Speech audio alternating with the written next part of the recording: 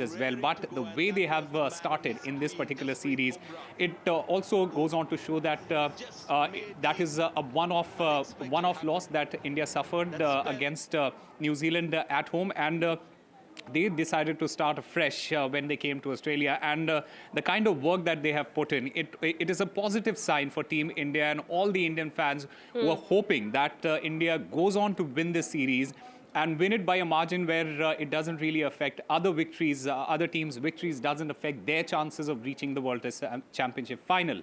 So all in all, a 1-0 victory, 1-0 lead in this particular series at this point of time. There are other tests, 4 tests to go, and India will be hoping that it wins at least 4 test matches. Huge task, a big task for Team India, but we'll be hoping for that scene. Absolutely. And a word about the Indian team bowling unit as well. Well, when you look at this bowling unit, it is an inexperienced bowling unit that came into Australia against Australia on these pitches. Everyone thought that the likes of Mitchell Starc and Pat Cummins and Josh Hazelwood, they are going to be dominating for Australia, and India will be lagging behind. They will be shattered there in these conditions. But the way Jasprit Bumrah has turned up, it basically goes on to show that he is, without a doubt, the best bowler in the world in all formats. He has done it in T20s, he has done it in ODIs, and he continues to do that when it comes to Test cricket as well. He led from the front. He took a 5-wicket haul in the first innings. Again, coming back in the second innings, he started off by taking crucial wickets right at the top of the innings. And in fact, you also have to talk about the other bowlers. Mohammad Siraj, he has shown a lot of character. He has shown that he has had a level head on his shoulders, because everyone who has been watching Test cricket and who has been following Mohammad Siraj's career, they know that he's a little inconsistent when it comes to bowling these long spells in Test cricket, but the way that he has bowled, it also goes on to show that there is a sense of unity in this particular unit, and as also, far as Osama, the bowling unit is concerned. Well, Osama, also I want to ask you about Mohammad Shami as well. I mean, what about him? Is India... Well, Mohammad Shami, Kitty, Mohammad Shami, he's still recovering from that injury. He played against, he played in the Ranji Trophy right now. And he started well. He did well. He came back and took 4 wickets. So, people are also looking at another option in Mohammad Shami. If at all he's needed, he might be flown off to Australia for the next test. But at the moment, everyone's still monitoring that situation, whether Mohammad Shami is fit enough to go and perform in Australia or not. But when you look at the current bowling unit, you have the likes of Jasprit Bumrah and Mohammad Siraj leading from the front. You then have Harshit Rana and Nitish Reddy, who have done the job of the third and the fourth pacer in these conditions. So this is actually great news for Team India as far as their bowling unit is concerned. All right, Osama, if I could also ask you, you've been following the match all along. Couple of key moments, according to you, that actually turned the match. Well, when you talk about this match in entirety, some of the key moments, is in the first innings when Rishabh Pant and Nitish Reddy, they came together to bat. Remember, India were 75 with the loss of 5 or 6 wickets, and everyone thought that Australia is going to run them over, and we are going to be bowled out for less than 100. But these two, they basically came and came with a partnership, and they in fact they basically counter-attacked Australia in those conditions, and that basically gave us the confidence that look, if we manage to score say 150 or 200 in the first innings, it will be difficult for Australia to come and then try and beat us in the first innings, and that is exactly what happened. Australia, when they came back, came to bat in the first innings, Jasprit Bumrah, like I said, led from the front and took a 5-wicket haul, and that basically put India in command right at the top. Absolutely. All right. Well, India has registered a big 295-run win over Australia, and it's no small feat because India has achieved this feat on Australian soil, and that is, of course, a big achievement, and well, we do hope that this winning spree continues for the rest of the matches as well. Thank you so much, Osama, for getting us all those details there. Well, that's what we are looking at this point in time. We have more news now that's coming in. It's day one of the winter session of the Parliament, and amid ruckus by the opposition MPs, Rajya Sabha and Lok Sabha proceedings were adjourned for the day. The House will meet again on Wednesday, as there will be no sitting of Lok Sabha and Rajya Sabha on November 26 to commemorate Constitution Day.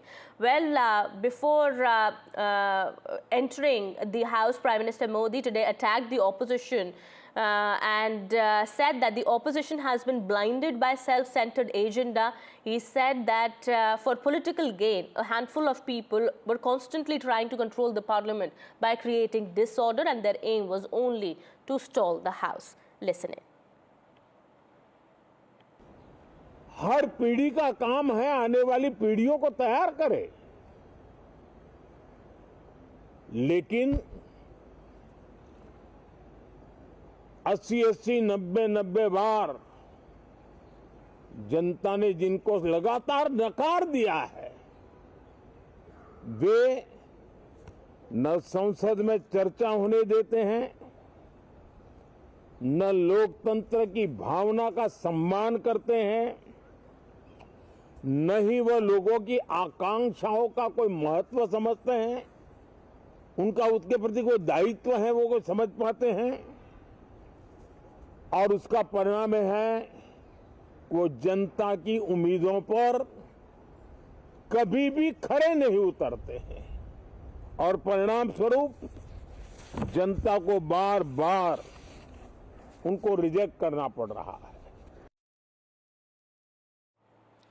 All right, we've also spoken to Congress MP Karthi Chidambaram. Listen in. Well, joining with me, senior Congress leader Karthi Chidambaram. Sir, thank you so much for speaking to us.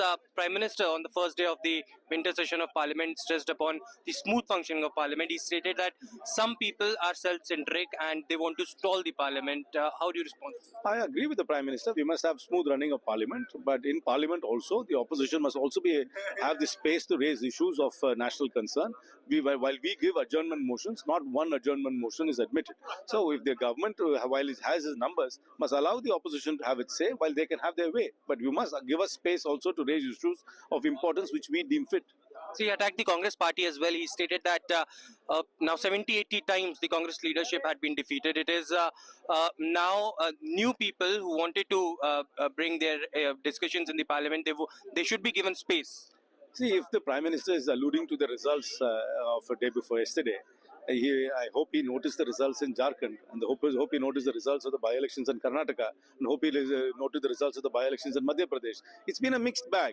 We have won some, they have won some. There's no national trend. Each state votes differently. There are different issues in different states. There are different political grammars in different states, and people vote differently. In fact, there were 2 by-elections for Lok Sabha seats, and in both the seats, the Congress party has won. So can I say that is again a rejection of the government of the day, because we won both those by-elections in Nanded and in Wayanad. So there is no national trend. There are all state-specific issues, constituency-specific issues, which seem to have determined this election. Shifting our focus now amid this clash over Constitution Day, with NDA versus opposition fight over the Constitution Day. Now the government is planning mega celebrations tomorrow, but the opposition now has said that leaders of opposition, I beg your pardon, must also be included in these celebrations. India bloc leaders have written to the speaker saying that LOP should also be allowed to speak at the event tomorrow. All right, my colleague Aishwarya joining us on the broadcast here. Aishwarya, India bloc leaders have written to the speaker. We are learning what are they demanding now, other than saying that they also need to be allowed to speak at the event?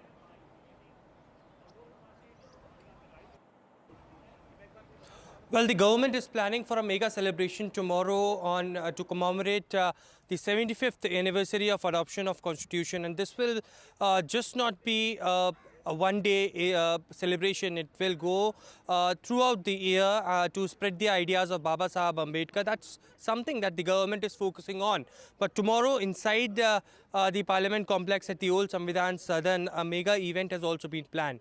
The opposition MPs during this event had stated that there should be chance that should be given to the leader of opposition Rahul Gandhi as well during this mega event. As per the government sources, they have stated that they have only planned the scheduled address of Lok Sabha Speaker, who will be welcoming the entire dignitaries who will be attending this. Later, there would be an address from the Vice President of India, and later 15 minutes of address will be of the President Draupadi Murmu.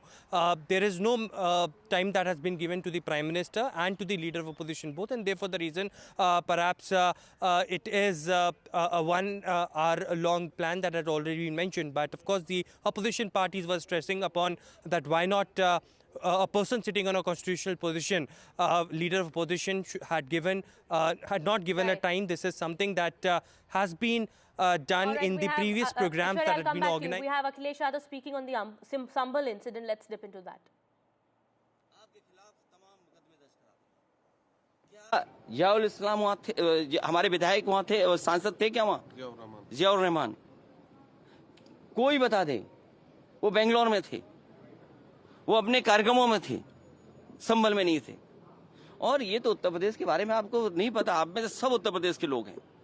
अगर press के लोग भी सच दिखा दें तो उन पे भी कार्रवाई हो जाती है। और मैंने अपनी प्रेस कॉन्फ्रेंस में कहा था कि बीजेपी के नेता ने कपड़े उतार करके प्रेस को मारा था, पूरे कपड़े उतार दिए थे।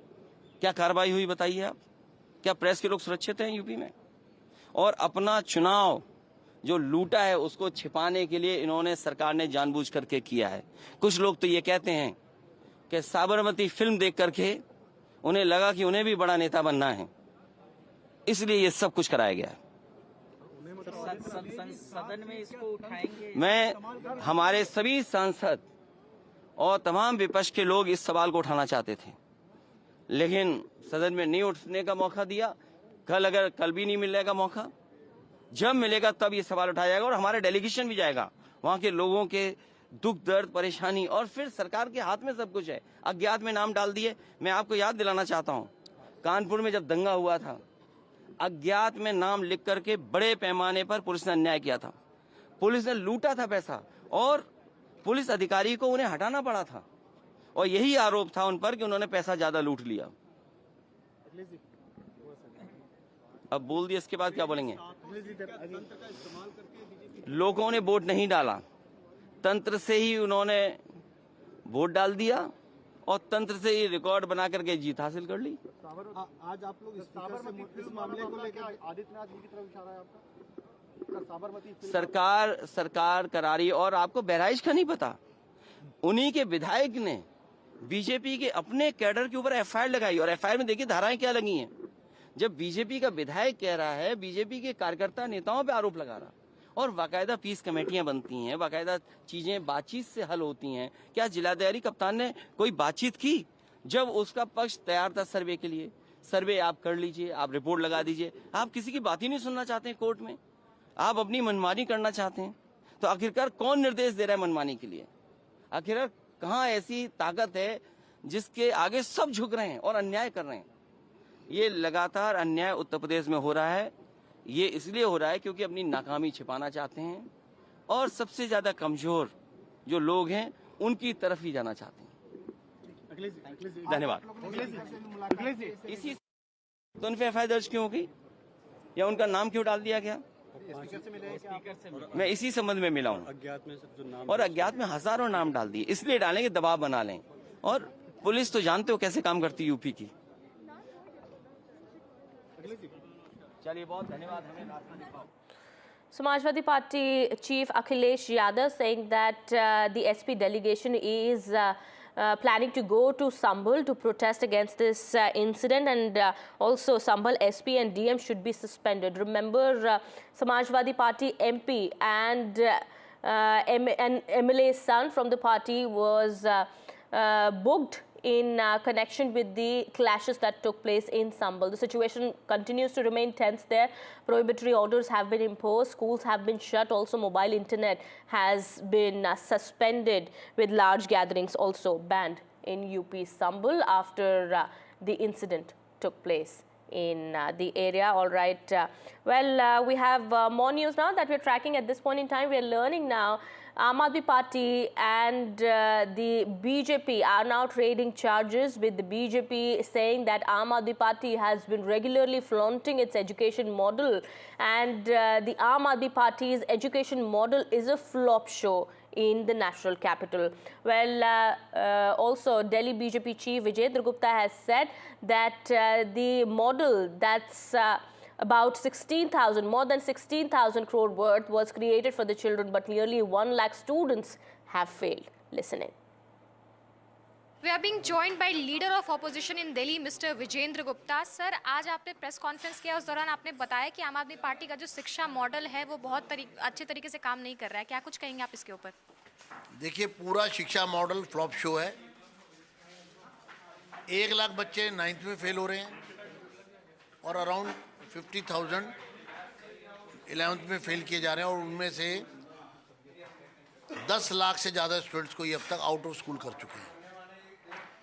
ये सिर्फ एक आई वॉश है.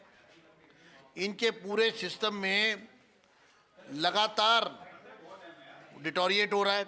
ये 29 प्रतिभा विद्यालय बंद करने जा रहे हैं. इसी तरह से जो इन्होंने doctor B.R. Ambedkar school of specialised excellence खोले थे, उनमें बच्चे छोड़ के जा रहे हैं. टीचर्स की उसमें अरेंजमेंट नहीं है. 39 स्कूल अब तक इन्होंने खोले हैं, जिसमें सिर्फ 8,026 बच्चे एनरोल्ड हैं. एवरेज 200, जबकि अंडर यूटिलाइजेशन है. उसमें 2,500 की कैपेसिटी के वो बड़े स्कूल्स हैं. वो जो प्रतिभा विद्यालय थे वो 6th क्लास से थे, तो पूरा एक स्कूल था, सेटअप था. अब ये सिर्फ 9 से हैं, और जो बच्चे यहाँ आ जाते हैं वो देखते हैं कि यहाँ पर कुछ भी ऐसा नहीं है जो बताया जा रहा है, तो वो स्कूल छोड़ के जा रहे हैं. सर, आप क्या कहेंगे बीजेपी इसको लेकर के? आपने बताया कि दरियापुर हम काला लोग में दरियापुर ग्रामीण क्षेत्र से इस सरकार के खिलाफ हम एक अभियान छेड़ेंगे, पोल खोल अभियान शिक्षा का, और उसकी शुरुआत 28 नवंबर से धरना लगाकर ग्रामीण लोगों के साथ की जाएगी. Thank you so much. Well, there's a government briefing now coming in ahead of the Constitution Day. Let's step in. Way PPT प्रस्तुत करें.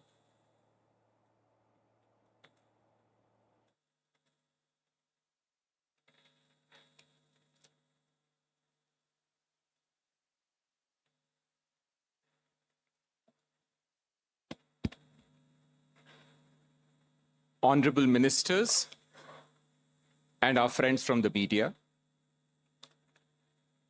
as my colleague just mentioned, Government of India has decided to commemorate the 75 years of the adoption of the Constitution of India in a big way. Next. Well, we'll be back to the government briefing in just a bit.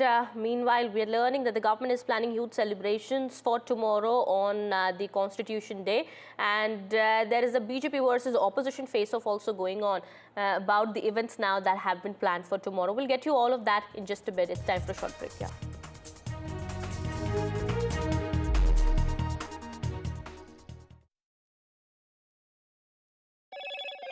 Hello, Moto. Motorola Edge 50 Pro, world's first AI-powered pro-grade camera.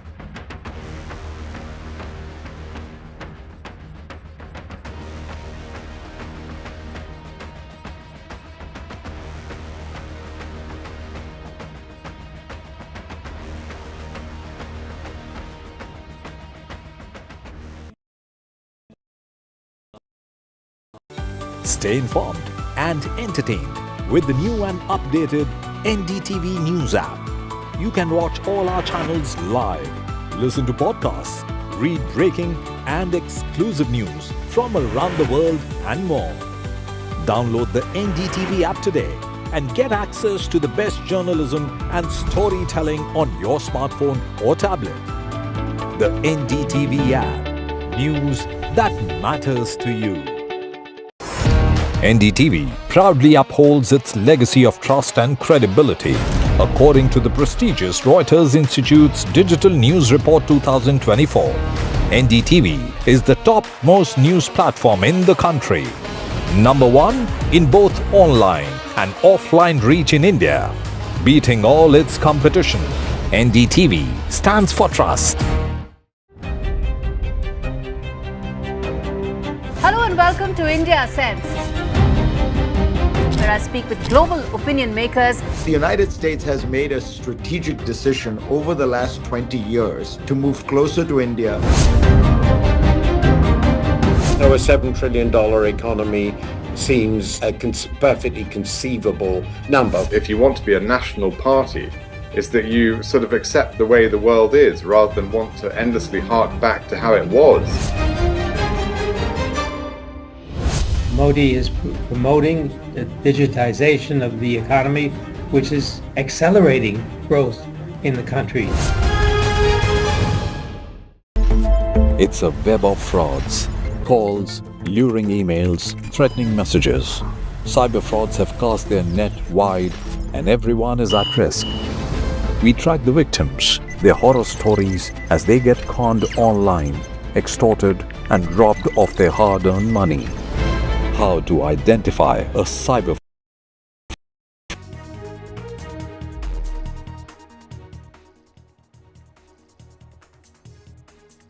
Welcome back after the break. The Bombay High Court today dismissed pleas by Mihir Shah and his driver Rajshri Bindawa challenging their arrest in connection with the BMW hit-and-run incident in Worli, in which a 45-year-old woman was killed. A bench of Justices Bharti Dangre and Justice Manjusha Deshpande rejected the petition by the accused, who had claimed that the arrest was illegal. That's right. The Bombay High Court dismissed the pleas filed by Mihir Shah as well as the driver. This is, of course, in connection to the Worli hit-and-run case in which both of them were arrested. They had challenged their arrest. They had called the arrest and detention illegal. So therefore, in the petition that was filed by the both of them, they had informed the court that both of them were not informed on the grounds of the arrest. So therefore, it is a violation of their fundamental right. It is in violation of law that the police did not inform them of the grounds of their arrest when they were detained. So this is what was contended in that particular petition that was filed by both of them. However, the court did not really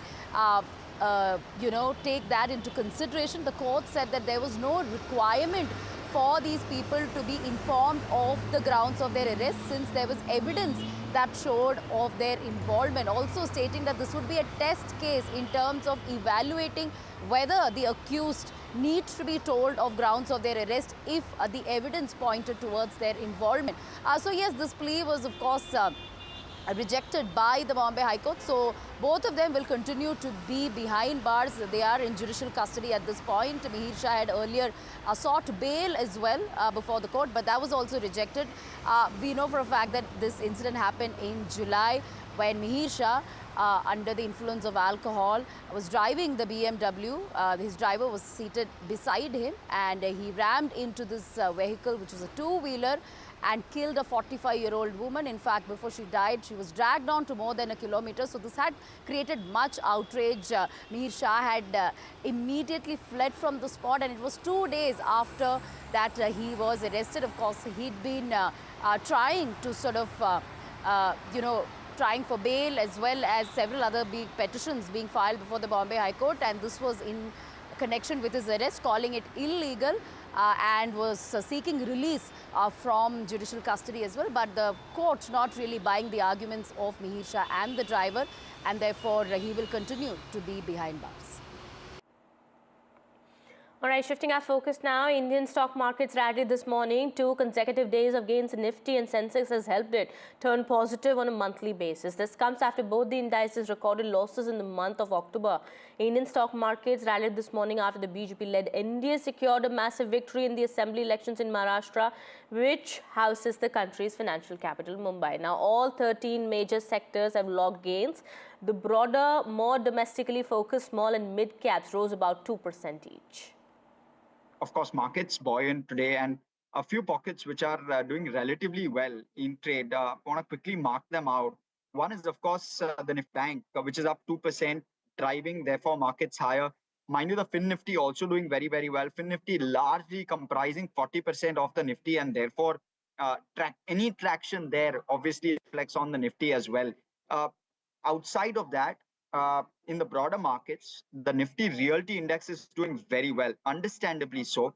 More stability in the largest, or rather the financial hub, financial capital of the country, clearly indicating positivity for the real estate pack, because it will likely mean that real estate deals which have been closed will continue. There will be momentum there. Infra deals which have been closed will continue. There will be momentum there as well. Well, shares of most Adani Group companies also staged a strong recovery, rebounding from a steep decline the previous week as the equity markets experienced a broad rally. In a relief for investors, the shares of Adani Group firms extended their recovery with gains of up to 6%. And that also percolating on the Adani Group of stocks, which saw a bit of a muted performance last week. But this week, you're seeing good rebound across the board where the Adani portfolio is concerned. Why is that so? Because the fundamentals there remain solid. You've seen 17% kind of EBITDA growth, which is earnings before interest, depreciation, and taxes. That growth has come through on a year-on-year basis. In fact, when you're looking at free cash flow as well, which is the common metric that investors generally judge companies by, it's grown at 30% compounded annually over the last 5 years. And therefore, there is some bit of robustness where cash flows and visibility of cash flows is concerned. All right, so the Adani Group portfolio companies posted a record first half in the ongoing financial year as well as trailing 12 months performance, led by its incubating businesses with limited net exposure to Indian banks. As per the company's statement, its net exposure to Indian banking was recorded at $11 billion, or 42% of the company's current debt mix. My colleague Harshatya gets us more. That has been one concern, likely concern that the street has had. But brushing that off, the Adani Group has put out a release suggesting that till FY34, the debt repayments that are going to happen every single year are largely going to be covered by the current year cash flow itself. So the current year cash flow, even where there is zero growth for the next 10 years, should be adequate to cover year on year the debt repayments which are going out. So there's a lot of comfort with regard to debt repayments as well. And therefore, you're seeing that kind of strong performance from Adani Group stocks in trade today. All right, shifting our focus now. Well, it's International Day for the Elimination of Violence Against Women, and a pledge for men to respect and protect women is turning into a movement. The idea to bring about an attitudinal change among men is quite early. Popular star Revati and singer Uni Krishnan are promoting this initiative called PEN, which means woman in Tamil. Listen in. And the pledge is very simple. It says, I pledge to oppose all forms of violence against women. I promise to respect, support, and listen to women in my community. Together we can create a world where everyone feels safe and valued. I think that is very important, to be valued. So everybody, every male takes a pledge, and every woman asks their male friends or male companions to take the same pledge. If every man respects and safeguards the women around them in the community, or at least supports them and lets them, gives them the space to speak, automatically the world will become a very safe place. World will become a space where there is gender equality. And also promote fairness, treat sons and daughters equally in terms of opportunities, discipline and praise. Avoid favoritism or imposing different expectations based on gender. These small, consistent actions can help create a home environment where respect and equality are the norm, providing a strong foundation for boys to carry these values into the broader world. Teach boundaries and consent. From an early age, teach boys to respect personal space and listen when someone says no. Model this behavior within the family, such as asking for permission or checking in on comfort levels. And the pledge is very simple. It says, I pledge to oppose all forms of violence against women. I promise to respect, support, and listen to women in my community. Together we can create a world where everyone feels safe and valued. I think that is very important, to be valued. So everybody, every male takes a pledge, and every woman asks their male friends or male companions to take the same pledge. All right, with that, it's time to wrap this edition. More news and updates continue on the other side. Stay tuned.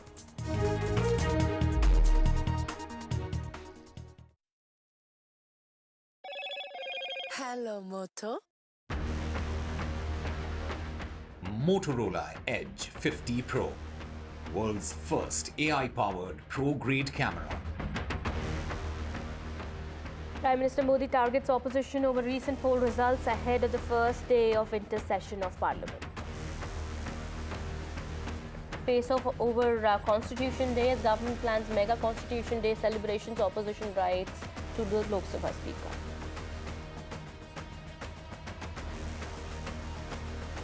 Deliberations and discussions on Maharashtra Chief Minister's elections to continue today. Ahead of polls, politics peaks in Delhi. BJP tries to puncture AAP's education model. AAP says massive strides made in education in Delhi.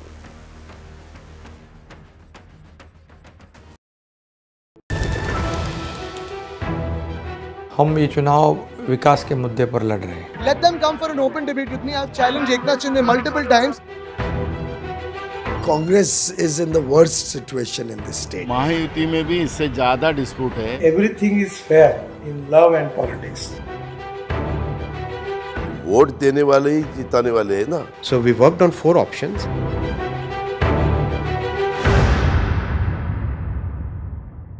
I've been reporting on all issues, big and small, from Andhra Pradesh, Telangana, rest of South India, bringing you all the action, all that you need to know, all that you want to know. The energy of Maximum City is infectious. I bring in that energy in our news coverage from financial capital, Mumbai. India's IT capital is always buzz. It's literally a city that never sleeps. And I keep you ahead on all the Bengaluru buzz. Covering from the southernmost part of India over the last 23 years, I bring in-depth and 360-degree coverage from the Dravidian heartland. The land of Mishti is also known for its bitter politics. I have seen much water flow under the Howrah Bridge, covering Bengal in all its vivid colors. In today's interconnected world, India's voice is more crucial than ever. When India speaks, the world listens. At NDTV World, we are that voice, bringing you intelligent and insightful news from India and beyond. From geopolitics and diplomacy to economic shifts, migrations, tech disruptions, and the stories of our diaspora, we cover the news that shapes our global future. NDTV World, your new home for global news, is here. Stay informed and entertained with the new and updated NDTV News app. You can watch all our channels live, listen to podcasts, read breaking and exclusive news from around the world and more. Download the NDTV app today and get access to the best journalism and storytelling on your smartphone or tablet. The NDTV app, news that matters to you. NDTV proudly upholds its legacy of trust and credibility. According to the prestigious Reuters Institute's Digital News Report 2024, NDTV is the top-most news platform.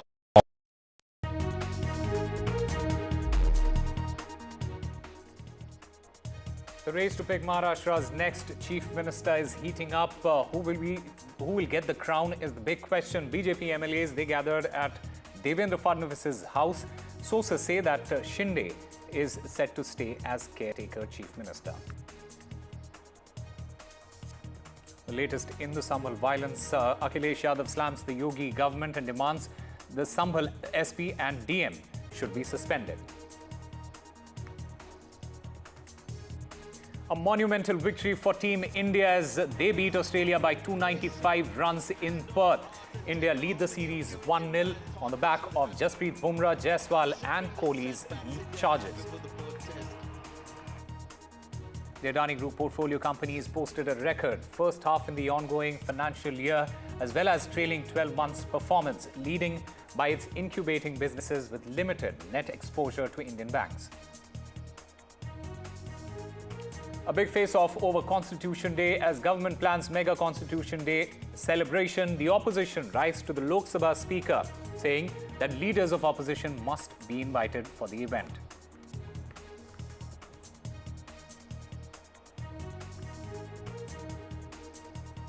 Hello and welcome. You're watching NDTV 24/7. I'm Osama Shab. There has been a government briefing that is taking place at the moment on the occasion of Constitution Day. Union Minister Kiran Rijiju, he is in fact speaking at the moment. Let's listen in to what he has to say. सिर्फ judiciary, executive और legislature का ये event नहीं है. ये हर एक भारतीय, हर एक भारत के नागरिक सबको मिल करके संविधान दिवस में शरीक होना है, दिल से मानना है और प्रियम्बल को पढ़ना है. ये महत्वपूर्ण बात मैं इसलिए कह रहा हूं कि हमारा संविधान 26 नवंबर 1949 में एडॉप्ट हुआ.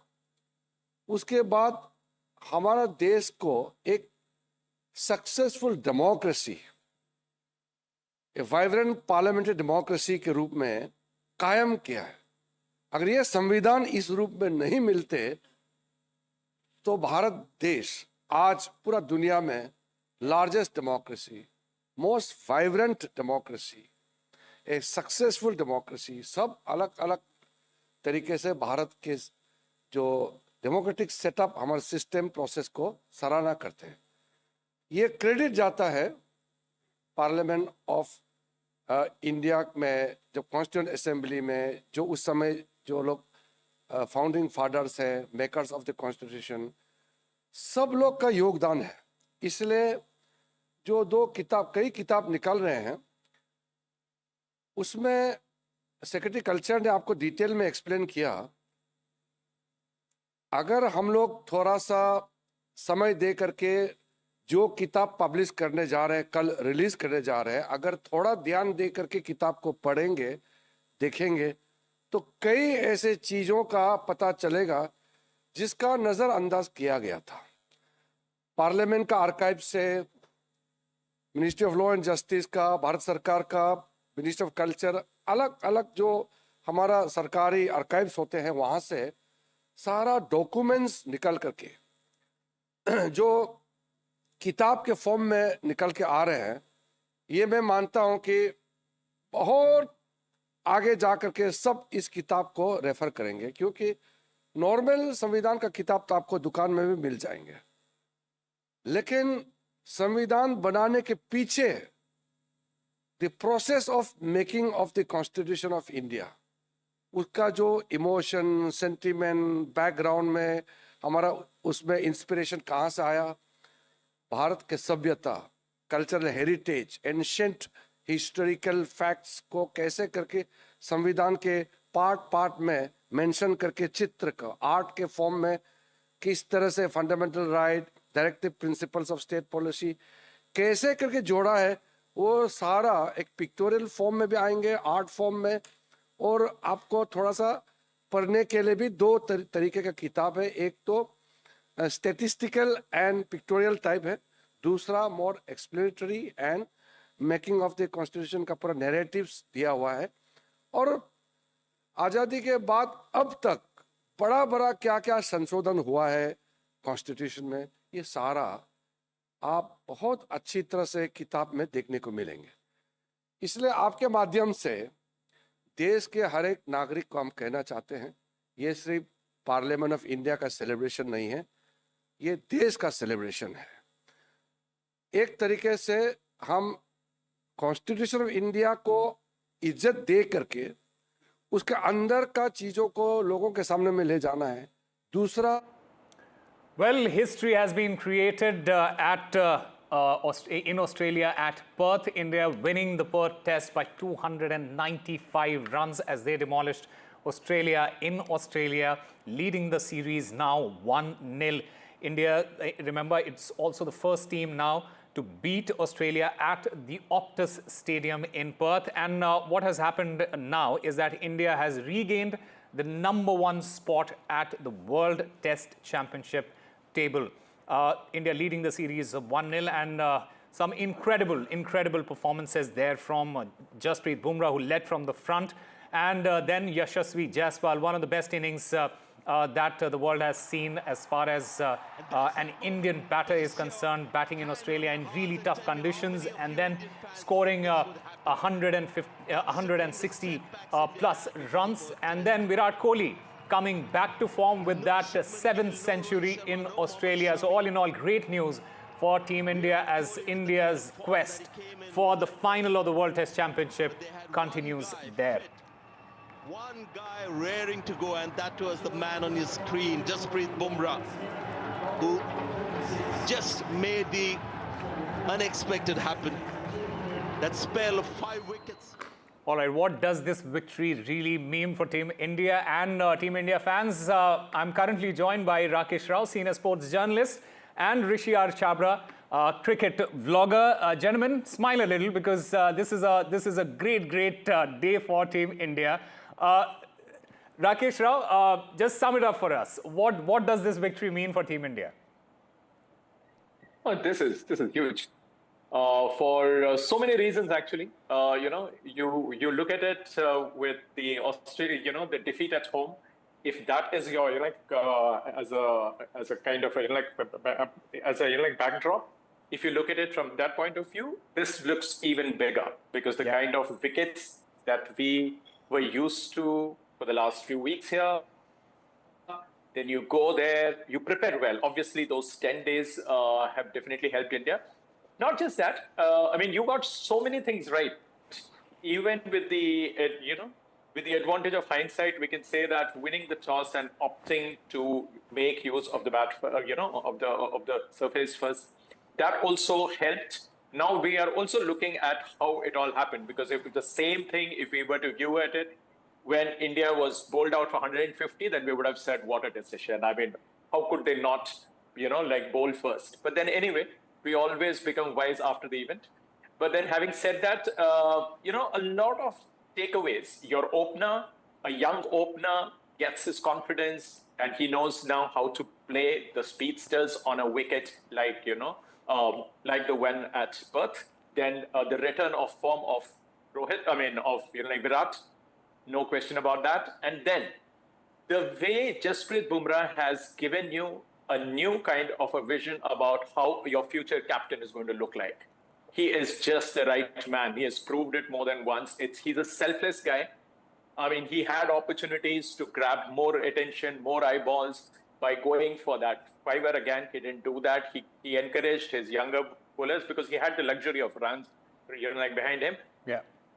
But at the same time, a lot of takeaways. We can just go on and on and on.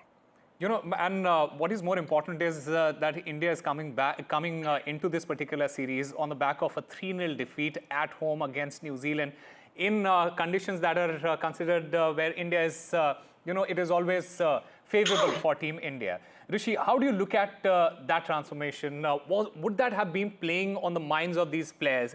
And the way that they have coped coming into this series and then going on and performing the way that they did, it is absolutely incredible. Absolutely. I think, the kind of series that we had against New Zealand at home, no one gave us a chance that, we will come to Australia and we will start the series on a winning note. Because if you see the past history, we've always, lost a few games in the first or the second test. The last series that we played, we were 36 all out. From there, we went ahead and won the series. So given how the New Zealand series played out, then coming to Australia, we didn't have Rohit Sharma, we didn't have Mohammad Shami. The main players were missing. Shubman Gill wasn't there. So again, a young team, a team that wanted to perform, that wanted to live up to the expectation that was set. And, it couldn't have been a better start to a 5-test match series. We have a long way to go. And like you said, back at the top of the World Test Championship table. And, we just have to make sure that we take one game at a time and keep ticking all the boxes like we did in the first test. And hopefully, we'll create history down under once again this time. Absolutely. And we'll speak about Jasprit Bumrah, the bowler, the captain, and we'll also speak about Yashasvi Jaiswal as well as Virat Kohli and the other bowlers in this particular match. But I also want to just get a sense of, Australia have never suffered a defeat in a more humiliating manner at home, the way that India have handled them in this particular match. It also goes on to tell you the way India's mindset is, the players' mindset is when they're going into this particular series, because all they want to do is not just win the series, but want to stamp that authority, of dominance there in Australia. Rakesh, do you agree with that? Absolutely, because this is not just another away series. This is in Australia, the best team in the world, as they say, and the most consistent team in the last 15 years or so. Ever since, I think, 2006 or something, close to 20 years now. Yeah. Now, when you go there and also when you have to defend your BGT record of having won the last 4 BGTs 2-1, 2-1, 2-1, and again 2-1. Yeah. So that gives you immense confidence. Having said that, also, every cricketer, young or old, wants to perform there. And this is the best available Australian team. It is not, hampered by injuries. They don't have any other name. They are fielding their best. Look at the attack. The sum total of wickets taken by this attack of India, which played in the first match, was less than if you see the individual tally of Cummins, Hazelwood, and Stark. So they have taken, I think, close to 900. Everybody has taken just under 300 wickets. And here, the sum total doesn't even come to the aggregate wickets taken by even one of these three. So that shows the inexperience of the attack. And to win by runs. Now, this is where I would like to just underline that. You have bowled out this team for a sub 150 total in the first innings, a sub 250 total in the second. Now, this speaks volumes of the kind of determination which they had. They knew that they were a little short on resources, a little short on experience, but never short when it came to spirit. You have to give it to their spirit that they believed that even 150 was enough. And this is where we'll have to give time and talk about Bumrah's captaincy. Yeah. Here you had a fast bowling captain. He was even, unlike the history of Indian skippers that you see. Most of the time you see a good batter becomes a successor to another skipper. Here, for a change, by default, we had a fast bowler captaining the team only for the second time on a wicket like, Perth. I mean, just what the doctor ordered. And I think his decision-making, the kind of decision that he took, worked. And also, one of the most crucial, parts was the way India played in the last, say, about 1 hour yesterday.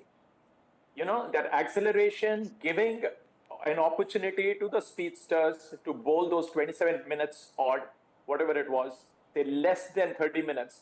And that, I think, really broke the back of Australia yesterday. They could have thought of, we could have done more, but that phase was very crucial, whether we remember it or not. I think I would like to underline that. Absolutely. And we know the kind of talent that Jasprit Bumrah is. He's probably the best bowler in the world at the moment in all formats. Rishi, but what did you make of his captaincy there and the kind of decisions that he took? And what stands out, apart from doing what he did with the ball? There was this moment when Nitish Reddy came into bat in the second innings, and he, indicated that, look, you have to play a certain game, and then it also, in a way, affected Virat Kohli's game, where he started attacking. So there was a lot of thought process behind that entire captaincy that Jasprit Bumrah was doing there. Absolutely. I mean, like Rakesh said, the last half an hour that we made Australia back in day 3, that was very crucial because those 3 wickets made sure that, when we start day 4, there's pressure on Australia to not just score runs, but try and defend that total, defend and somehow draw the game. But again, the turning point for me was when we bundled out Australia under 150, we had a lead of about 46, 47 runs, and then the way Yashasvi Jaiswal and KL Rahul batted in the second innings, they made sure that there was no wicket that we lost. We were, I think, 170 for no loss, and that was like a very big turning point in the match that made sure that Australia literally gave away the game then and there.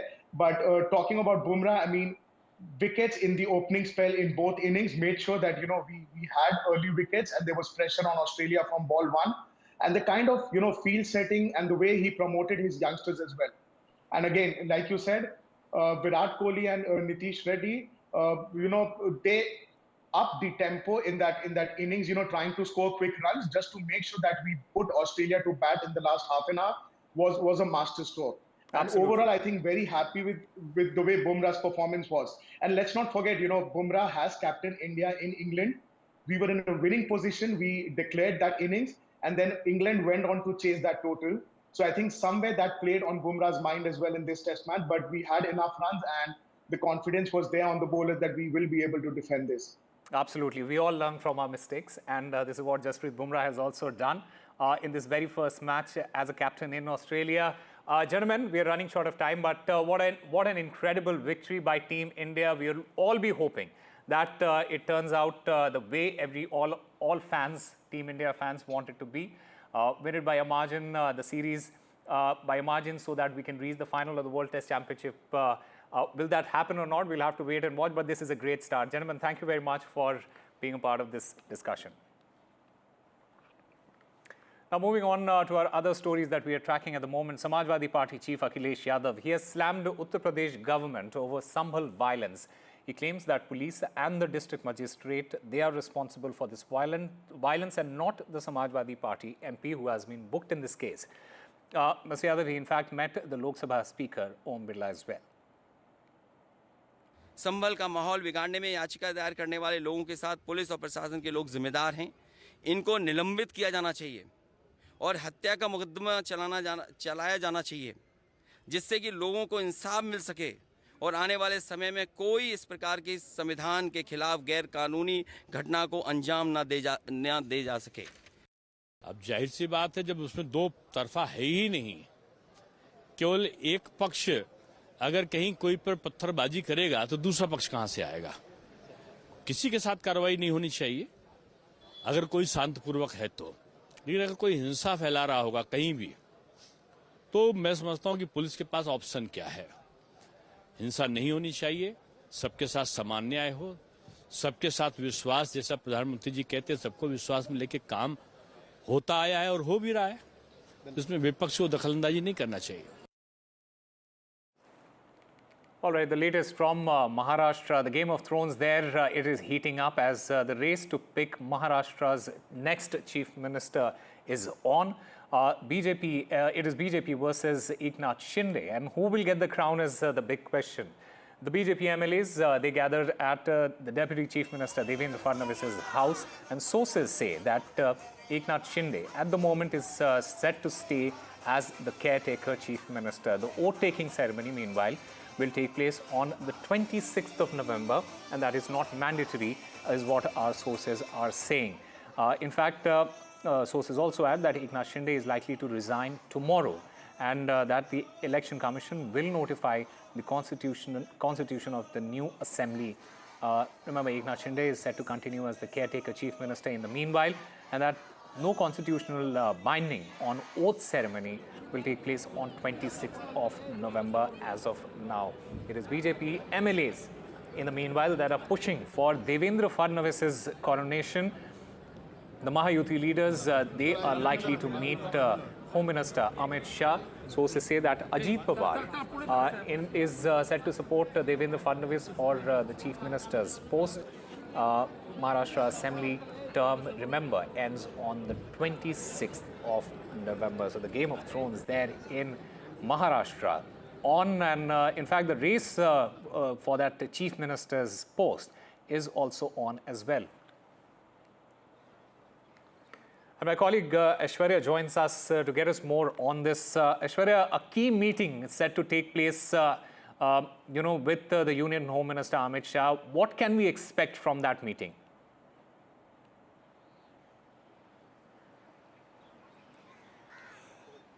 Well, series of meetings are underway as far as Mumbai is concerned, where the different alliance partners are having their own meetings, strategizing on what to do next. But to elect the chief minister, it would be a joint meeting with the Bharatiya Janata Party President JP Nadda, along with Home Minister Amit Shah and Eknath Shinde and Ajit Pawar, sitting together and finalizing as to what role who will get.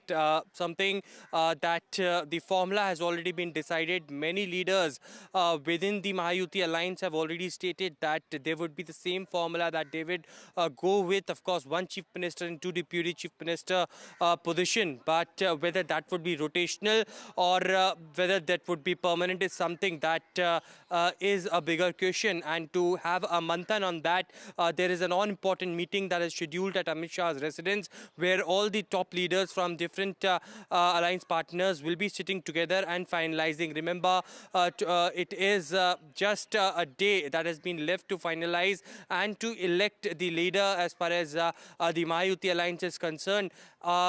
Of course, Bharatiya Janata Party wants that the bigger faction and the seats that they had won, the face should be from the BJP itself. But how the Eknath Shinde faction and what portfolios will be given to the Shiv Sena Eknath Shinde faction is something that is to be looked upon, and therefore to finalize all the things regarding the government formation in Maharashtra, this important meeting has been called up. We have been told by our sources that by tonight or by tomorrow morning, this meeting will be at Amit Shah's residence.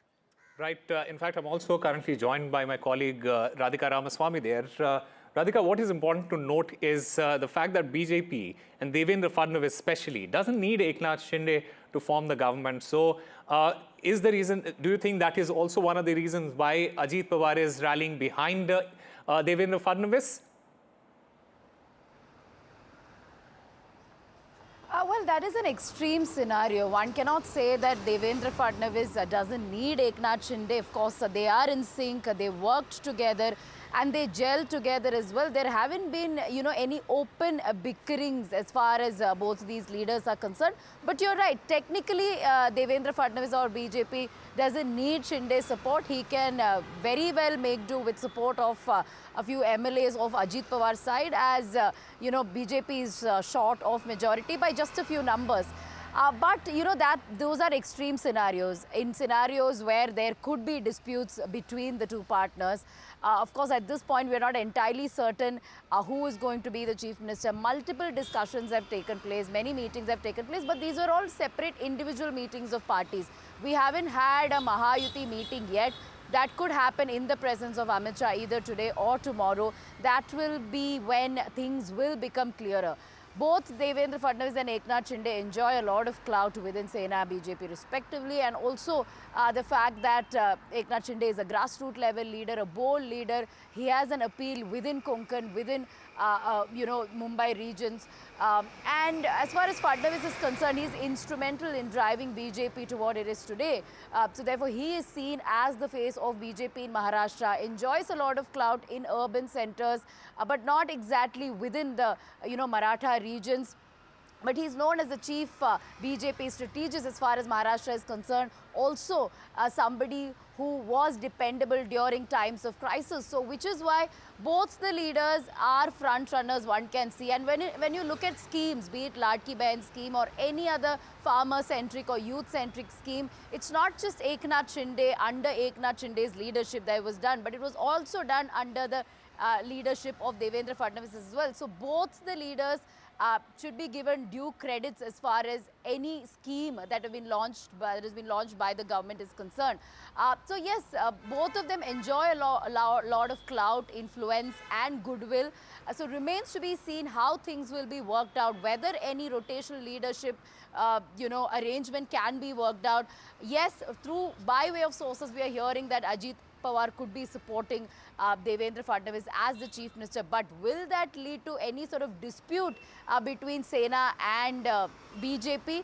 Not entirely certain. As of now, there is a good sync among all the leaders. There are no apparent disputes as yet. But if things will become go to that extreme scenarios, we don't know whether it could lead to any sort of splits, considering BJP doesn't really need, both the parties together to form the government. But we'll have to wait for 2 more days, perhaps, for more clarity on who will be the Chief Minister. Is it Devendra Fadnavis or Eknath Shinde? Right, Radhika Ramaswamy, thank you very much for getting us all the latest as far as the race for the Chief Minister's post is concerned in Maharashtra. Meanwhile, it is the first day of the winter session of the Parliament, and it was marred by ruckus as well. Today's Lok Sabha, there was ruckus in the Parliament, and the Lok Sabha Speaker, he had a message to the opposition leaders. In the meeting, the Lok Sabha Speaker, he told the opposition floor leaders when the country's constitution was being written, there were arguments and debates about it. Some were positive and some were negative, but there was a meaningful debate. And he has in fact told the opposition leaders to have a debate only as per the rules. A big message there to the opposition on the ruckus that was happening inside the Parliament today. And my colleague Vasudha Venugopal joins us to get us more on this. Vasudha, just break it down for us. What exactly happened and this message from the speaker, a huge message there from the speaker there. Absolutely, Osama. And if you look at the underlying text, the subtext, behind this speaker's message, it's very clear that the government and the treasury benches are approaching this session from a position of confidence. We've seen, several sessions in the past being a complete washout because the opposition kept demanding the Prime Minister to come and speak on Manipur violence, and even that has happened. The Prime Minister has also spoken on this. So this time, while the opposition is on a new low with successive defeats in both Haryana and Maharashtra, the BJP is sensing an opportunity here to ensure that it runs its business and business on agenda when it comes to the Parliament session. Remember, it started today. It's going to go on till December 20th. And what we understand is that Lok Sabha Speaker Om Birla also, has reached out to opposition members. In fact, the Business Advisory Committee meeting took place today, in which he has clearly told the opposition members that even when the Constitution of India was being written, there were positive and negative comments, but there was always a debate, and debate is not a bad thing. In fact, a constructive debate is what the country wants, and there needs to be efforts from both sides to drive that. He also said that there's no place for ruckus in the Parliament, and there's no place for, placards and hoardings inside the Parliament. That's what he has said. So clearly we'll have to wait and watch out as to how much of that message really is something that is palatable to the opposition, because they are also gearing towards some protest this season. Okay, Vasudha Venugopal, thank you very much for getting us all the latest there. Time for a very short break. More news and updates on the other side.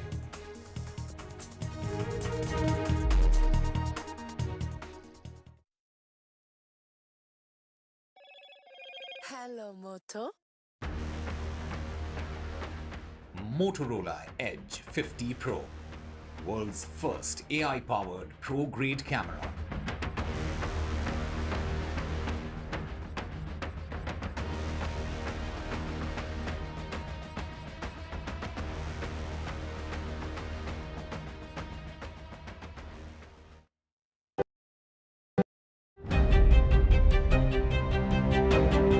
Hello and welcome to India Sense, where I speak with global opinion makers. The United States has made a strategic decision over the last 20 years to move closer to India. Now, a $7 trillion economy seems a perfectly conceivable number. If you want to be a national party, it's that you sort of accept the way the world is rather than want to endlessly hark back to how it was. Modi is promoting the digitization of the economy, which is accelerating growth in the country. It's a web of frauds, calls, luring emails, threatening messages. Cyber frauds have cast their net wide and everyone is at risk. We track the victims, their horror stories as they get conned online, extorted, and robbed of their hard-earned money. How to identify a cyber fraud and how to stay cyber safe. What are your options? Fraud.con, NDTV initiative for cyber safety. Only on NDTV 24/7. हम ये चुनाव विकास के मुद्दे पर लड़ रहे हैं. Let them come for an open debate with me. I've challenged Eknath Shinde multiple times. Congress is in the worst situation in this state. Mahayuti में भी इससे ज्यादा डिस्प्यूट है. Everything is fair in love and politics. Vote देने वाले ही जिताने वाले हैं ना. So we worked on 4 options.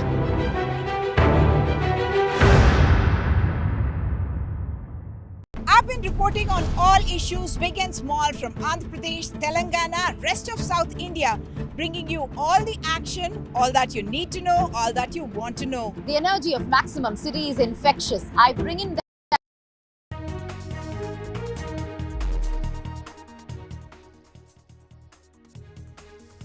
A very good afternoon. You're watching NDTV 24/7. I'm Divya Vadva. We have a whole lot lined up for you, and let's just get you the news coming in at this hour. And this is in regard to breaking news that is coming in. There's been a mob attack, and this mob attack that has taken place in Katra, and this is visuals on your screen of the police there attacking the protest that's taken place against Vaishno. This is a protest that's taken place at the site of Vaishno Devi. The clashes between police and the locals in the area of Katra. The Jammu and Kashmir police personnel have they were chased by a mob in Katra, and the police was attacked days after that protest by shopkeepers. So let's go across to my colleague Neeta, who has details. Neeta, what can you tell us about the situation that has erupted and this, these visuals that we are seeing on our screen at the moment? See, this is the 4th day when the protests are continuing. Actually, a gondola project has been given a go-ahead, which will be, constructed from Tarakot Marg to Sanchi Chat. It's about 12 kilometers. It's for the pilgrims who come there because, people who are senior people and all, they are unable to walk because the trek is also very treacherous. Keeping that in mind, the Shrine Board had, given a green signal to the gondola ropeway, following which this protest erupted. These shopkeepers are demanding that this should not be done because it would be affecting their livelihood. They have blocked the main bus stand of Mata Vaishno Devi. Mind you, hundreds and thousands of pilgrims come every day to Vaishno Devi for darshan. So they are having some kind of problem also because even though that bus stand has been, they have blocked that bus stop, even when you climb towards Sanji Chat, the shops are closed. So pilgrims who are going there are saying that they are having problem. Meanwhile, the Congress party is demanding that people who are going to be affected when this gondola service is going to be in motion, about 20 lakh rupees should be paid to each individual who is affected. This was stated by the Congress leader Bhupender Singh.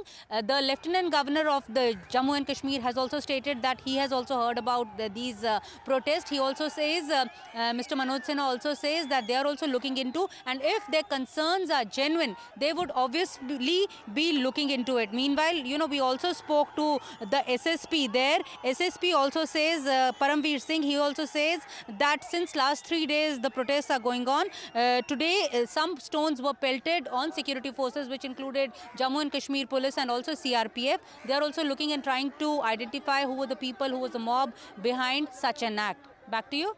Right, Neeta, thank you so much for getting us all these details in regard to the protest that is still ongoing, and the police along with the CRPF present at that site to take stock of that situation, to get that situation under control. Moving on now, it's the centre versus the opposition as far as celebrating Constitution Day is concerned. So a row that has intensified with the government planning that mega celebration for Tuesday, and the opposition there demanding an inclusion in the Constitution Day ceremony. The celebrations that have been planned in order to celebrate 75 years of the Constitution. So the opposition has said that we should be allowed to speak at the event. Why only the President and the Vice President will be speaking at that event, which will be, the President and the Vice President will be addressing the nation tomorrow. So the India Bloc MPs have written to the Lok Sabha Speaker, Om Birla, in order to be included in the celebration ceremony that's going to be taking place. Aishwarya, these celebrations that are going to be taking place at the old Parliament building is what the opposition is demanding that they also be included. What is the stance as far as the centre is concerned?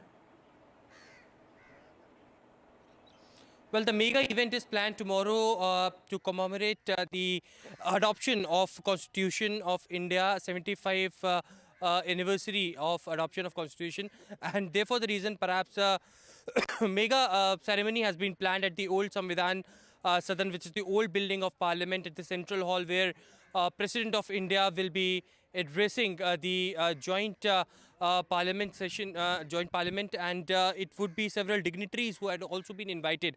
Now, as far as the entire plan is concerned, the Lok Sabha Secretariat has informed that it would be first Lok Sabha Speaker who will be giving a welcome address. Later, it would be Vice President of India who will be speaking on the adoption of Constitution of India, and later 15-minute address will be there of the President of India.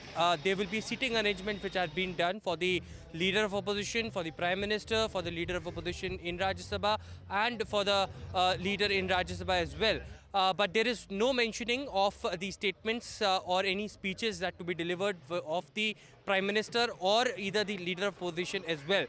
The entire opposition bloc had written to the Lok Sabha Speaker earlier that there should be chance that should be given to Leader of Opposition as well, because it's a government program, and looking at the tradition of such programs, it has been stated by them that there are ample examples in the past that the leader of opposition and Prime Minister also speaks in such events, and therefore the reason this time as well the opportunity should be given, to which it was stated and clarified that because the Prime Minister is also not speaking and the program is limited to 49 minutes, it is just the welcome address by the Lok Sabha Speaker, later by the Vice President and by the President of India is something that is going on. So yes, there had been clarifications, but the opposition parties wanted that because there was entire politics that had revolved around the Constitution, and on this important day, Leader of Opposition should also make its remark, but that has not been accepted.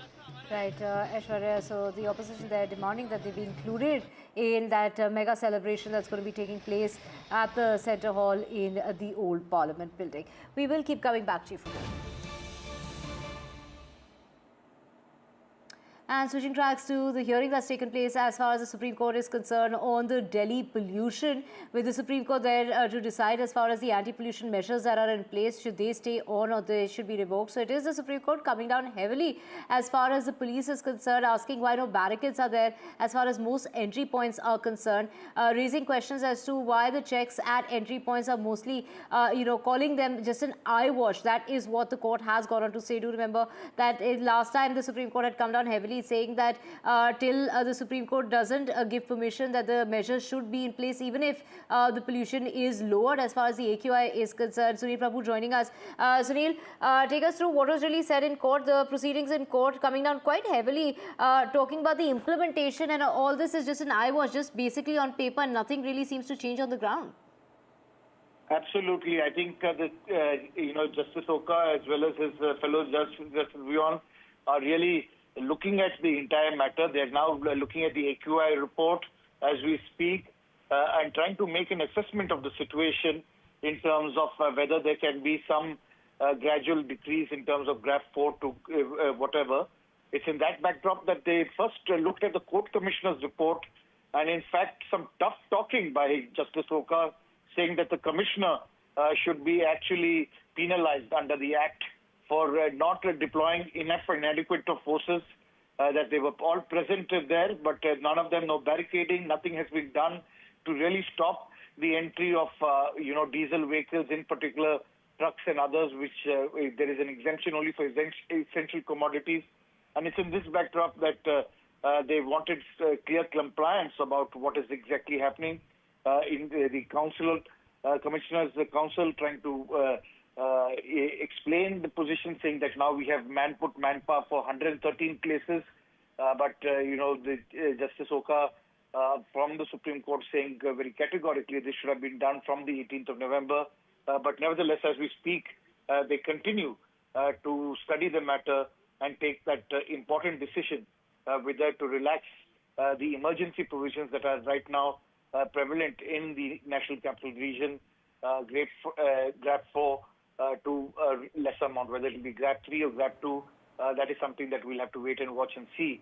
But definitely at this present moment, the Supreme Court having some tough words against the Delhi Police Commissioner and the Delhi government for not taking their orders seriously and ensuring that it is implemented in letter and spirit. Right. Thank you so much, Sunil. And of course, that big question that the Supreme Court, will they revoke GRAP 4 measures that are in place, given the fact that pollution is down from the severe category. Moving on now, the Adani Group portfolio companies posted a record first half in the ongoing financial year, as well as trailing 12 months performance led by its incubating businesses with limited net exposure to Indian banks. And according to Adani's statement that's been released today, its net exposure to Indian banking was recorded at $11 billion or 42% of the company's current debt mix. However, the net exposure is low after accounting for cash of $6 billion, most of which is parked with Indian banks. And my colleague Anushri joining us. Anushri, take us through the latest on this. Right, so we'll cover all the operational updates that are coming in from Adani portfolio. Firstly, let's talk about the EBITDA. We've seen about a 17% of a growth. This is at $10 billion. So strong EBITDA growth continues for the business. Cash flows have remained at $7 billion.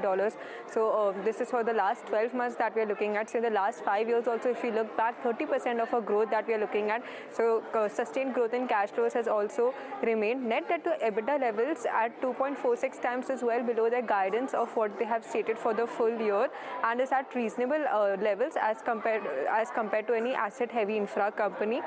This also helped for the liquidity position of the company. Now, if you look at the asset base, that has increased by $9 billion to $60 billion in H1 of FY25. During the same period, gross debt has increased by only $2 billion. What it means that asset base has grown by $9 billion. 80% of this base is funded through internally and not through debt.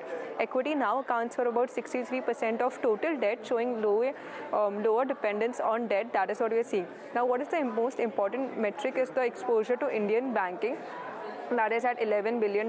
This is 42% of today's debt. Companies have cash of about $6 billion, most of which is parked with Indian banks. So this essentially means that net exposure to Indian banking is much lower than perceived, since more than 50% of the debt is cash lying in Indian banks. So this is overall the picture that we are looking for Adani portfolio.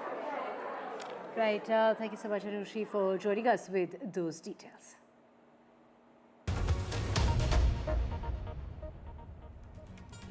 And let's get to some international news now. And Russia claimed that its forces destroyed various military equipment of the Ukrainian army, while Ukraine reported on the same day that its troops repelled Russian attempts to break through defenses over the past 24 hours.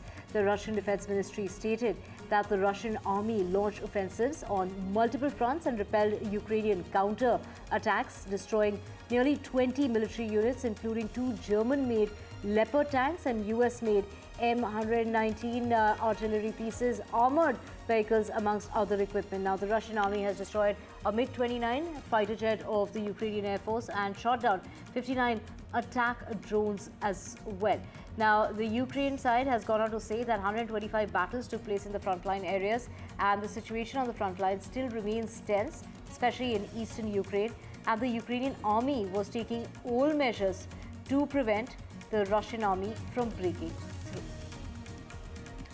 Zelensky has said that the goal of Russia's President Vladimir Putin is to push Ukrainian troops out of the Kursk region by the 20th of January next year, adding that all these stories and all these demonstrative strikes with new missiles are not just for show, and Putin has really said this task is what Zelensky had to say. Let's listen in. Для Путіна найголовніше витиснути нас з Курського регіону. І всі ці історії, всі ці показові удари новими ракетами, все це не просто так. Він поставив це завдання. Я впевнений, що він хоче нас витиснути до 20 січня. Для нього дуже важливо продемонструвати, що він контролює ситуацію. Він не контролює ситуацію. And Ukrainian President Zelensky also said that Ukraine has every chance of ending the war by next year.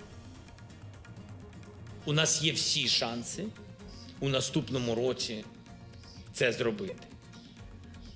Є відповідні кроки для цього, а вони зашиті і в нашу формулу миру. Безумовно, ми розуміємо, ми адекватні люди, розуміємо, що Росія на всі ці кроки не піде, але є статут ООН, і всі наші кроки, які базуються на статуті ООН, ми надіємося, що будуть підтримані партнерами. And Israel has also gone on to say that the body of an Israeli rabbi who went missing in the United Arab Emirates has been found, citing Emirati authorities. Prime Minister Benjamin Netanyahu said that he was deeply shocked by the disappearance and the death of Kogan. Kogan, all of 28 years old, an ultra-Orthodox rabbi who went missing on Thursday, ran a kosher grocery store in the futuristic city of Dubai, where Israelis have flocked for commerce and tourism since the two countries forged a diplomatic tie in 2020's Abraham Accords. בפתח דבריי אני רוצה להביע זעזוע עמוק בשמי, בשם כל חברי הממשלה, בשם אזרחי ישראל ובשם כל עם ישראל. מחטיפתו ורציחתו של צבי קוגן, זיכרונו לברכה, השם ייקום דמו. הרצח הזה בוצע באיחוד האמירויות. רצח של אזרח ישראלי ושליח חב"ד. זהו פיגוע טרור אנטישמי נפשע. אני שולח גם בשמכם תנחומים מעומק הלב למשפחת קוגן. מדינת ישראל תפעל בכל האמצעים ותמצא את הדין עם הרוצחים ושולחיהם. איש מהם לא ינקה. אני מאוד מעריך את שיתוף הפעולה עם איחוד האמירויות בחקירת הרצח. אנחנו נחזק את הקשרים בינינו, דווקא למול הניסיונות של ציר הרשע לפגוע ביחסי השלום בינינו. נחזק אותם ונפעל גם להרחיב את היציבות באזור. And Hezbollah fired a total of around 160 rockets and other projectiles into Israel on Sunday, some of which were intercepted, according to the Israeli military. In Haifa, a rocket hit a residential building that the police say is in danger of collapsing, and several people suffering minor injuries from shock and shrapnel.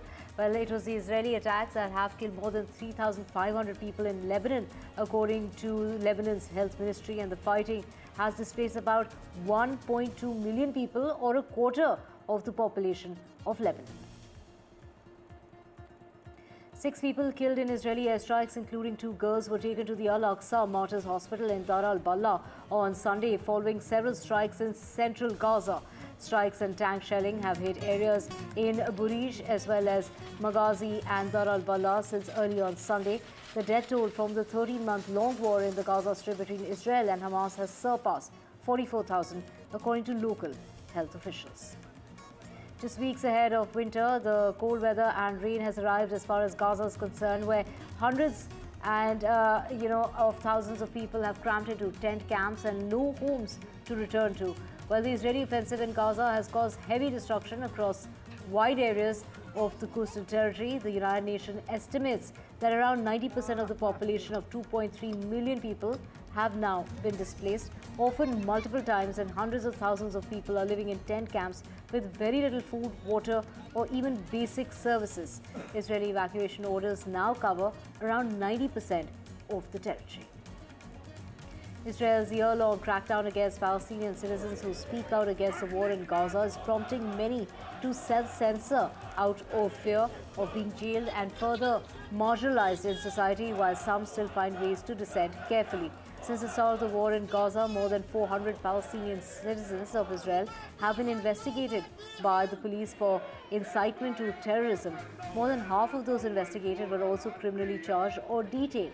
Now, Israel has roughly 2 million Palestinian citizens whose families remained within the borders of what became Israel in 1948. Among them are Muslims and Christians, and they maintain family and cultural ties to Gaza and the West Bank, which Israel captured in 1967.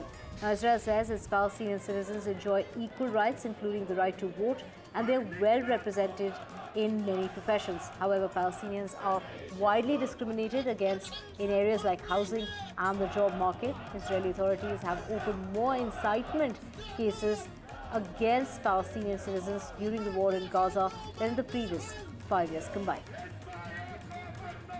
Authorities in Jordan say that they've killed a man who opened fire on a police patrol near the Israeli embassy, an attack that saw 3 police officers hurt. The shooting that happened early on Sunday at the capital of Jordan, and it was the police, Israel and Jordan, do remember, have reached a peace deal in 1994, and tensions have been high between the two countries amid the Israel-Hamas war that's also been in the Gaza Strip and the later Israeli ground offensive that reached Lebanon as well.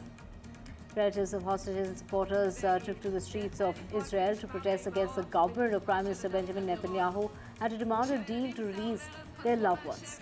Protesters in Tel Aviv carried banners with slogans against Netanyahu, pictures of the hostages, and shouted, "Bring them back." And Netanyahu has been under immense pressure to put an end to the war in Gaza, where dozens of thousands were killed in the Israeli offensive. This is the offensive, and is demanding that the hostages be brought back. Last week, the International Criminal Court did issue arrest warrants for Netanyahu, his former defense minister, and a Hamas military leader, accusing them of war crimes and crimes against humanity. The warrant marked the first time that a sitting leader of a major Western ally has been accused of war crimes and crimes against humanity by a global court of justice. Hundreds of Palestinians in Gaza queued for bread at bakeries at the United Nations Humanitarian Office earlier this month, warned of a stark increase in the number of households experiencing severe hunger in central and southern Gaza. In Dar al-Bala, local bakeries are shut down for almost 5 days in a week, and the price of a bag of bread has climbed to as much as $13 As bread and flour have vanished from shelves, at least 2 women were fatally shot while waiting in a line for bread in the city.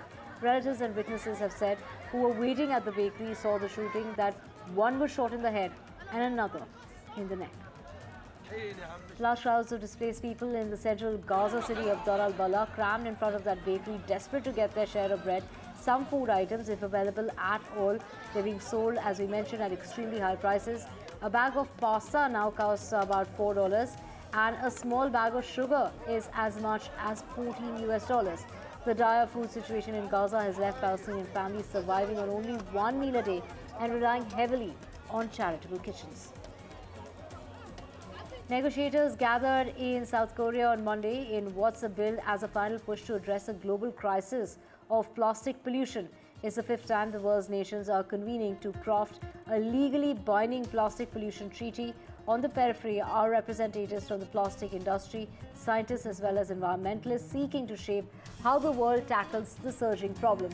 The planet is choking on plastic, according to the United Nations. It's polluting lakes, rivers, oceans as well as people's bodies. The previous 4 global meetings have revealed a sharp difference in goals and interests. Led by Norway and Rwanda, 66 ministers have wanted that the treaty to address the total amount of plastic on Earth by controlling plastic design, production, consumption, and where it ends up. Homes and businesses were left flooded on Sunday as Storm Bert continued to batter communities across the United Kingdom. This is a father who described the terrifying moment that he and his 11-year-old son escaped from a sinking car after it became completely submerged. He was driving with his son Luca to their home when he said that the vehicle went into what he thought was a shallow puddle of water. The vehicle began filling with water and the dad was able to wind down a window and get both of them out to safety.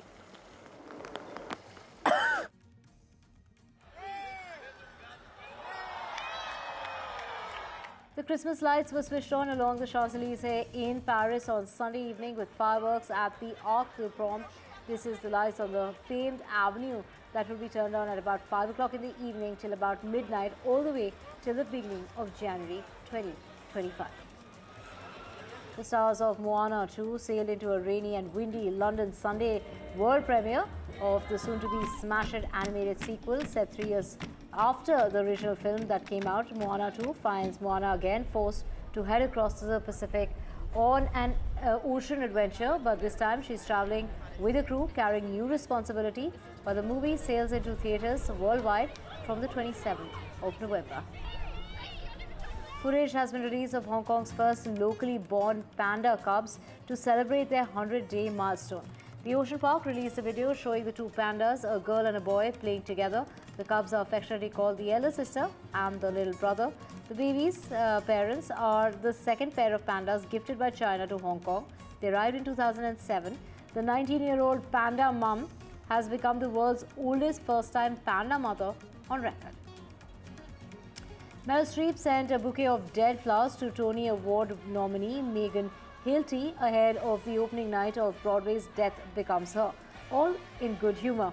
Oscar-winning Streep, who played fictional star Madeline Ashton in the original 1992 dark comedy film, which is now a Broadway musical, also sent a note to Hilty that said, "Break a leg or I'll break it for you with dried and undying love and respect, Meryl."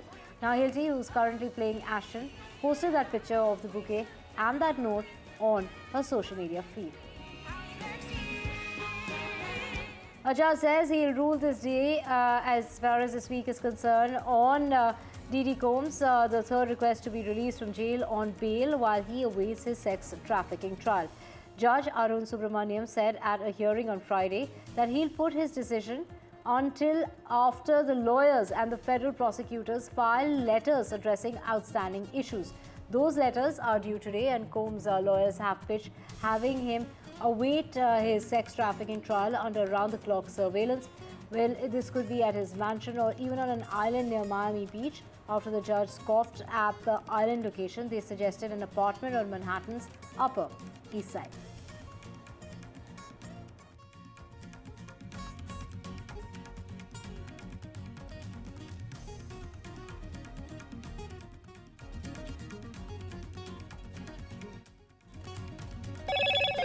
Hello, Moto.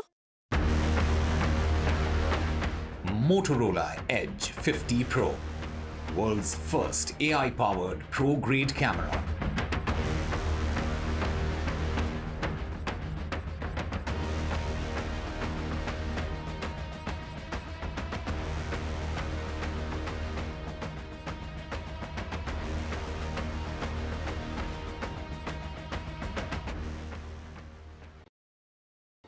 In today's interconnected world, India's voice is more crucial than ever. When India speaks, the world listens. At NDTV World, we are that voice, bringing you intelligent and insightful news from India and beyond. From geopolitics and diplomacy to economic shifts, migrations, tech disruptions, and the stories of our diaspora. We cover the news that shapes our global future. NDTV World, your new home for global news, is here. Stay informed and entertained with the new and updated NDTV News app. You can watch all our channels live, listen to podcasts, read breaking and exclusive news from around the world and more. Download the NDTV app today and get access to the best journalism and storytelling on your smartphone or tablet. The NDTV app. News that matters to you. NDTV proudly upholds its legacy of trust and credibility. According to the prestigious Reuters Institute's Digital News Report 2024, NDTV is the topmost news platform in the country. Number 1 in both online and offline reach in India, beating all its competition. NDTV stands for trust. Hello and welcome to India Sense, where I speak with global opinion makers. The United States has made a strategic decision over the last 20 years to move closer to India. Our $7 trillion economy seems a perfectly conceivable number. If you want to be a national party, it's that you sort of accept the way the world is rather than want to endlessly hark back to how it was. Modi is promoting the digitization of the economy, which is accelerating growth in the country. It's a web of frauds, calls, luring emails, threatening messages. Cyber frauds have cast their net wide and everyone is at risk. We track the victims, their horror stories as they get conned online, extorted and robbed of their hard-earned money. How to identify a cyber fraud and how to stay cyber safe.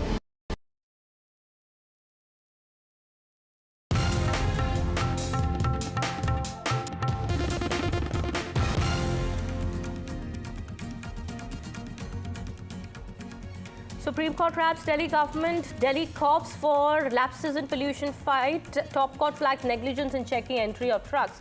Court says air quality panel must show cause all agencies.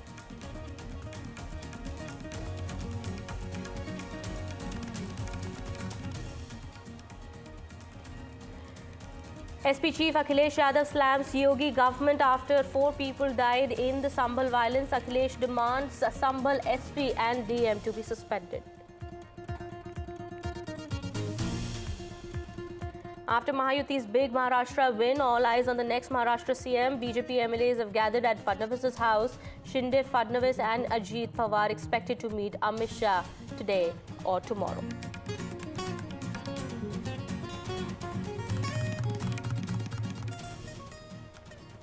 Face-off over Constitution Day as government plans mega Constitution Day celebrations. Opposition writes to Lok Sabha Speaker, says leaders of opposition must also be invited for the events. And India beat Australia by 295 runs. India leads series by 1-0. Bumrah, Jaiswal and Kohli lead India's charge. Many of you Indian fans thought this would happen, considering the setbacks India had before the Perth Test. No Shubman Gill, no Rohit Sharma, no Mohammad Shami.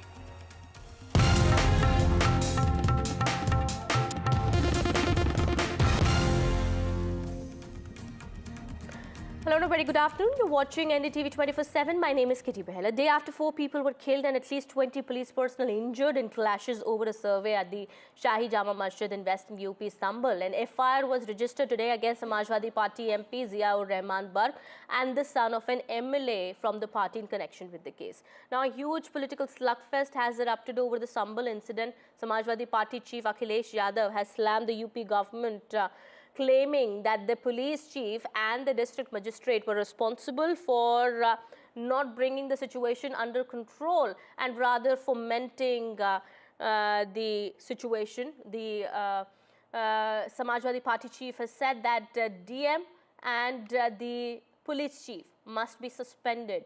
Rather, Samajwadi Party MP has been booked in a case.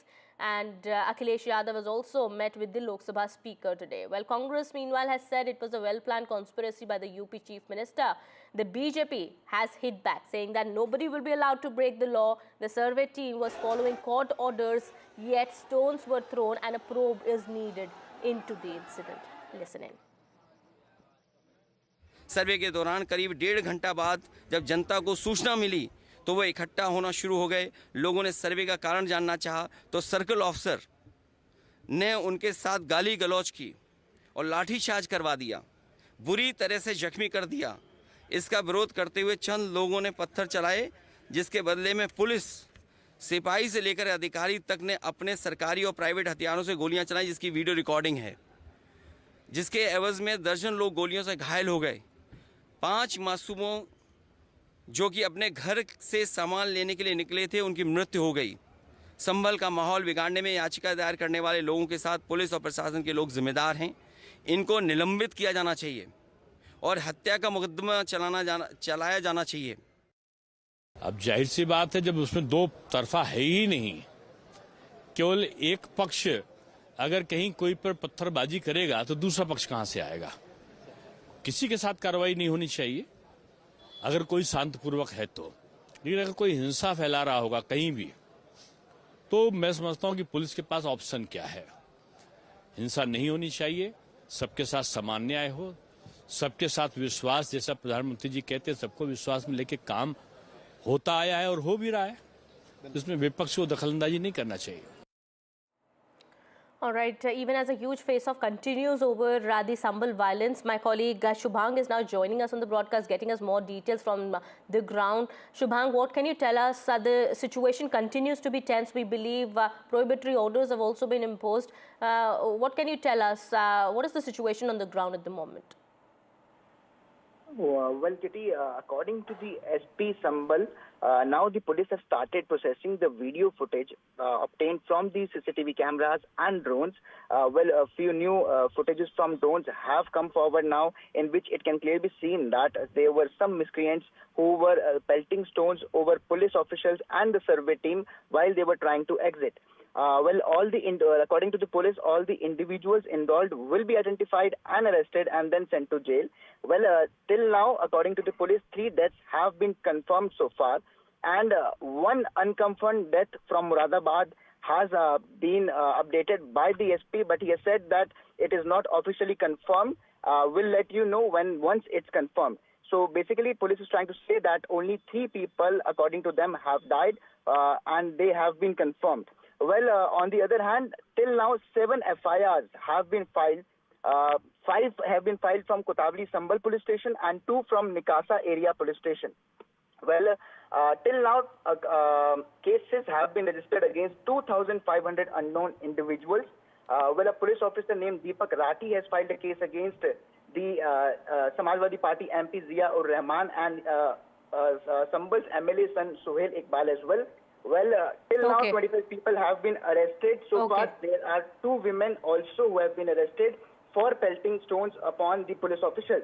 The situation has returned to normal. It's a Monday, which is the weekly off for the markets, but still the markets are open now. The crowds that we can see in the market is quite easily seen right now over here. The police have warned that anyone who breaks the law... Okay, the police is keeping a close watch there on the situation. Shubhang, I'll come back to you. Ghanshyam Tiwari, spokesperson of the Samajwadi Party, Pradeep Bhandari, spokesperson of the BJP, also with us on the broadcast. Mr. Ghanshyam Tiwari, if I could come to you first. The superintendent of police from the area, Krishan Kumar, had said that it was because of the Samajwadi Party MP Bark's statement earlier, the situation had become worse, and that is why the FIR has been registered. What is your defense? The political party whose mantra is batenge katenge and whose government's mantra is batenge or katenge has become dangerous for harmony of the country. Just because a magical verdict appears in Maharashtra on the mantra of batenge katenge doesn't mean that it becomes the duty of the Chief Minister and his dictatorial administration to continue this disharmony process across the state. But sir, this is a statement from the police. It's the superintendent of police who's made the statement saying that on the basis of this, the FIR has been registered. I'm talking about a Chief Minister whose mantra is batenge katenge. The police reports to the Chief Minister. So you're saying it's on the directions of the Chief Minister that the police is doing that? Chief Minister has a track record. When he became the Chief Minister, he had all kinds of heinous charges against himself, as per his own affidavit. So when a party such as BJP becomes dangerous to society, when Places of Worship Act becomes a tool for such a party, when surveys are conducted and all kinds of slogans are visible in various videos, there is no place to hide. It's a court-monitored survey, sir. I mean, if the stones were pelted on the survey team, then it's not something that a political party is responsible for conducting this survey or for asking for it. It's the court that has ordered this survey. I'll come back to you. Let Mr. Pradeep Bhandari respond to that. Well, Suchi, the slogan of Samajwadi Party is "Lootenge aur jhoot bolenge." I just want to state certain facts. Fact number 1 is that the survey has been ordered by the civil court. Fact number 2 is that the notice was given at 6:30 p.m. on Saturday. Fact number 3 is that the Masjid Committee member and the advocate from the Masjid Committee were also present at the time of the survey. So the rule of law as it is followed in every civil court was followed in Sambal. Fact number 4 is that the survey was conducted twice because when the team had visited on the 19th, there were a lot of individuals who had gathered at in the masjid, and because of which the survey could only be conducted for 1.5 hours. The next fact is which is very simple, which needs to be asked: how did so many individuals with stone came and started to pelt stone? Now, survey conduction is not happening for the first time. Remember, in Odisha, a similar survey was conducted in Jagannath Temple, and there were no stone pelting. So the issue is that Mr. Bark from Samajwadi Party, in order to consolidate his Muslim vote, which is 60% in the area, is trying to spread communal tensions. And this is the only reality. I would appeal to Ghanshyam that stop spreading communal tensions in the state. Okay, Mr. Tiwari, go ahead. The Batenge Katenge party has the chief minister making it a mantra. There is no escape, no matter what a media journalist will say or a BJP spokesperson will say. Their message is disharmony. This is the party that has the largest number of... But sir, who were those people who were pelting stones on the survey team? I will not respond if you interrupt. Sir. Because you did not interrupt No, sir. BJP spokesperson. Sir, I'm just asking you a question. I've given you more time, even more than the BJP spokesperson. We do not... Please go ahead. I am asking who were those people who were pelting stones? It is for the videos for everybody to see who was firing, who was pelting. Now, when a state administration loses the grip of what it is supposed to do, which is maintain harmony, and it becomes an instrument of BJP politics where it can flash guns for an election on women, it can have their model of disharmony. When the chief minister goes around the country saying "batenge katenge," then who has the version of truth who you want to believe in? We have said, our national president has said, that BJP wants to distract people from the fact that the election gave inexplicable verdicts, and as a result, these are people who come to power by riots. Riots is their only message to the society. That is visible in a democracy like India. How can you make such a how can you make such a statement? I mean, you're saying that people are coming to power through riots. I mean, okay, if Mr. Bhandari is still with us on the broadcast, Mr. Bhandari, would you like to respond to that? No, it is extremely unfortunate that a learned man like Ghanshyam Tiwari ji is only resorting to rant. I am just stating facts. Again, I would reiterate that the survey was not ordered by the Uttar Pradesh government. It was ordered by a civil court, like surveys are ordered in the past too. The notice was given to the Masjid committee members. They were present at the time of survey. So the question which needs to be asked, Mr. Ram Gopal Yadav, who justified stone pelting in a few days back, and now Mr. Bark from Samajwadi Party, who incited the people, why are they inciting the Muslims in Sambal in order to gain certain political points? Because it's the same party which incited the Muzaffarnagar riots when Akhilesh Yadav ji was the chief minister. Okay, Mr. Ghanshyam Tiwari, before I wrap this up, any last words? The Batenge Katenge party is dangerous to the country. They cannot distract their people with their models of rioting. And it is for the people, I appeal to the people that maintain harmony when you are faced with a government whose entire message at the top and its administration at the bottom is atrocity and riots and harmony and disharmony. Okay, all right. Thank you so much, Mr. Tiwari, Mr. Bhandari, for speaking to NDTV and putting forth your views there. Well, it is up to the investigation agencies and the investigating team to find out what really transpired there. Well, what we are learning at this moment is that there are people who've died. There are many who are injured in these clashes that have taken place.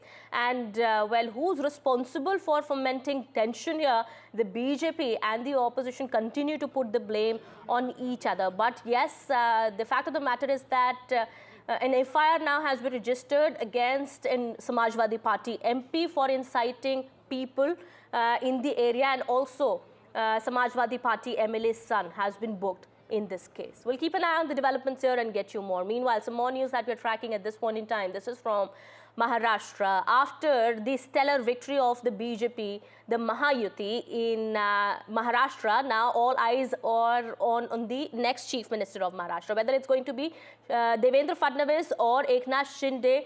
Well, the BJP top brass is expected to take the decision soon.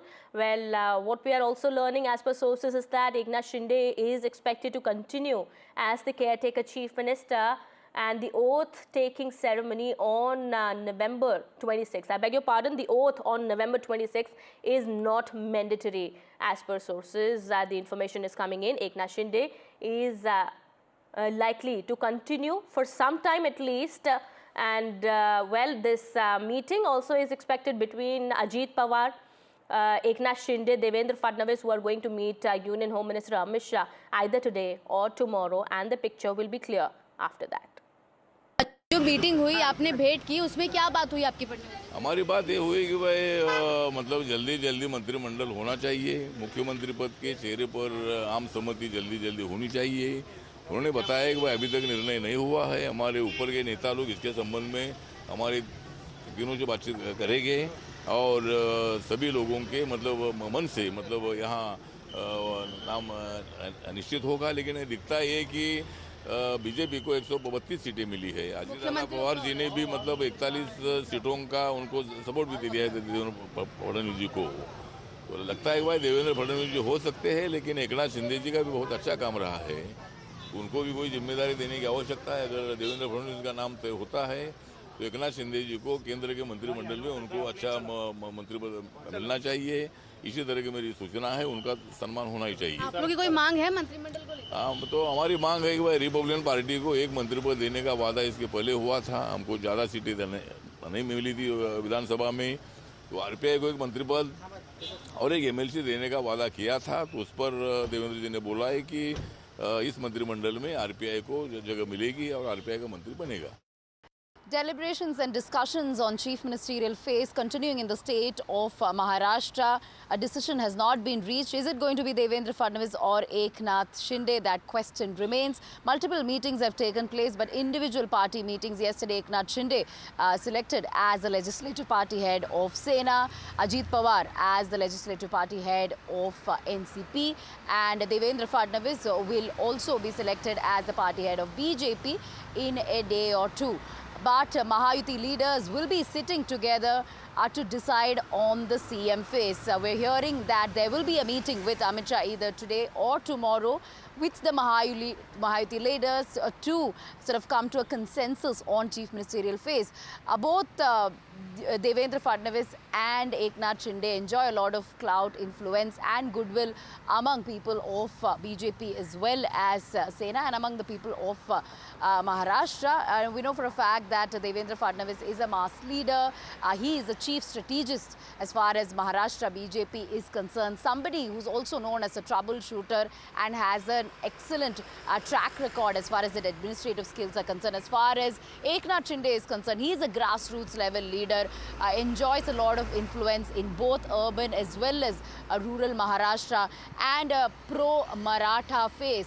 So there is a pro-Maratha sentiment as far as Eknath Shinde is concerned, and also known as a bold leader. But when it comes to schemes, although it was considered as Eknath Shinde Chief Minister's Ladki Behan scheme, a lot of contribution by BJP's Devendra Fadnavis as well as far as the implementation of schemes are concerned. So be it Ladki Behan or any other schemes that have been launched in Maharashtra, the credit goes to not just Eknath Shinde but also to Devendra Fadnavis. So at this point, we'll have to really wait and see what are the decisions that will be taken. Will there be any sort of arrangement on rotational chief ministership? Not entirely certain, but we know for a fact that BJP is just a few numbers short of government formation in the sense that they just need just about 10 to 15 more for that absolute majority. So therefore they could just depend on one party and not both the parties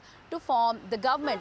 They could just depend on Ajit Pawar party MLAs to form the government, and if things gets worse, of course I'm talking about extreme scenarios whereby Eknath Shinde is adamant and BJP doesn't want him to be the CM. In that case, there is a possibility that BJP could just tie with Ajit Pawar, but that is not likely to happen is what we are hearing.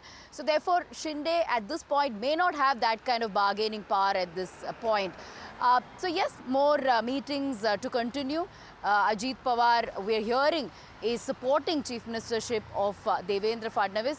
Things will become clearer in a day or two, and after which, of course, oath-taking ceremony will take place perhaps this week. And well, we've also had a conversation with the NCP MP Praful Patel, but in just a bit, we have a press conference now coming in at this point in time. Let's step in. Captain, when you have Jasprit Bumrah in the side. Like, when you can throw the ball to Jasprit Bumrah and, you have that up your sleeve.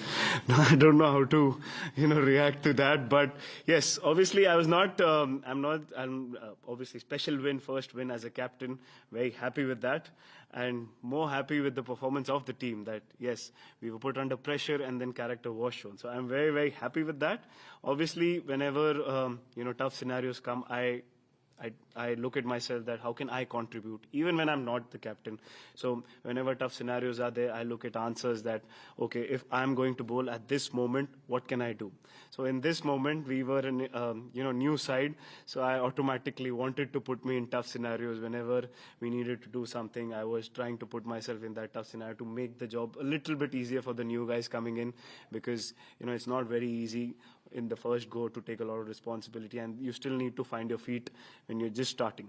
So I was trying to do that, and very happy to be on the positive side. Was yesterday almost the perfect day? The guys batted all day, and then you declare half an hour before the close of play, and then you have the three as well. Does it get much better than that? Yeah, it almost as good as you would want, when you get the team out early, and then the bowlers get enough rest and the batters put in a lot of hard work, and they gave us enough cushion, because that when it's a mid-total, then there's pressure on the bowlers as well, that sometimes when you get a partnership, then you can become desperate. So yeah, yesterday was perfect, and we wanted to bowl in the evening, and we got 5-6 overs. We wanted to pick 2 wickets, but we got more than that, so we were very happy with that, and yeah, couldn't ask for anything more yesterday. 3 more questions in English. Just what we saw, having a bat in the nets today. Can I tell him that you're going to captain Adelaide now? Or I said that in the previous press conference as well, that, he's the captain of our side, and he's done a phenomenal job. I was filling in for him. So yeah, I still had discussions when he was in India, discussing how we are shaping up. But yeah, I'm not going to tell him that I'm going to lead, but yeah, I'm going to help him in whatever capacity I can. Jasprit, obviously, first test of a 5-match series, you've got recurring battles with batters over the series. The way you started, particularly the first evening of the game, do you think you've created a bit of an advantage for yourself in subsequent battles with those batters? See, again, I don't look at things like this, because when you're on the positive side, yes, you take the confidence, but if it didn't work out in my way, then I don't go too down as well. Yes, obviously the positive sign is there that, we got a lot of success, we got a lot of wickets early, and we were able to create an impact. But it was here. Adelaide might be totally different. It's a pink ball. So yes, you can take the confidence from here, but again, you have to start from zero. You have to build on from confidence. You have to take learnings from this game as well. There are learnings for us in this game. So we're going to take it in our stride and, put our best foot forward. Are these types of pitches you'd like to see more of going forward in Australia? Did you like the type of pitch it was? Yeah, I would never mind, wicket having bounce and seam in it, because I love watching fast bowlers bowl, and I love to bowl on such wickets as well, because when you come in India, the wicket is a lot different. Over here, it's a different challenge with the Kookaburra ball. You get seam movement, you get bounce, and different kind of aspect that comes into your play. Everything is tested, and when the ball settles down, the ball gets a little older, it becomes easier to bat on. So then the challenge comes of your accuracy and your patience get tested. So I'm very happy with that. I wouldn't say that, it was a bowling paradise. Yes, bowlers did get some help, and they should get, because it is a challenge between bat and ball. So yeah, I'm very happy with the way the wicket was, and yeah, I'll be more than happy if the wickets are like that.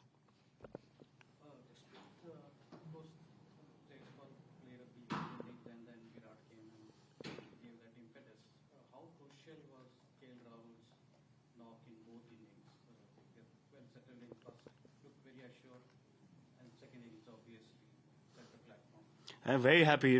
He batted really well in the first innings as well. He looked very composed. Even in the second inning, he was quite assured. He gave us a lot of time. He was looking quite confident, and he played his shots. And, an ideal test innings, and very happy with it. And Jaiswal, the second, after a disappointing first innings, I think this was his best test knock so far, because, he has an attacking nature. But in that second innings, he left certain balls as well, and he took his time and batted deep.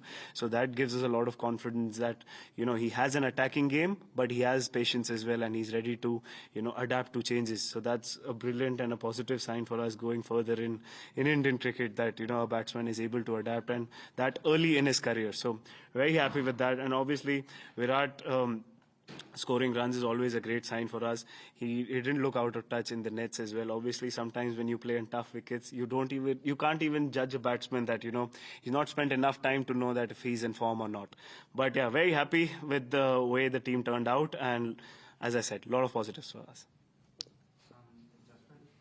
You've spoken a lot about how important or how much you value captaincy.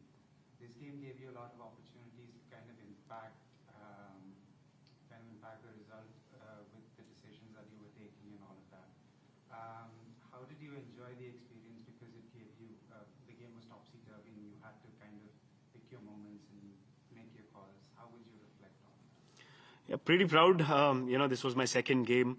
Obviously, when I captained in Birmingham as well, in the first innings we were ahead and then England played really well. So yes, you'll always take learnings from that, and very happy with the way we came back into the game, and then the way the batting stepped up and the bowlers with a new bowling lineup as well, with the way everybody was responding.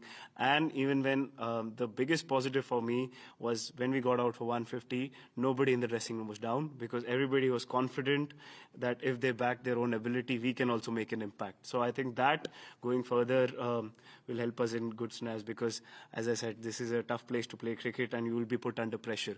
But when you respond to pressure, that gives you a lot of confidence going further in your career. So yeah, that is the biggest positive. And this is my first test win. My son is also here, so I'll cherish it with my son, and I'll remember this for a while. We'll take questions in Hindi now. Yes. Jasprit, अभी जैसे आपने बताया कि आपके बेटे परिवार है, पूरा परिवार है, स्पेशल है, पहली बार लीडर की तरह थे. आपने देखा मैच के बाद कुछ इशारा कर रहे थे, क्या बात हुई उसके बारे में बताएं, कितना स्पेशल है? नहीं, मेरी वाइफ और मेरा बेटा आया था मैच देखने, तो वही बात मतलब इशारा कर रहा था कि हम मैच जीते हैं. सो बहुत स्पेशल है. अभी तो बहुत छोटा है वो, बट जब वो बड़ा होगा, बाद में मेरे पास बहुत सारी स्टोरीज है उसको कहने के लिए कि वो छोटा था और वो पर्थ में थे एंड बहुत इंपॉर्टेंट विन जीते हैं. वो T20 वर्ल्ड कप में भी आया था. तो अभी तो उसको ये सब पता नहीं है, बट जब वो बड़ा होगा तो मैं उसको बता सकता हूँ कि वो स्टैंड्स में बैठा था एंड जब बहुत इंपॉर्टेंट मैचेस हम जीते और इंडिया जीती तब वो था. आप इसी से जुड़ा, आप मैन ऑफ द मैच हुए हैं, लेकिन अगर आपको मैन ऑफ द मैच चुनना होता तो आप किसको चुनते हैं इंडियन टीम? जी, मैन ऑफ द मैच मेरे लिए इंपॉर्टेंट नहीं है, बट मेरे लिए अगर मैन ऑफ द मैच देना है तो मैं जायसवाल को भी दे सकता हूँ, क्योंकि फर्स्ट टेस्ट टूर है, उसने अपने नेचर के अगेंस्ट जो बैटिंग की शुरू में सेकंड इनिंग्स में और अडेप्ट किया चेंज के लिए. इसके लिए मैं कह रहा था कि इसका ये बेस्ट टेस्ट नॉक है जो मैंने देखा है, क्योंकि अगेंस्ट द नेचर जाना और इतना जल्दी अपने करियर में, क्योंकि बहुत इजी है, क्योंकि एक तरीके से आप रन बनाते हो और उस पे ही वही चीज पे आप स्टिक करना चाहते हो, बट आप चेंज को अडेप्ट कर पाते हो इतना जल्दी, वही आगे जाके बहुत अच्छे बैट्समैन और ग्रेट बैट्समैन बनते हैं. सो या, I am very happy and very happy for him कि जिस तरह वो खेले. जसप्रीत, कांग्रेचुलेशंस पहले तो विन के लिए, और सीरीज के पहले ही मैच में सबसे एक्सपीरियंस बैट्समैन विराट कोहली की सेंचुरी आना, वो कितना अच्छा रहता है किसी भी सीरीज की टोन सेट करने के लिए, और स्पेशली दो यंगस्टर का डेब्यू भी हुआ था, नीतीश का एंड हर्षित का, तो उनकी परफॉर्मेंस के बारे में आप क्या कहेंगे? ऑब्वियसली मैं पहले भी बोल चुका हूँ कि विराट कोहली को हमारी ज़रूरत नहीं है, हमको उनकी ज़रूरत है. वो एक्सपीरियंस प्लेयर है, उनका ये चौथा 5वां टूर है. सो वो अपना क्रिकेट किसी और से ज़्यादा, सबसे ज़्यादा वो जानते हैं. वो अच्छे शेप में लगी रहते, वो अच्छे मेंटली स्विच्ड ऑन थे. समटाइम्स इतना लंबा करियर होता है, कभी कभी आप टफ सिनेरियोज में बैटिंग करते हो, वो हमेशा से टफ सिनेरियोज में बैटिंग करते आए हैं, तो हमेशा हर मैच में करना मुश्किल हो जाता है. बट वो काफ़ी अच्छे फॉर्म में और काफ़ी अच्छे स्पेस में लग रहे थे, एंड ऑब्वियसली फर्स्ट इनिंग्स में उनको एक अच्छा डिलीवरी आ गई, but he was still in great space. और सेकंड इनिंग में उन्होंने कैपिटलाइज किया. काफ़ी उस टाइम एक्सपीरियंस बैटर चाहिए था कि वो साथ खेले भी और आगे साथ वाले को खिलाए भी. सो उसके लिए we are very happy. And obviously start of the series जब वो कॉन्फिडेंस में आ जाते हैं तो इट इज़ इससे ज़्यादा और कुछ आप आस्क नहीं कर सकते. और दो यंगस्टर्स के बारे में कि जब उनका डेब्यू हुआ, सबसे बड़ी पॉजिटिव साइन ये थी कि वो बिल्कुल भी नर्वस नहीं थे, और ऐसा नहीं लग रहा था कि ऑस्ट्रेलिया में पहली बार खेल रहे हैं या पहली मैच है उनकी. वो खुद रिस्पॉन्सिबिलिटी चाह रहे थे. जब उनसे आप बात करो कि ऐसा कुछ सिनेरियो में हमको टीम को कुछ करवाना है, तो मोर देन रेडी है. ऐसा नहीं कि भैया मेरे से नहीं होगा, वो लोग रिस्पॉन्सिबिलिटी चाह रहे थे. सो वो बहुत पॉजिटिव साइन है हमारी टीम के लिए, बिकॉज सारे यंगस्टर्स जो आ रहे हैं वो उनको भूख बहुत है और अपने एबिलिटी पे विश्वास बहुत है. सो वो अगर होता है तो उसके बाद आप स्किल लर्न कर सकते हो, आप चीज़ें लर्न कर सकते हो. बट अगर आप में डर है तो आपका डर नहीं हटेगा. तो वो मेरे लिए बहुत पॉजिटिव साइन है कि उनमें डर नहीं है और सीखने की चाह बहुत है. सो बहुत अच्छी शुरुआत हुई है उनकी एंड होपफुली वो आगे भी अच्छा करते जाएंगे.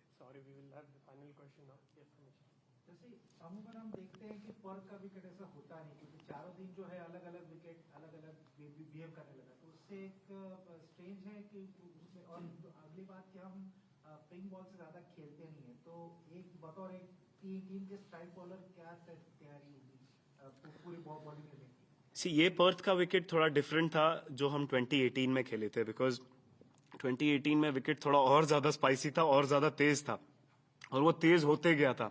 तो बट ये फर्स्ट इनिंग्स में थोड़ा स्पाइसी था, उसके बाद काफी सेटल हुआ और लास्ट में अभी हमने लंबी बैटिंग की तो विकेट टूटी. कल गर्मी बहुत थी तो विकेट के क्रैक्स खुले और आज ऊपर नीचे होने लगा विकेट में. सो इतना ज्यादा स्पाइसी नहीं था, बट हमने एक्सपीरियंस को हमारा यूज किया कि 2018 में हमने क्या सिनेरियोज फेस किए थे. और पिंक बॉल, अभी तो मैं पिंक बॉल के बारे में सोच नहीं रहा हूँ. अभी यहाँ पे आज जीते हैं तो अभी रिकवरी करेंगे, जब प्रिपरेशन शुरू करेंगे कैनबरा में तो पिंक बॉल के बारे में सोचेंगे. Thank you captain. Thank you. Thank you. Jasprit Bumrah speaking about India's win in the Perth Test match, and well, it was Jasprit Bumrah who led the team to a 295-run win in Australia, on the Australian soil. Well, Osama, my colleague here with us on the broadcast. Osama, it's quite heartwarming to really hear how Jasprit Bumrah was speaking about his family, his teammates while addressing that press conference. He's the man of the moment, of course, and we do hope that Team India's victory lap really continues in the coming days ahead. Absolutely, and you know, Kitty, listening to Jasprit Bumrah, the bowler, and listening to Jasprit Bumrah, the captain, are two very, very, very different things, and you get the insight of the mind of one of the greatest bowlers in the world at this moment, and this is something that Jasprit Bumrah has been stressing upon, that the preparation for this particular series is something that he has stressed upon and said that it is the most vital thing as far as the series goes. He has touched upon a lot of things, including Virat Kohli's form. He also talked about the pitch. He also talked about Yashasvi Jaiswal and how he coped up with the situations in Australia. And you know, but as a captain, when you are supportive enough of your teammates, everyone then tries to pitch in and do their best, and this is what happened in this particular test match as well. Right. Speaking about Yashasvi Jaiswal, Virat Kohli said that Team India doesn't need Virat Kohli doesn't need Team India. Team India needs Virat Kohli, and that's a huge, huge statement, because Team India does need somebody like a Virat Kohli who gets that experience to this particular team, and especially when you want to go out and perform in difficult conditions on the Australian soil, and this is what Virat Kohli did there. Absolutely, somebody like a Virat Kohli and somebody like a Jasprit Bumrah also, and well, yes, we've seen the magic that Yashasvi also created on the Australian soil there. We hope this magic continues as well. Thank you so much, Osama, for getting us all those details there. We have some breaking news now coming in.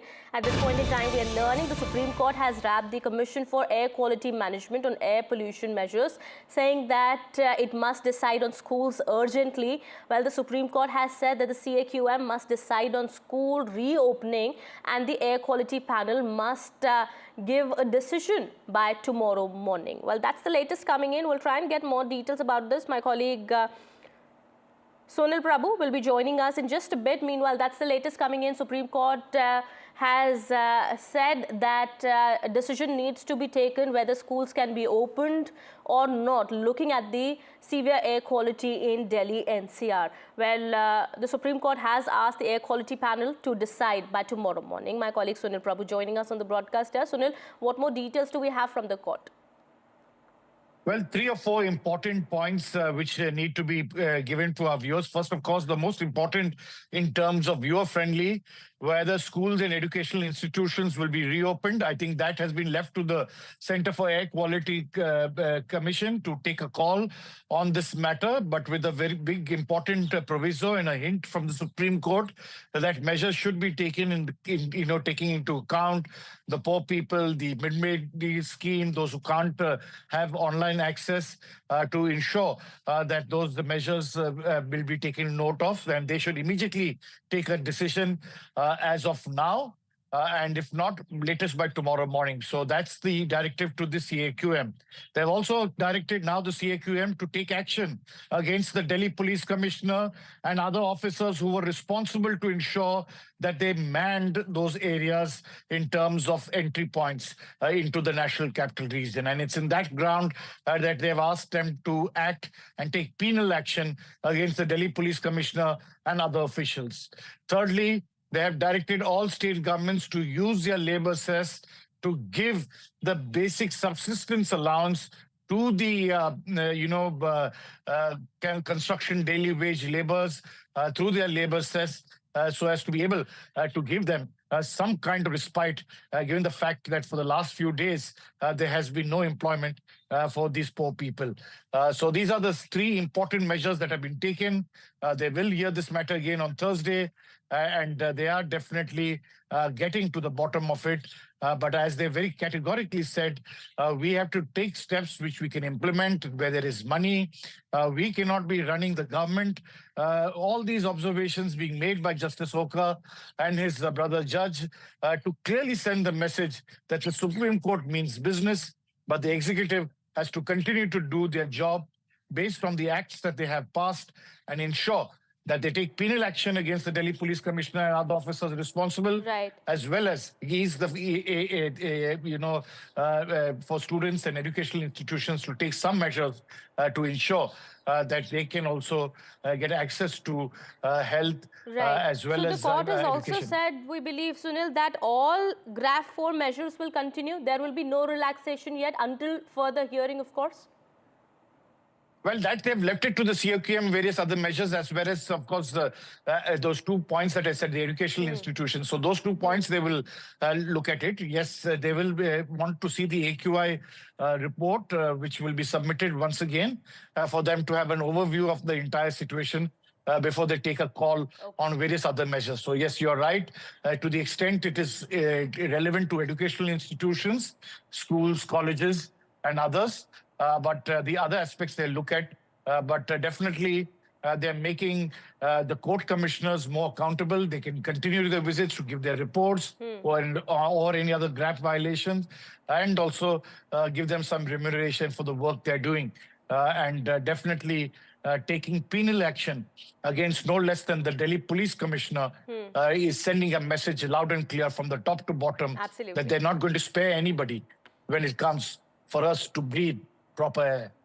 Absolutely. That's the messaging that goes out, of course, to the authorities here. And, what we are learning so far at the moment is that, as per the information coming in from the court, that CAQM now has been asked to take the final call on school reopening as well. Well, that is expected by tomorrow, the decision that the CAQM has to take and inform the court about. All right. Well, with that, it's time for a short break here. More news and updates will continue on the other side. Stay tuned.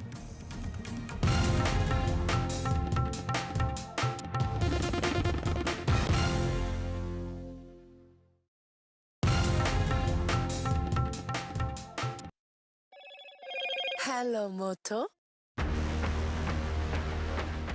Motorola Edge 50 Pro, world's first AI-powered pro-grade camera.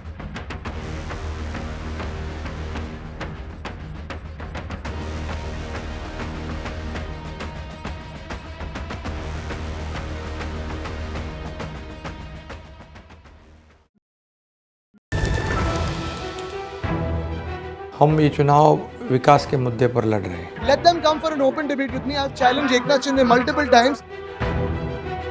Congress is in the worst situation in this state. Mahayuti में भी इससे ज़्यादा dispute है. Everything is fair in love and politics.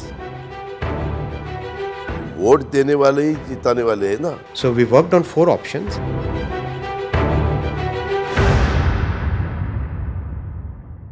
आप independent reporting on all issues, big and small, from Andhra Pradesh, Telangana, rest of South India, bringing you all the action, all that you need to know, all that you want to know. The energy of Maximum City is infectious. I bring in that energy in our news coverage from financial capital Mumbai. India's IT capital is always buzz. It's literally a city that never sleeps. And I keep you ahead on all the Bengaluru buzz. Covering from the southernmost part of India over the last 23 years, I bring in-depth and 360-degree coverage from the Dravidian heartland. The land of Mishti is also known for its bitter politics. I have seen much water flow under the Howrah Bridge, covering Bengal in all its vivid colors. In today's interconnected world, India's voice is more crucial than ever. When India speaks, the world listens. At NDTV World, we are that voice, bringing you intelligent and insightful news from India and beyond. From geopolitics and diplomacy to economic shifts, migrations, tech disruptions, and the stories of our diaspora. We cover the news that shapes our global future. NDTV World, your new home for global news, is here. Stay informed and entertained with the new and updated NDTV News app. You can watch all our channels live, listen to podcasts, read breaking and exclusive news from around the world and more. Download the NDTV app today and get access to the best journalism and storytelling on your smartphone or tablet. The NDTV app, news that matters to you. NDTV proudly upholds its legacy of trust and credibility. According to the prestigious Reuters Institute's Digital News Report 2024, NDTV is the top-most news platform in the country. Number one in both online and offline reach in India. Beating all its competition, NDTV stands for trust. Hello and welcome to India Sense, where I speak with global opinion makers. The United States has made a strategic decision over the last 20 years to move closer to India. Now, a $7 trillion economy seems a perfectly conceivable number. If you want to be a national party, it's that you sort of accept the way the world.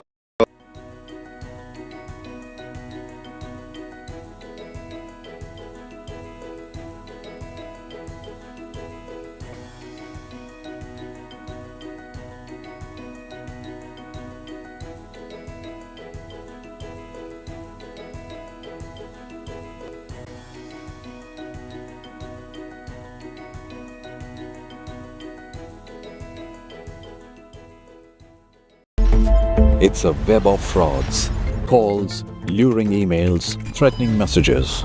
Cyber frauds have cast their net wide and everyone is at risk.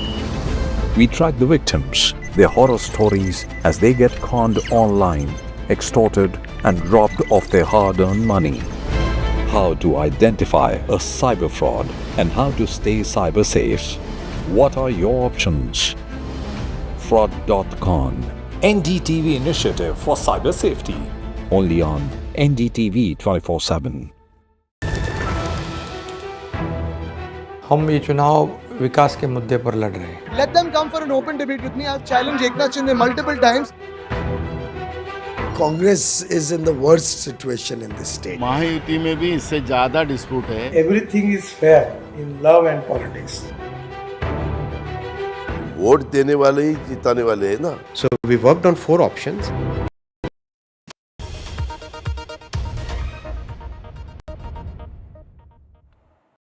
Welcome back after the break. It's day 1 of the winter session of the Parliament, and amid ruckus by the opposition MPs, Rajya Sabha and Lok Sabha proceedings were adjourned for the day. The House will now meet again on Wednesday. There will be no sitting of Lok Sabha and Rajya Sabha on November 26, that's tomorrow, to commemorate the Constitution Day.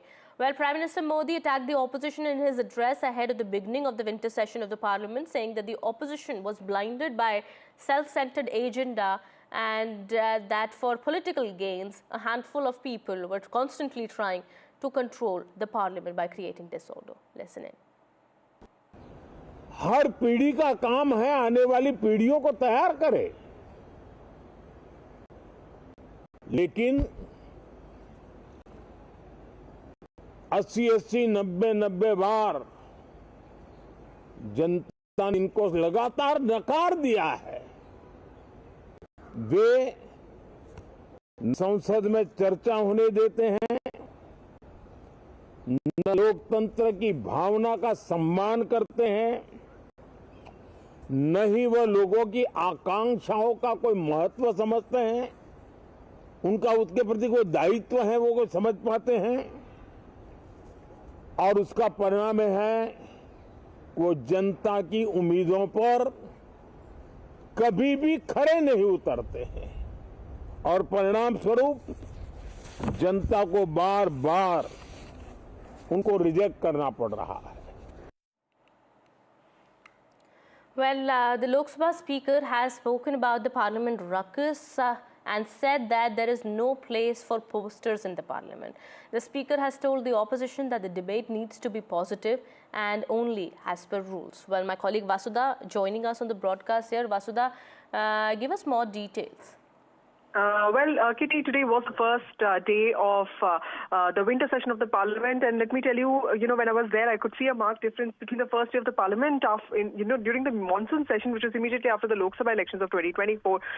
This time, the BJP MPs are approaching this session with a lot of confidence from a position of strength, which is why they also want to ensure that there is legislative business that's on agenda when it comes to functioning of the Parliament. Today, Lok Sabha Speaker Om Birla, as part of the Business Advisory Committee meeting, also told the opposition MPs that there needs to be constructive discussion. There is no problem on having a debate. In fact, he made this comparison with the kind of debates that were around that were done during the Constituent Assembly discussions, during the framing of the Indian Constitution, where he said that there is nothing wrong with negative feedback, but in the sense it should all be constructive. It should be directed towards addressing aspirations of people.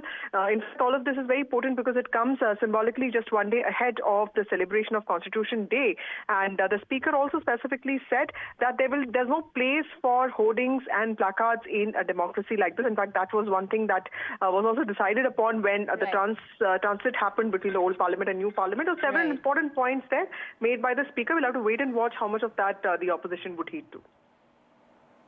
All right, thank you so much, Vasudha, for getting us all those details there. Well, there is a huge row over the Constitution Day celebrations also now. Well, what we are learning is that the government is planning mega celebrations for Tuesday, and the opposition now has demanded inclusion in the Constitution Day celebrations. The opposition has sought the Speaker's intervention and said that we should also be allowed to speak at the event. However, Union Minister Kiran Rijiju has said it's only President, Vice President who speak at the event and they address the nation tomorrow. Listening to Union Minister Kiran Rijiju there. कल जब दोनों सदन के सदस्य को राष्ट्रपति जी संबोधित करेंगे, उसके बाद मैं मानता हूं कि ये कोई पार्टीबाजी नहीं होकर के, कोई पॉलिटिकल आइडियोलॉजी, कोई पॉलिटिकल पार्टी, कोई इस गुट उस गुट का नहीं, एक भारतीय होने के नाते हम संविधान दिवस को मनाएंगे. Well, with that, it's time for a short break. Yeah, more news and updates will continue on the other side. Stay tuned.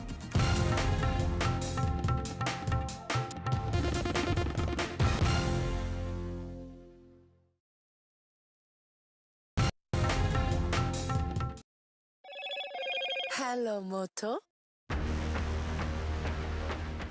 Motorola Edge 50 Pro, world's first AI-powered pro-grade camera.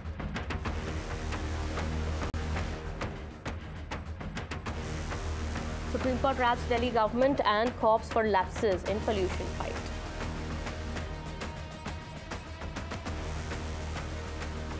Akhilesh Yadav slams Yogi government over Sambhal violence, says Sambhal SP and DM should be suspended. NDA versus opposition over Constitution Day. Opposition demands illusion in celebrations. India beat Australia by 295 runs. India leads series by 1-0.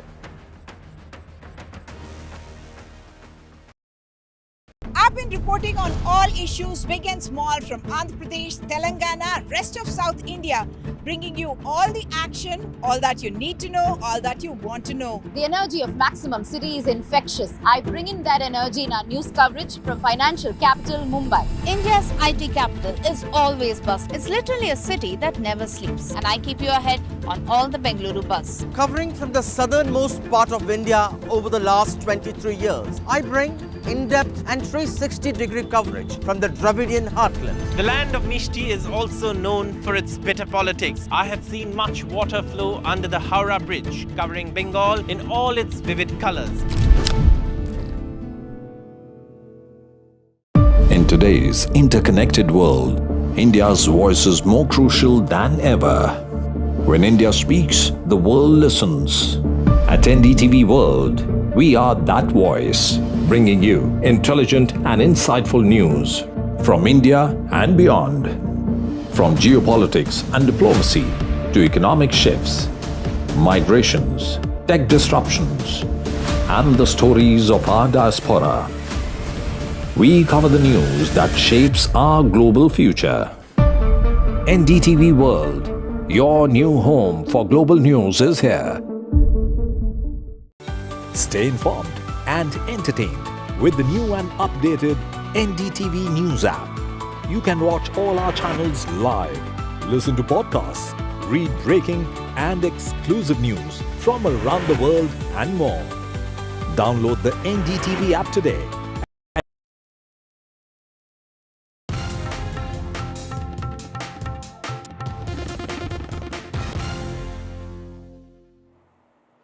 Welcome back after the break. The counting has now begun for Delhi University polls. The counting is taking place for the DUSU elections after much delay. Remember, the Delhi High Court order earlier had delayed the counting process. Now, the court had also cracked down on defacement that took place and the incident that took place earlier. All right, my colleague Tanushka is now joining us on the broadcast here. Tanushka, how many rounds have been counted and what details do we have? Who seems to be having the edge here?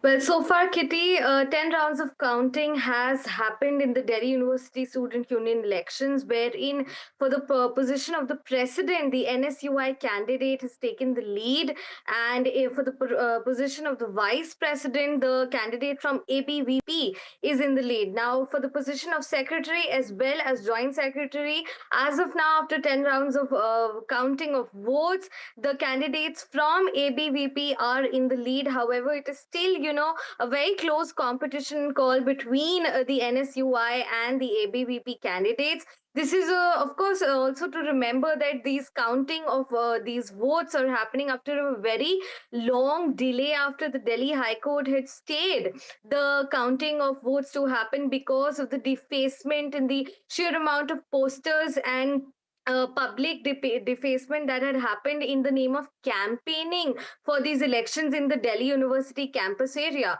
So what the Delhi High Court had said that until and unless the entire campus is cleaned and is restored to normalcy, counting of votes cannot resume, and they'd given a date that before 26th of November, if the university finds it satisfactory, the conditions, then they may conduct the counting of votes. And as per that, the votes started, being counted early this morning from 8 a.m. in the Delhi University campus area. All right. Thank you so much, Tanushka, for getting us all those details there. We'll wait for the final results to be out. And my colleague Tanushka keeping an eye on the situation. Meanwhile, on the counting that is taking place here for the DUSU elections. Meanwhile, some more news that we're tracking now. Jammu Kashmir police officers and personnel were chased, manhandled and attacked by a violent mob in Katra. District of the Jammu region. We are learning for the past few days, local shopkeepers and traders have been protesting in Katra against the gondola project at the Mata Vaishno Devi shrine. Well, today a clash had taken place between police personnel and demonstrators, during which the mob attacked the officers. The protest is still ongoing, we are learning. This is the fourth day when the protests are continuing. Actually, a gondola project has been given a go-ahead, which will be, constructed from Tarakot Marg to Sanchi Chat. It's about 12 kilometers. It's for the pilgrims who come there because, people who are senior people and all, they are unable to walk because the trek is also very treacherous. Keeping that in mind, the Shrine Board had, given a green signal to the gondola ropeway, following which this protest erupted. These shopkeepers are demanding that this should not be done because it would be affecting their livelihood. They have blocked the main bus stand of Mata Vaishno Devi. Mind you, hundreds and thousands of pilgrims come every day to Vaishno Devi for darshan. So they are having some kind of problem also because even though that bus stand has been, they have blocked that bus stop, even when you climb towards Sanchi Chat, the shops are closed. So pilgrims who are going there are saying that they are having problem. Meanwhile, the Congress party is demanding that people who are going to be affected when this gondola service is going to be in motion, about 20 lakh rupees should be paid to each individual who is affected. This was stated by the Congress leader Bhupender Singh. The Lieutenant Governor of the Jammu and Kashmir has also stated that he has also heard about these protests. He also says, Mr. Manoj Sinha also says that they are also looking into, and if their concerns are genuine, they would obviously be looking into it. Meanwhile, we also spoke to the SSP there. SSP also says, Paramveer Singh, he also says that since last 3 days the protests are going on. Today, some stones were pelted on security forces, which included Jammu and Kashmir Police and also CRPF. They are also looking and trying to identify who were the people, who was the mob behind such an act. All right, more news now. The Bombay High Court has dismissed pleas filed by Mihir Shah and his driver challenging their arrest in connection with the BMW hit-and-run incident in Worli, in which a 45-year-old woman was killed. The court has rejected the petition by accused who had claimed that the arrest was illegal. News coming in from the world of sports. Centuries by Yashasvi Jaiswal and Virat Kohli, followed by Jasprit Bumrah's magnificent bowling, helped India beat Australia by 295 runs in the first test of the 5-match series. Chasing 534, Australia kept on losing wickets at regular intervals as India bundled them out for 238. For India, Mohammad Siraj and Jasprit Bumrah scalped through 3 wickets each, while Washington Sundar took 2 wickets. Sharma, no Mohammad Shami. Virat Kohli with the kind of form that he came in with at Perth. But they had one guy fit, one guy raring to go, and that was the man on your screen, Jasprit Bumrah, who just made the unexpected happen.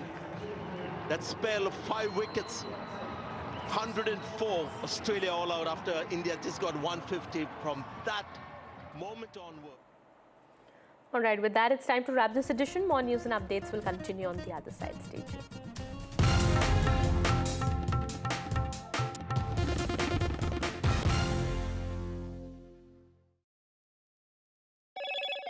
Hello, Moto. Motorola Edge 50 Pro, world's first AI-powered pro-grade camera.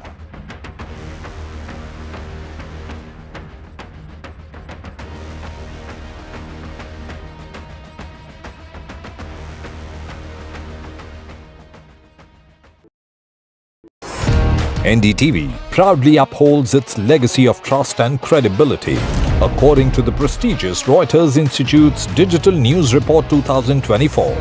NDTV is the top-most news platform in the country. Number 1 in both online and offline reach in India. Beating all its competition, NDTV stands for trust. Hello and welcome to India Sense, where I speak with global opinion makers. The United States has made a strategic decision over the last 20 years to move closer to India. Now, a $7 trillion economy seems a perfectly conceivable number. If you want to be a national party, it's that you sort of accept the way the world is rather than want to endlessly hark back to how it was. It's a web of frauds, calls, luring emails, threatening messages. Cyber frauds have cast their net wide and everyone is at risk. We track the victims, their horror stories as they get conned online, extorted and robbed of their hard-earned money. How to identify a cyber fraud and how to stay cyber safe. What are your options? Fraud.con, NDTV initiative for cyber safety. Only on NDTV 24/7. I've been reporting on all issues big and small from Andhra Pradesh, Telangana, rest of South India, bringing you all the action, all that you need to know, all that you want to know. The energy of Maximum City is infectious. I bring in that energy in our news coverage from financial capital Mumbai. India's IT capital is always buzz. It's literally a city that never sleeps. And I keep you ahead on all the Bengaluru buzz. Covering from the southernmost part of India over the last 23 years, I bring in-depth and 360-degree coverage from the Dravidian heartland. The land of Mishti is also known for its bitter politics. I have seen much water flow under the Howrah Bridge, covering Bengal in all. Hello and welcome to India Sense. In today's Supreme Court wraps Delhi government cops for lapses in pollution fight. In fact, Supreme Court has flagged negligence in checking entry of trucks. Supreme Court has also said air quality panel must show cause all agencies. Decision soon on reopening of schools. In the Sambal violence case, Akhilesh Yadav slams Yogi Adityanath's government. Akhilesh has demanded Sambal SPDM be suspended. Akhilesh Yadav, the former Chief Minister of Uttar Pradesh, also the Supremo of Samajwadi Party, has criticized Yogi Adityanath government for violence in Sambal. After Mahayuti's big Maharashtra win, all eyes on the next Chief Minister of Maharashtra. BJP MLAs gathered at Devendra Fadnavis's house. Eknath Shinde, Fadnavis and Ajit Pawar expected to meet Amit Shah soon.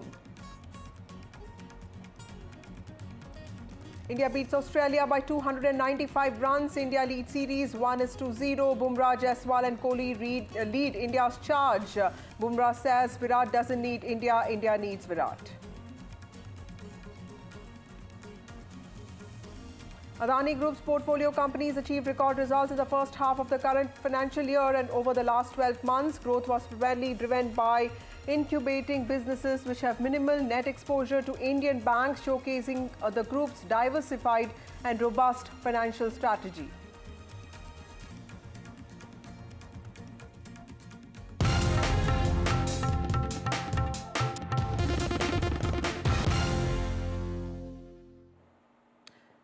Well, the Supreme Court has wrapped Commission for Air Quality Management, also known as CAQM, on air pollution measures. In fact, it has said that it must decide on schools urgently, and it has said that this is the body that needs to take a final call on schools. The Air Quality Panel must decide on schools by tomorrow morning, is what Supreme Court has said. And the Supreme Court has also questioned Delhi government on entry of trucks, and it has in fact told cops you were bound to post officers. In fact, in court commissioners. In fact, they've also talked about no barricades in most entry points, and the centre in fact has said that it had issued orders for 23 checkpoints, and the Supreme Court has asked why no barricades at most entries. It has also said that one can't relax curbs beyond the GRAP stage 2, and that states must be using labour cess to support construction workers. Sunil Prabhu joins us. Sunil has been covering this hearing in the court today. Sunil, strong words used by the Supreme Court, covering everything from construction to schools to even the GRAP restrictions, and most importantly, the entry of trucks. So tell us what the big takeaways. So the most important, I think, is in terms of viewers, in fact, for school students, be it class 10 or 12, or from primary up to the 11th standard. I think the hint from the Supreme Court is those who don't have access to internet facilities and various other issues that they face, including midday meal scheme. They've asked the CAQM to take a decision as of today, if possible, if not latest by tomorrow, so that children can resume work and go back to schools hopefully by tonight, or if they issue the order, then at least by tomorrow, schools should reopen. Otherwise, by Wednesday. Having said that, the other provisions will continue. They have had and asked the Center for Air Quality Commission to take action against the Delhi Police Government Commissioner, as well as other officers who were responsible for not implementing various provisions that had to be done when GRAP 4 on the 18th of November. They've also given more powers to the court commissioners, the 13 who have been appointed, have looked at the report in terms of the entry of vehicles. Those provisions will continue. Those tough measures will be, those emergency measures will continue in the state of Delhi. As well as they're given some relief for construction workers across the city of Delhi, as well as various neighboring regions, that the labor cess that they have collected should be used and optimized to give them some subsistence allowance so as to be able to meet the hardship of no employment during the last few days. Right. Also, Sunil, tell us a little bit about the restrictions. Are they still going to be there? Did the court say anything on that? Well, the restrictions are still going to be there. And as I said, they will take a review of this once the AQI in the next 2 days. They will look at that data and on that basis then take those provisions. So they're continuing with those measures at this present junction because they feel that, the situation needs to be monitored, needs to be controlled.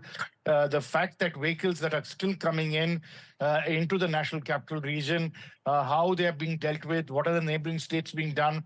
And it's on that specific point that they've now asked the CAQM to fine the Delhi Police Commissioner and other officers because of the fact that they haven't really taken, drastic measures to ensure that trucks, except with essential commodities, are permitted in. So unless that is taken, it's going to be extremely difficult to ensure that Delhi's air quality index, which is right now very poor and which we feel very good with, is something that, is not really satisfying, because at present it has come from severe plus to severe to now very poor, but still a long way off. Right. Sunil, my last question to you also, what was the centre's submission in the court today? Because clearly strong words have been used by the top court with respect to Delhi police, in the aspect of the entry points.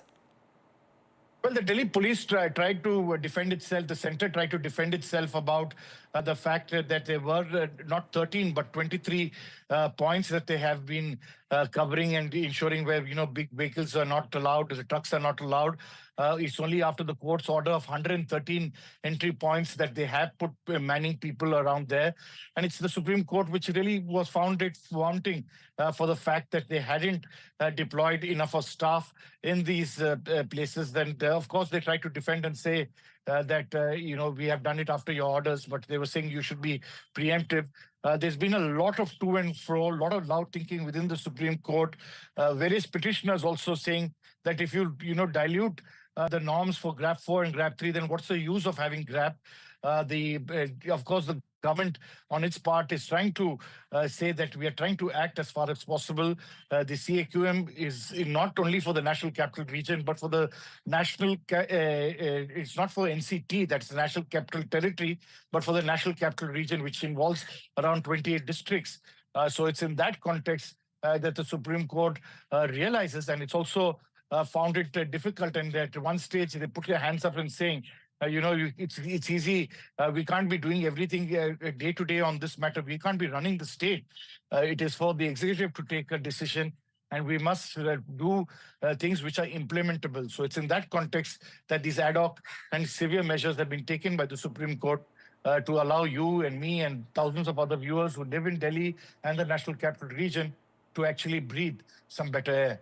Right. Thank you, Sunil, for that, for those crucial details. We'll keep coming back to you. Important hearing at the Supreme Court today on the issue of air pollution. The top court has asked CAQM to decide on the issue of reopening of schools, which, remember, have gone completely online for about a week now. And of course, it has also cracked the whip on Delhi police and also on Delhi government. Moving on to other stories, a day after 4 people were killed and at least 20 police personnel injured in clashes over a survey at Shahi Jama Masjid in Western UP Sambhal district. An FIR was registered today against Samajwadi Party MP Ziaur Rahman Bark and the son of an MLA from the party in connection with the case. Now, huge political slugfest over this incident has also erupted. Samajwadi Party chief and former Chief Minister of Uttar Pradesh Akhilesh Yadav has slammed Uttar Pradesh's Yogi Adityanath government over the violence that took place in Sambhal, claiming that police chief and district magistrate are responsible for that and they must be suspended and not the Samajwadi Party MP who has been booked in the same case. In fact, Akhilesh Yadav led the whole delegation of party MPs today and they met Lok Sabha Speaker Om Birla. They said that Sambhal incident has to be discussed, in fact, and protection should be given to MPs because remember the Sambhal MP has also been booked in this case. The Congress party meanwhile has said that this is a well-planned conspiracy by the UP Chief Minister Yogi Adityanath. BJP meanwhile has also retorted to this, saying that no one will be allowed to break law and order in the state, and the survey team was only following court orders, and yet stones were thrown on them. That's what BJP has said, and in fact it has also demanded a probe into this incident. सर्वे के दौरान करीब 1.5 घंटा बाद जब जनता को सूचना मिली तो वो इकट्ठा होना शुरू हो गए। लोगों ने सर्वे का कारण जानना चाहा तो सर्कल ऑफिसर ने उनके साथ गाली गलौज की और लाठीचार्ज करवा दिया, बुरी तरह से जख्मी कर दिया। इसका विरोध करते हुए चंद लोगों ने पत्थर चलाए, जिसके बदले में पुलिस सिपाही से लेकर अधिकारी तक ने अपने सरकारी और प्राइवेट हथियारों से गोलियां चलाई, जिसकी वीडियो रिकॉर्डिंग है, जिसके एवज में दर्जन लोग गोलियों से घायल हो गए। 5 मासूमों जो कि अपने घर से सामान लेने के लिए निकले थे, उनकी मृत्यु हो गई। संभल का माहौल बिगाड़ने में याचिका दायर करने वाले लोगों के साथ पुलिस और प्रशासन के लोग जिम्मेदार हैं। इनको निलंबित किया जाना चाहिए और हत्या का मुकदमा चलाया जाना चाहिए। जिस दिन की ये कल की घटना है, मैं संभल तो दूर की बात है, प्रदेश के अंदर भी मौजूद नहीं था। मैं बेंगलोर गया हुआ था all India Muslim personal law board की बैठक अटेंड करने के लिए, लेकिन मेरे पर मुकदमा दर्ज कर दिया गया। सुनियोजित साजिश है, सही कहा, लेकिन ये साजिश जनता की नहीं, पुलिस प्रशासन की साजिश है। जब जनता को पता नहीं कि कब सर्वे करने के लिए आप लोग आ रहे हो, तो जनता क्या साजिश करेगी? और ये साजिश पुलिस प्रशासन को पता था कि हम रात के पहरे में जा रहे हैं। इन्होंने साजिश के तहत सरकारी असलों के साथ प्राइवेट असलों से गोली चलाई हैं। हमारे 5 मासूमों की हत्या करी है, बहुत से लोग घायल हैं, झूठा मुकदमा दर्ज किया है और अब उनके साथ अत्याचार होगा। मुझे अफसोस है कि इन अधिकारियों के खिलाफ हत्या का मुकदमा दर्ज हो और ये सलाखों के पीछे जानी चाहिए। अब जाहिर सी बात है, जब उसमें 2 तरफा है ही नहीं, केवल एक पक्ष अगर कहीं कोई पर पत्थरबाजी करेगा तो दूसरा पक्ष कहां से आएगा? किसी के साथ कार्रवाई नहीं होनी चाहिए अगर कोई शांतिपूर्वक है तो, लेकिन अगर कोई हिंसा फैला रहा होगा कहीं भी, तो मैं समझता हूं कि पुलिस के पास ऑप्शन क्या है। हिंसा नहीं होनी चाहिए, सबके साथ समान न्याय हो, सबके साथ विश्वास, जैसा प्रधानमंत्री जी कहते हैं, सबको विश्वास में लेके काम होता आया है और हो भी रहा है। इसमें विपक्ष को दखलंदाजी नहीं करना चाहिए। So the recent violence in Sambhal becoming the latest flashpoint between Samajwadi Party and BJP. My colleague Shubhang joins us with more details on this. Shubhang, today we saw the SP MPs led by Akhilesh Yadav himself approach the speaker saying that protection needs to be given to MPs because the Sambhal MP has also been named in an FIR. He has demanded that the Sambhal violence be discussed in the parliament, whereas the BJP has said that this was all about maintaining law and order and nobody will be allowed to break law and order. Tell us how is this emerging as the latest bone of contention between the BJP and the Samajwadi Party in Uttar Pradesh? Well, definitely the political tensions have been arising right now, and both, be it Samajwadi Party or the BJP, have been putting up allegations on each other. Well, let me tell you that one of the cases that have been registered against is Sambhal's MLA son, Suhail Iqbal. Well, we just had a chit chat with him, and he has said that he did not do anything wrong. In fact, he did not even provoke people over there. That what has been mentioned in the FIR. He has said that he was there with a positive motive. He did not even gather around with the crowd. He was very far from that place, from the Jama Masjid, where the stone pelting took place. So he has said that this is just misinformation. that has come across, and there are no CCTV footages that can prove that I was over there at that very moment. Continuously the BJP has been, attacking Samajwadi Party also over it, and Samajwadi Party has been attacking BJP that all of this ruckus was politically motivated. When asked Sohail Iqbal do you think the allegations that have been come across on you are politically motivated? Well, he has said that he doesn't think that these are politically motivated, but he surely thinks that this is just a misunderstanding. And later on, when this goes approach to the court, this will be solved. Well, on the other hand, if we talk about the current scenario and the situation at Sambal, well, everything is quite normal. The political heat is definitely up, but the ground report, the ground circumstances right now are, good enough. People are going out of their houses. No such violence activities has been confirmed now, and police is making sure that the peace maintains. Back to you. Right. Thank you, Shubhang, for joining us with those details. Let me remind my viewers that Shubhang is on the ground there in Sambal, and fortunately, the situation is under control now. Moving on to other stories, who will be Mahayuti's choice for Chief Minister in the state of Maharashtra? That remains a central question today. Remember, this follows a landslide victory in Maharashtra, with the BJP itself securing 132 seats out of 148 that it contested. The party seems poised to make that final decision now. In fact, it is on the driving seat. The Election Commission, in fact, yesterday officially notified the elected candidates to the governor of Maharashtra, but the government formation, we are told, might take some time. Discussions are going on regarding a selection process, with a decision expected only after the BJP's appointed central observers also look at the situation. In fact, many in the BJP and also within the Mahayuti also feel that it could be a BJP chief minister, specifically Devendra Fadnavis, citing a significant role. But remember, it was the Maratha face of the alliance, Eknath Shinde, the chief minister, who also is seen as responsible for giving the Mahayuti an edge that it did not have in the Lok Sabha elections of 2024. Meanwhile, Maharashtra Deputy Chief Minister Ajit Pawar has clarified that there is no formula for selecting the chief minister. He has emphasized that this decision will be a collective one and will be taken by all the Mahayuti allies. He also noted that Mahayuti's overwhelming win has left Mahavikas Aghadi without numbers to even claim the leader of opposition position. So who will be the Mahayuti's choice for chief minister remains the big question today. Let's look at some political reactions. आज जो meeting हुई, आपने भेंट की, उसमें क्या बात हुई आपकी पार्टी में? हमारी बात ये हुई कि भाई मतलब जल्दी मंत्रिमंडल होना चाहिए, मुख्यमंत्री पद के चेहरे पर आम सहमति जल्दी होनी चाहिए। उन्होंने बताया कि भाई अभी तक निर्णय नहीं हुआ है। हमारे ऊपर के नेता लोग इसके संबंध में हमारे दिनों से बातचीत करेंगे और सभी लोगों के मन से यहाँ नाम निश्चित होगा। लेकिन दिखता है कि बीजेपी को 132 सीटें मिली है। अजित पवार जी ने भी 41 सीटों का उनको सपोर्ट भी दे दिया है देवेंद्र फडणवीस जी को। तो लगता है कि भाई देवेंद्र फडणवीस जी हो सकते हैं, लेकिन एकनाथ शिंदे जी का भी बहुत अच्छा काम रहा है, उनको भी कोई जिम्मेदारी देने की आवश्यकता है। अगर देवेंद्र फडणवीस का नाम तय होता है तो एकनाथ शिंदे जी को केंद्र के मंत्रिमंडल में उनको अच्छा मंत्री पद मिलना चाहिए। इसी तरह की मेरी सूचना है, उनका सम्मान होना ही चाहिए। आप लोगों की कोई मांग है मंत्रिमंडल को लेकर? हाँ, तो हमारी मांग है कि भाई रिपब्लिकन पार्टी को एक मंत्री पद देने का वादा इसके पहले हुआ था। हमको ज़्यादा सीटें नहीं मिली थी विधानसभा में, तो आरपीआई को एक मंत्री पद और एक एमएलसी देने का वादा किया था। तो उस पर देवेंद्र जी ने बोला है कि इस मंत्रिमंडल में आरपीआई को जगह मिलेगी और आरपीआई का मंत्री बनेगा।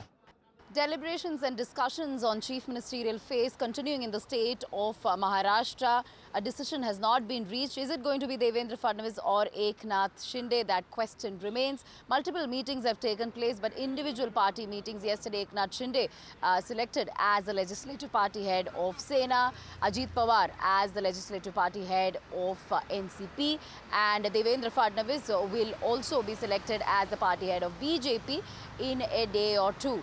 But Mahayuti leaders will be sitting together to decide on the CM face. We're hearing that there will be a meeting with Amit Shah either today or tomorrow with the Mahayuti leaders to sort of come to a consensus on chief ministerial face.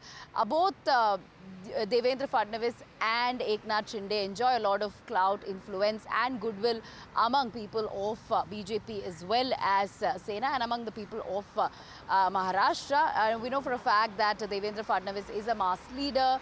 He is a chief strategist as far as Maharashtra BJP is concerned. Somebody who's also known as a troubleshooter and has an excellent track record as far as the administrative skills are concerned. As far as Eknath Shinde is concerned, he is a grassroots level leader, enjoys a lot of influence in both urban as well as rural Maharashtra, and a pro-Maratha face.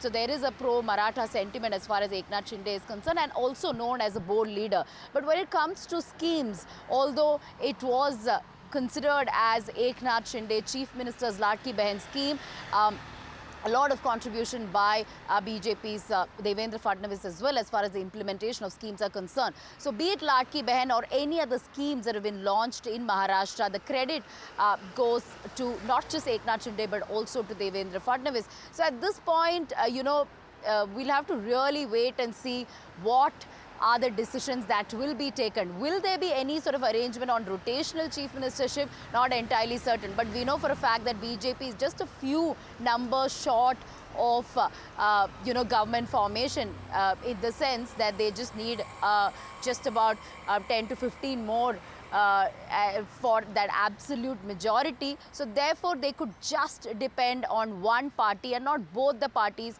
to form the government.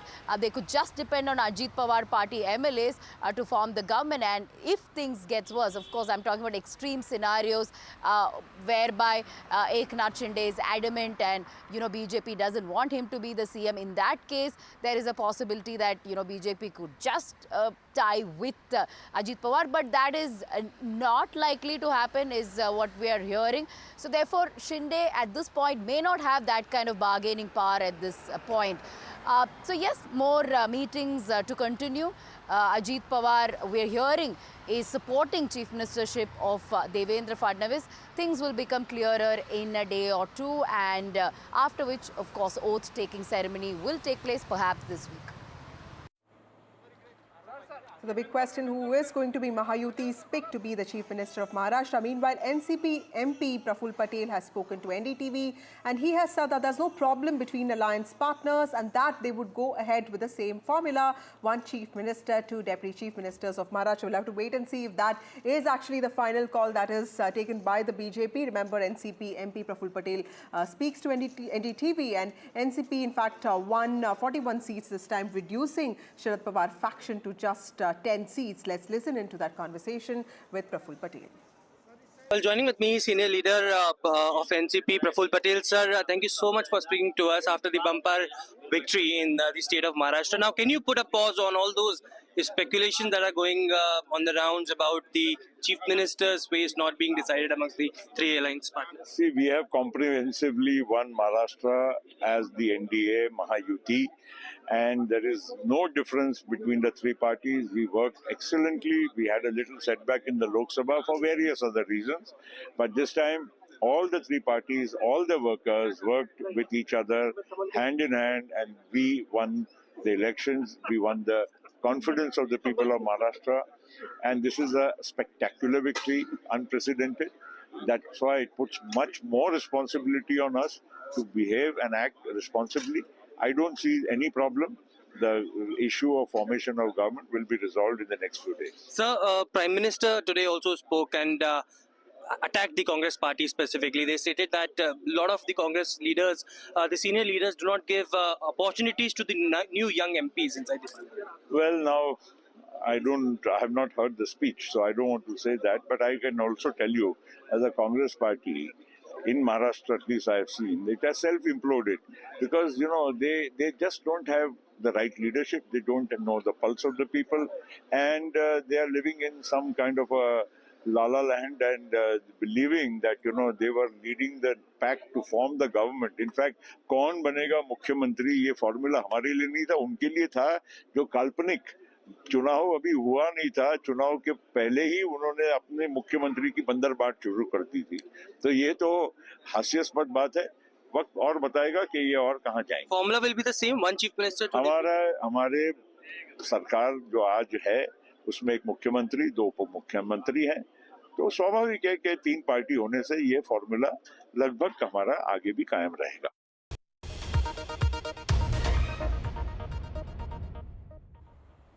Well, it was the first day of the winter session of the parliament today. The proceedings of both Lok Sabha and Rajya Sabha were halted for the day due to protests from the opposition. Shortly after they commenced, the session is all set to resume on Wednesday. The Congress, along with other opposition party, protested for a discussion on the situation on the escalating violence in Manipur. In fact, the Lok Sabha speaker addressed the opposition parties. There was a business advisory committee meeting today, and the speaker, from what we know, has emphasized that parliamentary debates on any issue, be it any bill or topic, should adhere to established rules. There should be constructive discussion. He advocated for a constructive debate between the ruling party and the opposition parties. In fact, he cited the example of how debates used to take place when the Constitution of India was being written, and he said that there was no problem with positive or negative feedback, but all of that should be in the interest of people who have voted the MPs. Earlier, before the session started, Prime Minister Narendra Modi, in his usual media address, criticized the India bloc parties for consistently disrupting parliamentary activities.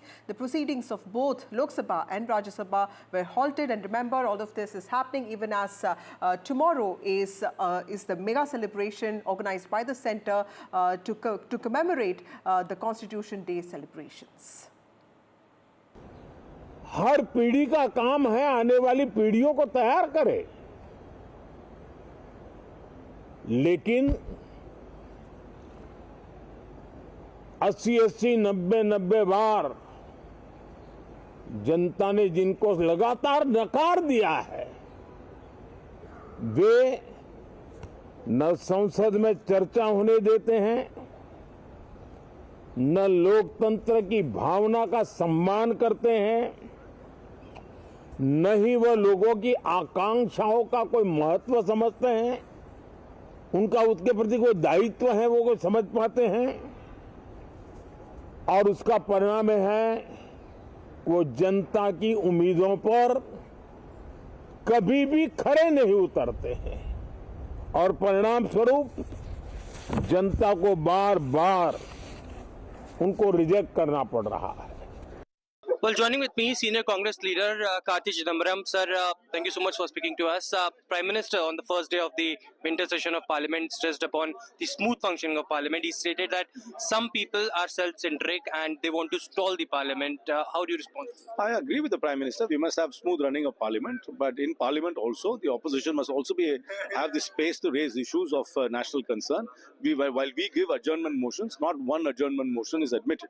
So if the government, while it has its numbers, must allow the opposition to have its say while they can have their way. But you must give us space also to raise issues of importance which we deem fit. So he attacked the Congress party as well. He stated that now 70-80 times the Congress leadership had been defeated. It is now new people who wanted to bring their discussions in the Parliament. They should be given space. See, if the Prime Minister is alluding to the results of a day before yesterday, I hope he noticed the results in Jharkhand, and hope he noticed the results of the by-elections in Karnataka, and hope he noticed the results of the by-elections in Madhya Pradesh. It's been a mixed bag. We have won some, they have won some. There's no national trend. Each state votes differently. There are different issues in different states. There are different political grammars in different states, and people vote differently. In fact, there were 2 by-elections for Lok Sabha seats, and in both the seats, the Congress party has won. So can I say that is it again a rejection of the government of the day, because we won both those by-elections in Nanded and in Wayanad. So there is no national trend. There are all state-specific issues, constituency-specific issues which seem to have determined this election. My colleague Aishwarya joins us with more details on this. Aishwarya, today you and I were in the Parliament today, and there was a marked difference in the body language, in the posturing of both BJP MPs and opposition MPs. The BJP is approaching this session with a lot of confidence from a position of strength vis-a-vis the opposition that seems to be a lot more in the mood for introspection. So clearly tell us, the Prime Minister in the midst of all this urging opposition MPs for constructive criticism, for a constructive debate. Tell us, what is the big takeaway from what the Prime Minister said today?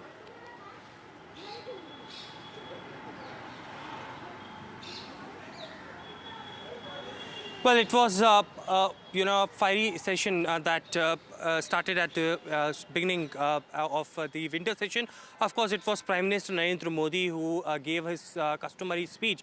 And once again, he requested the opposition parties to participate in the healthy democracy, to participate in debate, and smooth functioning of parliament is something that he was expecting from the opposition leaders as well.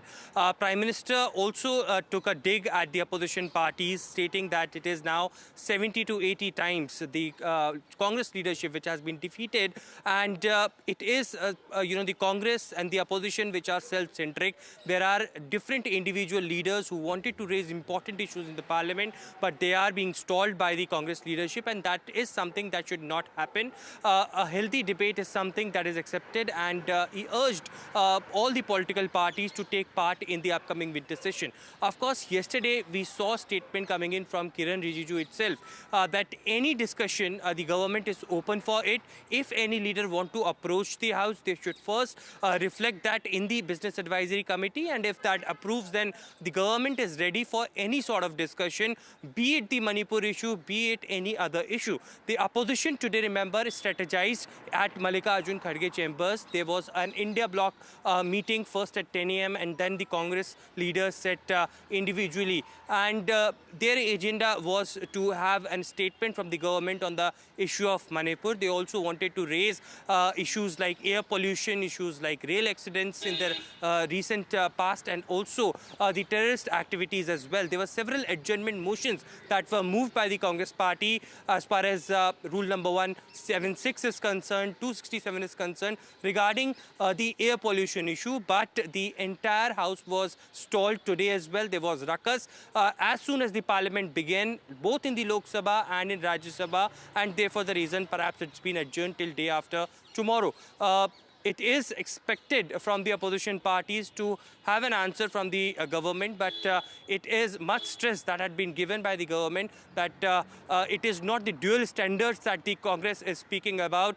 They are ready to function, they are ready to discuss, but it is the Congress who should participate and not create a ruckus inside the House. Right. Thank you, Aishwarya, for joining us with those details. First session of the winter session of the Parliament today. Both houses got adjourned immediately after they commenced because of ruckus, and of course the Prime Minister there today in fact urged the opposition MPs to indulge in constructive debate and not really work against the aspirations of people who voted for them. Moving on, the government today hit back at the opposition's letter to Lok Sabha Speaker about absence of leaders of opposition in the list of speakers at the Constitution Day event tomorrow, and he said that even Prime Minister Narendra Modi was not even speaking. In fact, the opposition MPs had criticized this decision to make the Prime Minister speak, and that was not even a call that the centre had taken. Kiran Rijiju, the Parliamentary Affairs Minister, said that the opposition should have fact-checked its criticism before making such a point, and he said this after a joint opposition letter was sent to Speaker Om Birla demanding that leaders of opposition parties should also be among speakers. Let me also remind you that for tomorrow's event, the commemoration of Indian Constitution, it's the President, Vice President, Lok Sabha Speaker who will be speaking tomorrow according to the schedule that has been released by the Lok Sabha Secretariat. Mallikarjun Kharge and Rahul Gandhi of the Congress parties are leaders of the opposition of the Rajya Sabha and the Lok Sabha respectively.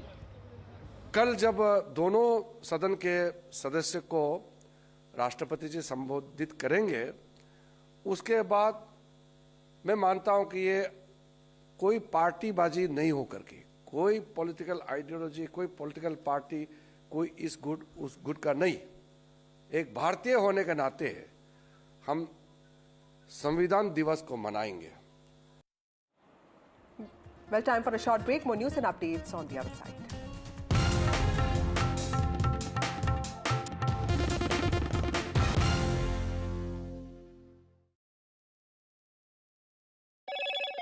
Hello, Moto.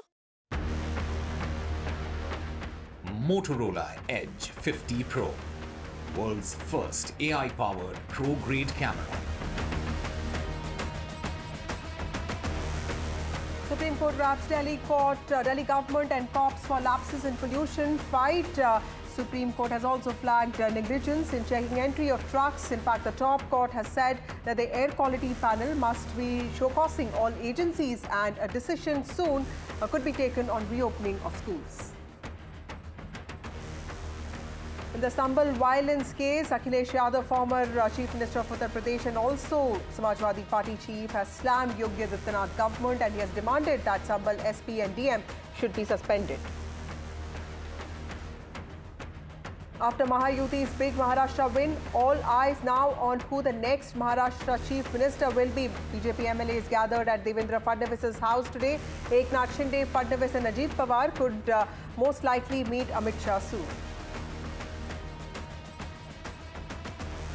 Adani Group's portfolio companies achieved record results in the first half of the current financial year, and over last 12 months, growth was primarily driven by incubating businesses which have minimal net exposure to Indian banks, showcasing the group's diversified and robust financial strategy.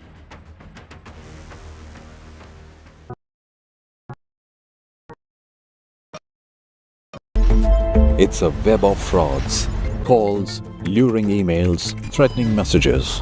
Cyber frauds have cast their net wide and everyone is at risk.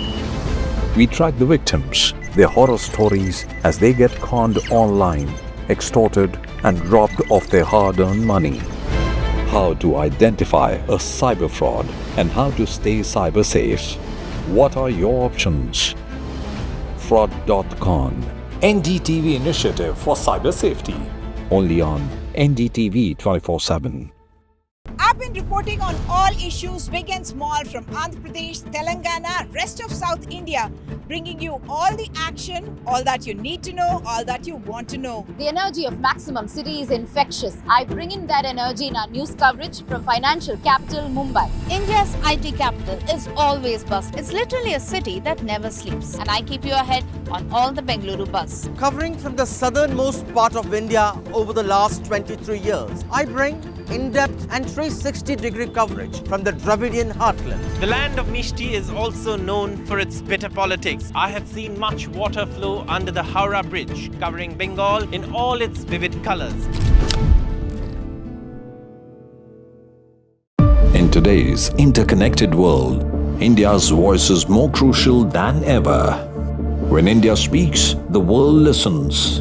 At NDTV World, we are that voice, bringing you intelligent and insightful news from India and beyond. From geopolitics and diplomacy to economic shifts, migrations, tech disruptions, and the stories of our diaspora. We cover the news that shapes our global future. NDTV World, your new home for global news, is here. I now request the Honorable Prime Minister to launch NDTV World and address the summit. It was the grand launch.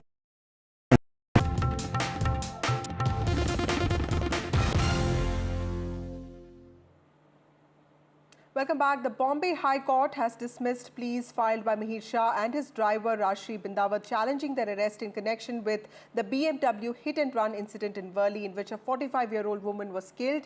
A bench of Justice Bharti Dhangre and Justice Manjusha Deshpande have rejected this petition by the accused, who had claimed that this arrest was illegal. Let me go across to my colleague Radhika, who has more details on this.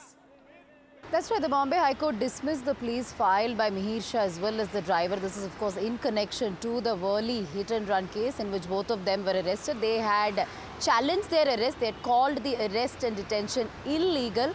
So therefore, in the petition that was filed by the both of them, they had informed the court that both of them were not informed on the grounds of the arrest. So therefore, it is a violation of their fundamental right. It is in violation of law that the police did not inform them of the grounds of their arrest when they were detained. So this is what was contended in that particular petition that were filed by both of them. However, the court did not really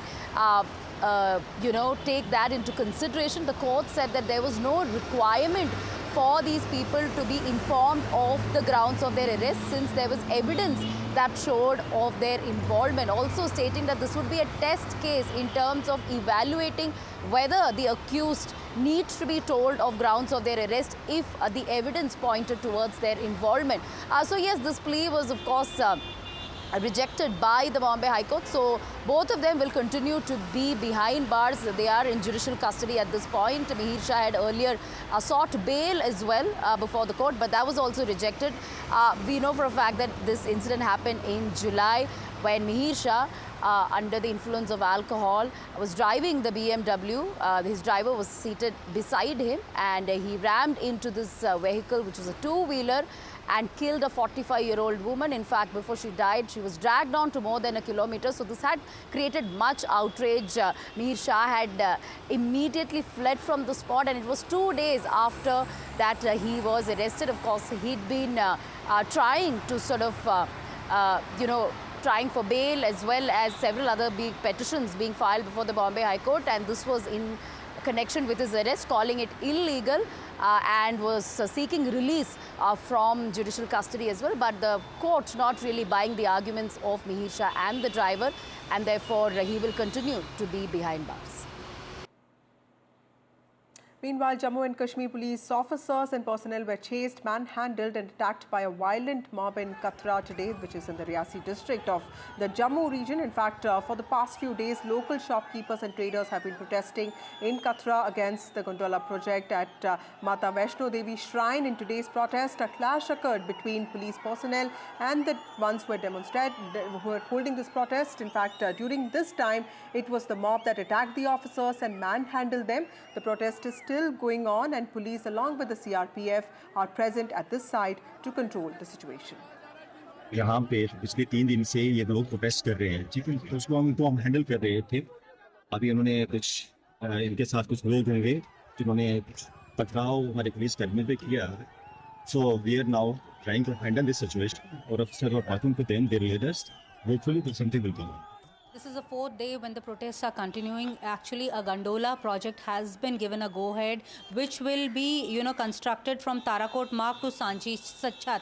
It's about 12 kilometers. It's for the pilgrims who come there because, people who are senior people and all, they are unable to walk because the trek is also very treacherous. Keeping that in mind, the Shrine Board had, given a green signal to the gondola ropeway, following which this protest erupted. These shopkeepers are demanding that this should not be done because it would be affecting their livelihood. They have blocked the main bus stand of Mata Vaishno Devi. Mind you, hundreds and thousands of pilgrims come every day to Vaishno Devi for darshan. So they are having some kind of problem also because even though that bus stand has been, they have blocked that bus stop, even when you climb towards Sanjichat, the shops are closed. So pilgrims who are going there are saying that they are having problem.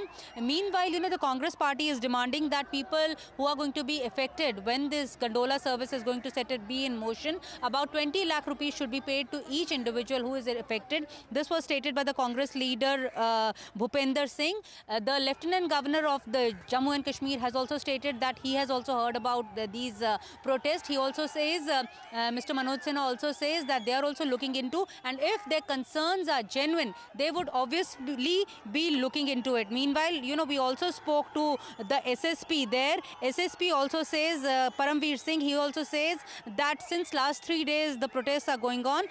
Today some stones were pelted on security forces, which included Jammu and Kashmir police and also CRPF. They are also looking and trying to identify who were the people, who was the mob behind such an act. Time for a short break. More news and updates on the other side.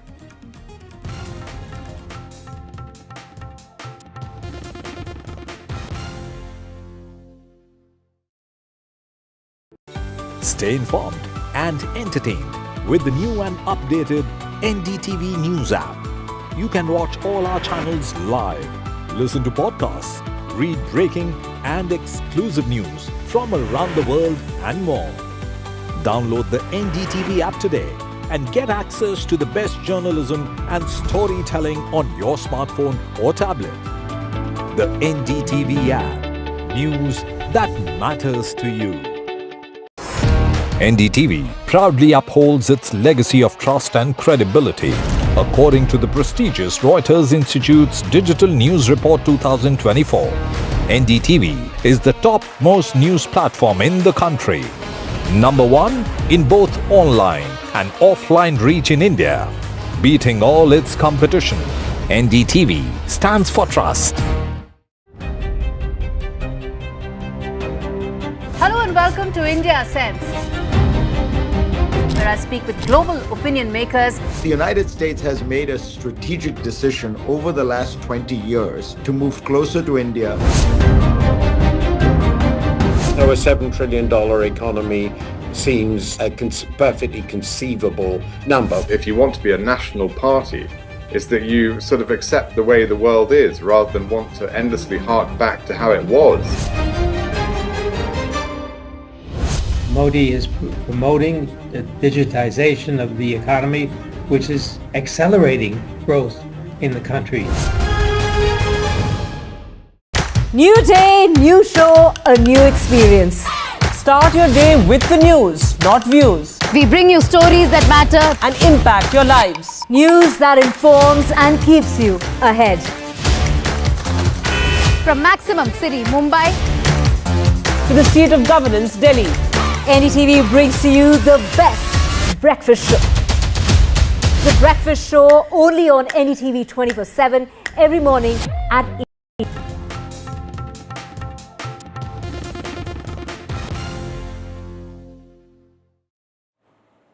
Welcome back. Counting for key student elections in Delhi University has begun. In fact, the counting starts 2 months after polling. Delhi High Court had a decision in which it had refused to permit counting over defacement, and in fact it had asked the college to the university to clean mess if you want to start counting. And as far as the updates that we have, and NSUI, which is the youth wing of the students wing of the Congress party, has won positions of president and joint secretary in the DUSU elections, while ABVP, which is the student body of the RSS, it has won the vice president and secretary. Let me go across to my colleague Tanushka, who joins us with this very interesting update here. Tanushka, you're breaking that it's NSUI and ABVP which have in some ways won positions in Delhi University. Tell us the significance of this result. Right, Vasudha, this was quite a neck-to-neck, elections, and also a very long delayed voting counting process after the Delhi High Court had stayed the counting of these votes, considering the defacement of the Delhi University campus that had happened during the student elections. But the voting commenced earlier this morning at 8 a.m. within the campus. And what we know right now is that the NSUI, which is the Congress-backed youth wing, has won the positions of president and joint secretary, whereas the RSS-affiliated ABVP student wing has won the positions of vice president and secretary. So it'll be interesting to see now how both these parties work together and run the students union ahead, of course, because NSUI and ABVP both are of course belonging to affiliated with different parties completely, and it'll be interesting to see how these two student groups and parties work together in the union, the Delhi University Student Union. Right. Thank you, Tanushka, for joining us with those details. Important event there in student politics, both ABVP and NSUI winning positions in DUSU elections. Moving on to the world of sports, centuries by Yashasvi Jaiswal and Virat Kohli, followed by Jasprit Bumrah's magnificent bowling, has helped India beat Australia by 295 runs in the first test of the 5-match series. In fact, chasing 534 runs, Australia kept on losing wickets at regular intervals as India bundled them out for 238. For India, it was Mohammad Siraj and Jasprit Bumrah who took 3 wickets each, while Washington Sundar took 2. But they had one guy fit. One guy. No, very proud of the team. We were put under pressure in the first innings when we were bowled out for 150. But then, the team showed character and didn't lose belief. So that is something that will be really special for us. And going forward as well, we can take a lot of confidence from that. Obviously, in this game, a lot of positives for us. We scored a lot of runs in the second innings, new guys coming in, also chipping in with a lot of runs. And of course, Virat scoring 100 as well is a great sign for us. So yeah, very happy with the start. And yeah, hopefully better things will follow. My colleague Osama joins us with more details on this. Osama, tell us, this is quite a bumper start and everybody is talking about either Bumrah or Virat Kohli. Tell us the significance of this win. Well, when you look at the larger context, Vasudha, this entire victory is very, very significant. Not just in terms of us reaching in the top of the table of the World Test Championship, but also in our quest to reaching the finals. Remember, India needs to win this series 4-0. A humongous task for Team India, or let alone Team India, any other team in the world to come to Australia, beat Australia, and that to do a clean sweep of a series in Australia. That is a huge, huge task that we are asking of. And India, they have started well. They have started on the front foot, winning the test in Perth. And again, Perth is one of those venues where India has not traditionally not done very well in the past. But in the last couple of series, India has shown that with the kind of bowling attack that we have in the form of Jasprit Bumrah and Mohammad Siraj, and earlier when Mohammad Shami used to play, India does have the acumen and in fact the artillery to go out and perform the way that they did. Remember, India were in a spot of bother right in the first innings when we bundled out for 150. But then Jasprit Bumrah, the bowler, the world's best bowler in all the formats at this moment, he turned up and he took a 5-wicket haul in the first innings, just breaking the back of Australia's batting. And then when India came out to bat, it was a different scenario. India were on top. They had a lead of over 40 runs.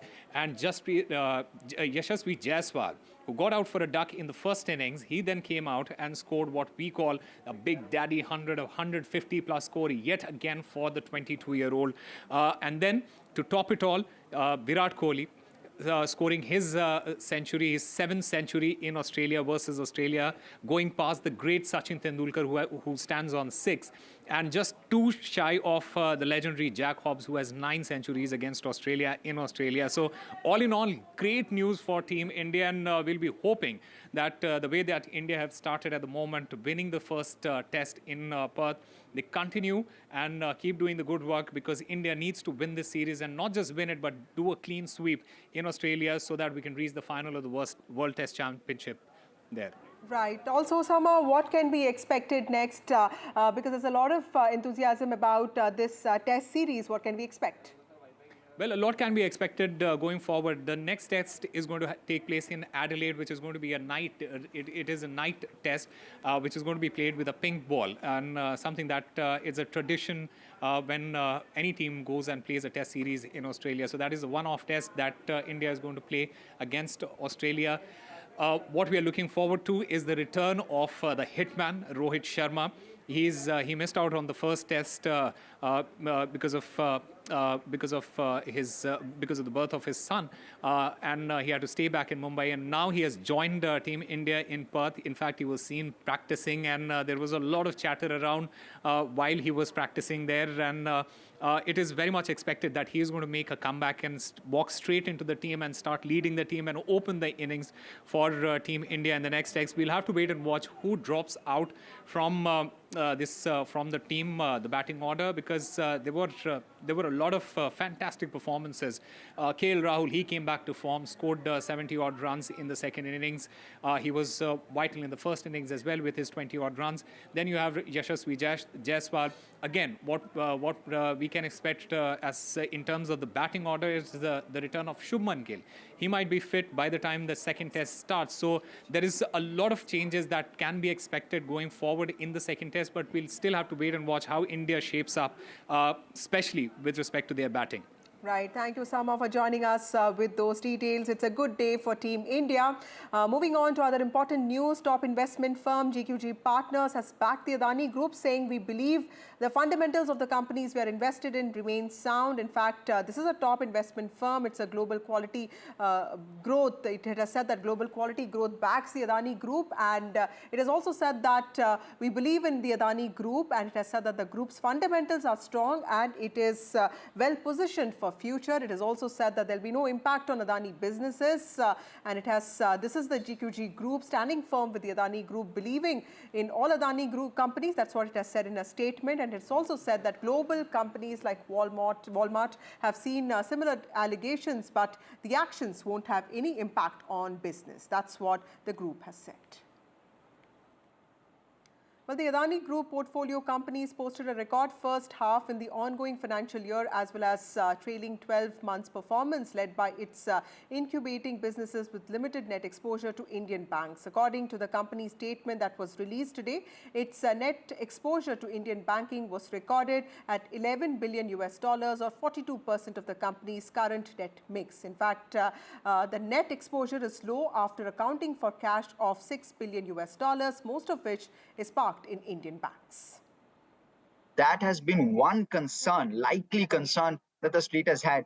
But brushing that off, the Adani Group has put out a release suggesting that till FY34, the debt repayments that are going to happen every single year are largely going to be covered by the current year cash flow itself. So the current year cash flow, even where there is zero growth for the next 10 years, should be adequate to cover year on year the debt repayments which are going out. So there's a lot of comfort with regard to debt repayments as well. And therefore, you're seeing that kind of strong performance from Adani Group stocks in trade today. Well, time for a short break. More news and updates on the other side.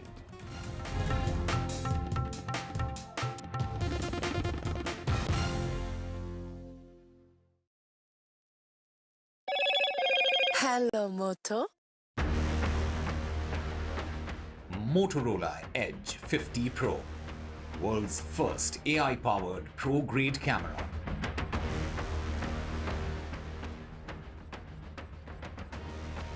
And finally, thumb painting by school students for Tamil Nadu Deputy Chief Minister Udayanidhi Stalin's birthday.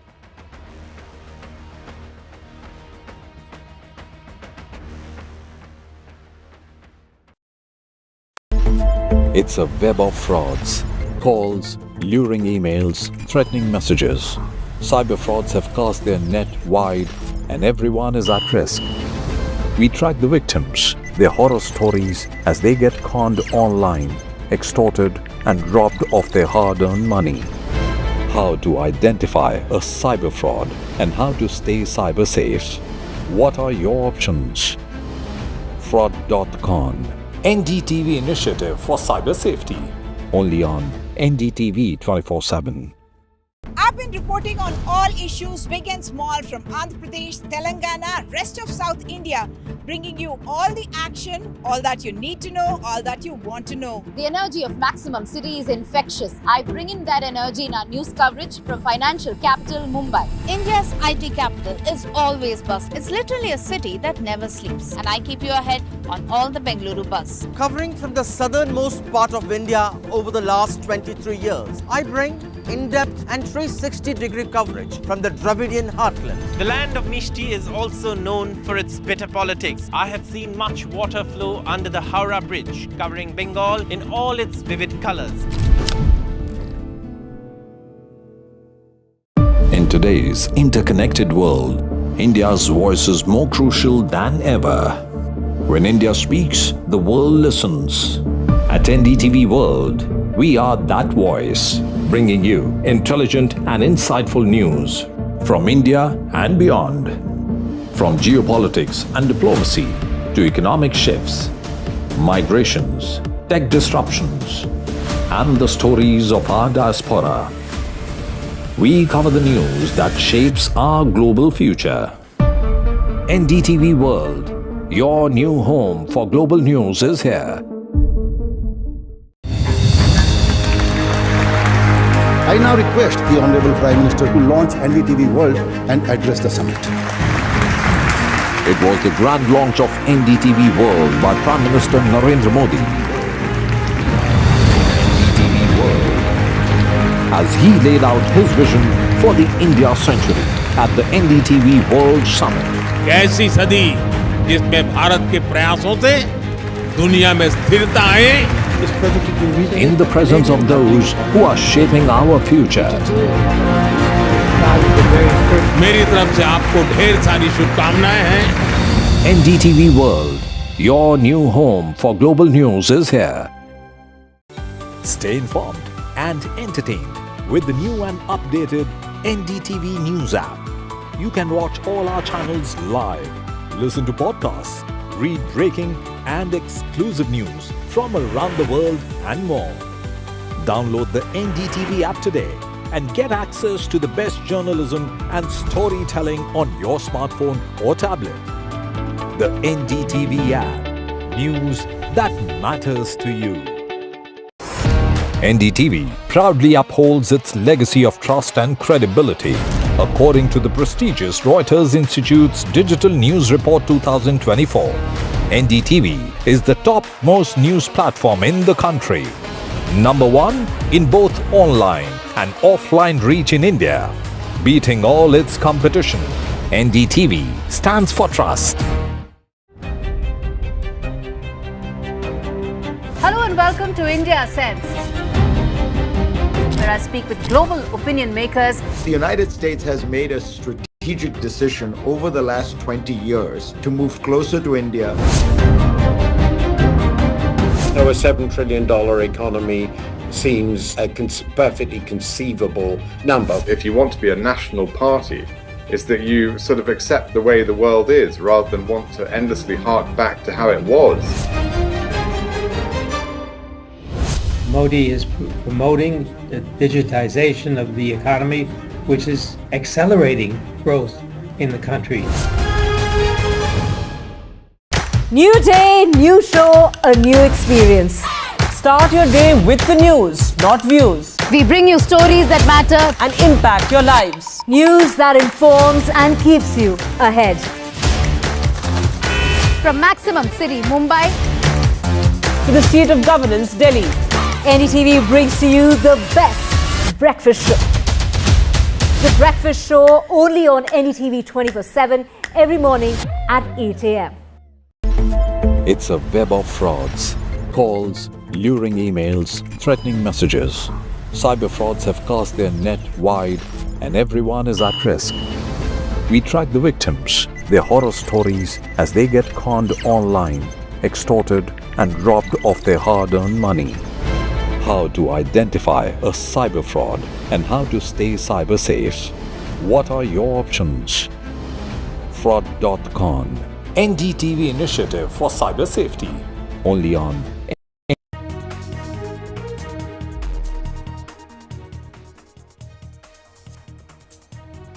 With air pollution still a huge problem in the National Capital Region, the Supreme Court raps the state government, says they've been negligent on the entry of trucks. There will be a decision soon, however, on the reopening of schools. Akhilesh Yadav criticizes the Yogi government of violence in Sambhal in western UP during a mosque survey, accusing them of orchestrating to distract from electoral issues. He demands the suspension of Sambhal's SP and district magistrate, alleging negligence in managing the situation. After the Mahayuti's big Maharashtra win, all eyes on the next Maharashtra Chief Minister. BJP MLAs gathered at Devendra Fadnavis's house. Eknath Shinde, Fadnavis and Ajit Pawar are expected to meet Amit Shah today or tomorrow. A face-off over Constitution Day as the government plans a mega Constitution Day celebration. The opposition writes to the Lok Sabha Speaker, says leaders of the opposition must be invited for the events. Meanwhile, the Union Minister Kiren Rijiju hits out at the opposition, saying they should have checked before raising the issue. India defeat Australia by 295 runs in the first test, taking a 1-0 series lead. Jasprit Bumrah, Yashasvi Jaiswal and Virat Kohli instrumental in the win.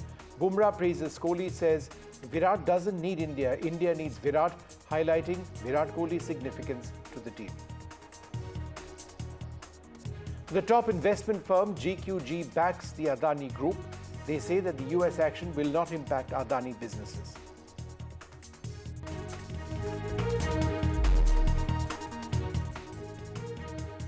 Good evening. The top investment firm, Global Quality Growth, or GQG, has backed the Adani Group. They've said that we believe in the Adani Group and that there will be no impact on Adani businesses as a result of the recent controversy. Let's go straight across to Alex Matthew, our deputy editor at NDTV Profit, who joins us for more on this. Alex, what have GQG said, and on what basis do they state that the Adani Group companies have done well, are stable, and that there will be no impact on Adani businesses as a result of the recent controversy? Well, investors in the Indian equity market will be fairly familiar with the context in which we are speaking today, and that has to do with an indictment that emerged from the US. There are allegations that were made against certain individuals of the Adani Group, and that's exactly what GQG, which is a very large investment firm globally, has spoken about in a memo that was sent out to investors. Now, what it has said is that the indictment is on employees and not on the group. It has made this clarification and this qualification absolutely clear. It has also said that the allegation is against one company of the very large group, that is Adani Green, and not any other companies. The other companies in the world, and there are very large companies in the world that have faced similar allegations, and I'll just read out the list. The likes of Airbus, Pfizer, Walmart, and several others.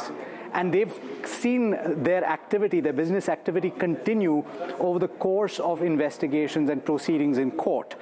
Now, they expect that a case like this is likely to take some time. It could head into the Trump presidency, where you will have a new attorney general that presides over this case.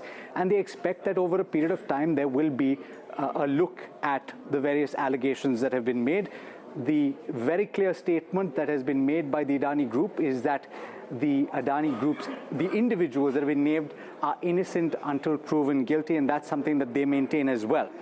They have been very large investors in several group companies of the Adani Group, and they maintain that despite the fall that you've seen in the prices around the 20th of this month, they are still positive in their portfolios. As of the 21st of November, the exposure to the Adani Group stood at $8.1 billion. Very clear statement that they've made is that they expect that the fundamentals of the companies that they've invested in are sound, and they will continue to be so. The fundraising requirements are for Adani Green and not any of the other group companies. There is no sign right now that any of the Indian lenders are going to shut off funding for the group, so that's not a concern either. They expect that this is something that the Adani Group will take on the chin and move forward with confidence, and they aren't going anywhere as investors. They've said that they will review their portfolio, but they don't expect to change. Just stay with us, because we've got a few more details on the Adani Group, which I'd like you to perhaps share some of your views on. The Adani Group portfolio companies have posted a record first half in the ongoing financial year, as well as trailing 12 months performance led by its incubating businesses with limited net exposure to Indian banks. According to the company's statement released today, its net exposure to Indian banking was recorded at $11 billion, or 42% of the company's current debt mix. However, the net exposure is low after accounting for cash of $6 billion, most of which is parked with Indian banks. Alex, let me come back to you in simple terms for a broader audience. What does this indicate or state about the stability of the Adani Group and its various arms at a time when there has been this controversy? Very clearly, after the allegations that were made by the Hindenburg Group that were shot down and that were proved false by the Indian regulators and the Supreme Court, there was a very concerted effort by the promoters of the Adani Group and the management of the group to deleverage and to safeguard the interests of the company and also its minority shareholders, of which there are a very large number. So what they have done over a period of time is to shore up the businesses, to make them more sound, to increase the amount of cash that they hold, and also to lower the amount of debt exposure that they have. So that's a very clear strategy over a period of time.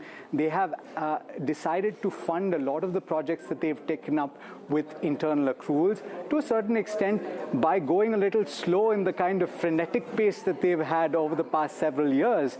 They've actually managed to increase the stability, and that's exactly what GQG is speaking about when it states that the fundamentals of the companies that it invests in are very, very strong, and they are front-line companies, especially in the infrastructure story of India, which, as you know, is an incredible story to be participating in.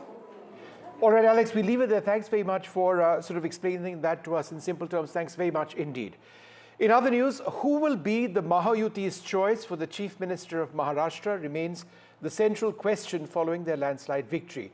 With the BJP securing 132 out of 148 seats it contested, it seems poised to make a final decision. On the 24th of November 2024, the Election Commission officially notified the elected candidates to the Governor of Maharashtra, but government formation might take some time. Discussions are ongoing regarding the selection process, with the decision expected only after an input from the BJP's appointed central observer. Many within the BJP advocate Devendra Fadnavis for the post of Chief Minister. On the other hand, key figures from the Shiv Sena support Eknath Shinde for the role. Maharashtra's Deputy Chief Minister Ajit Pawar has clarified that there is no predetermined formula for selecting the Chief Minister, emphasizing that the decision will be a collective one among Mahayuti allies. He also noted that the Mahayuti's overwhelming win has left the opposition Mahavikas Aghadi without the numbers to claim the leader of the opposition position. Who will be the Mahayuti's choice for the post of Chief Minister remains the central question following their landslide victory. With the BJP securing 132 out of the 148 seats that it contested, it seems poised to make the final decision.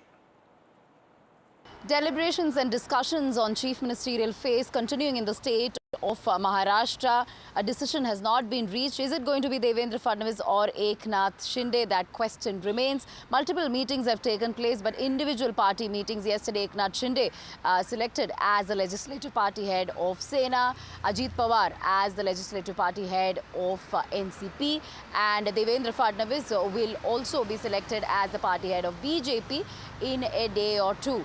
But Mahayuti leaders will be sitting together to decide on the CM phase. We're hearing that there will be a meeting with Amit Shah either today or tomorrow with the Mahayuti leaders to sort of come to a consensus on chief ministerial phase.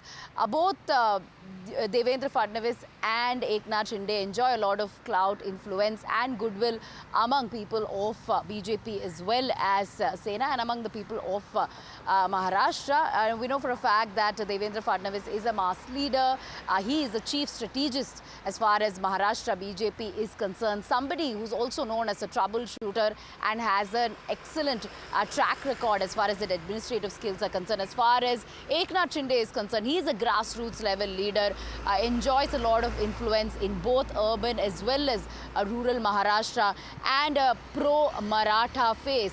So there is a pro-Maratha sentiment as far as Eknath Shinde is concerned, and also known as a bold leader. But when it comes to schemes, although it was considered as Eknath Shinde Chief Minister's Ladki Behan scheme, a lot of contribution by BJP's Devendra Fadnavis as well as far as the implementation of schemes are concerned. So be it Ladki Behan or any other schemes that have been launched in Maharashtra, the credit goes to not just Eknath Shinde but also to Devendra Fadnavis. So at this point, we'll have to really wait and see what are the decisions that will be taken. Will there be any sort of arrangement on rotational chief ministership? Not entirely certain, but we know for a fact that BJP is just a few numbers short of government formation in the sense that they just need just about 10 to 15 more for that absolute majority. So therefore they could just depend on one party and not both the parties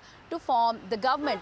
They could just depend on Ajit Pawar party MLAs to form the government, and if things gets worse, of course I'm talking about extreme scenarios whereby Eknath Shinde is adamant and BJP doesn't want him to be the CM. In that case, there is a possibility that BJP could just tie with Ajit Pawar, but that is not likely to happen is what we are hearing. So therefore Shinde at this point may not have that kind of bargaining power at this point. So yes, more meetings to continue. Ajit Pawar, we are hearing, is supporting chief ministership of Devendra Fadnavis. Things will become clearer in a day or two, and after which, of course, oath-taking ceremony will take place perhaps this week.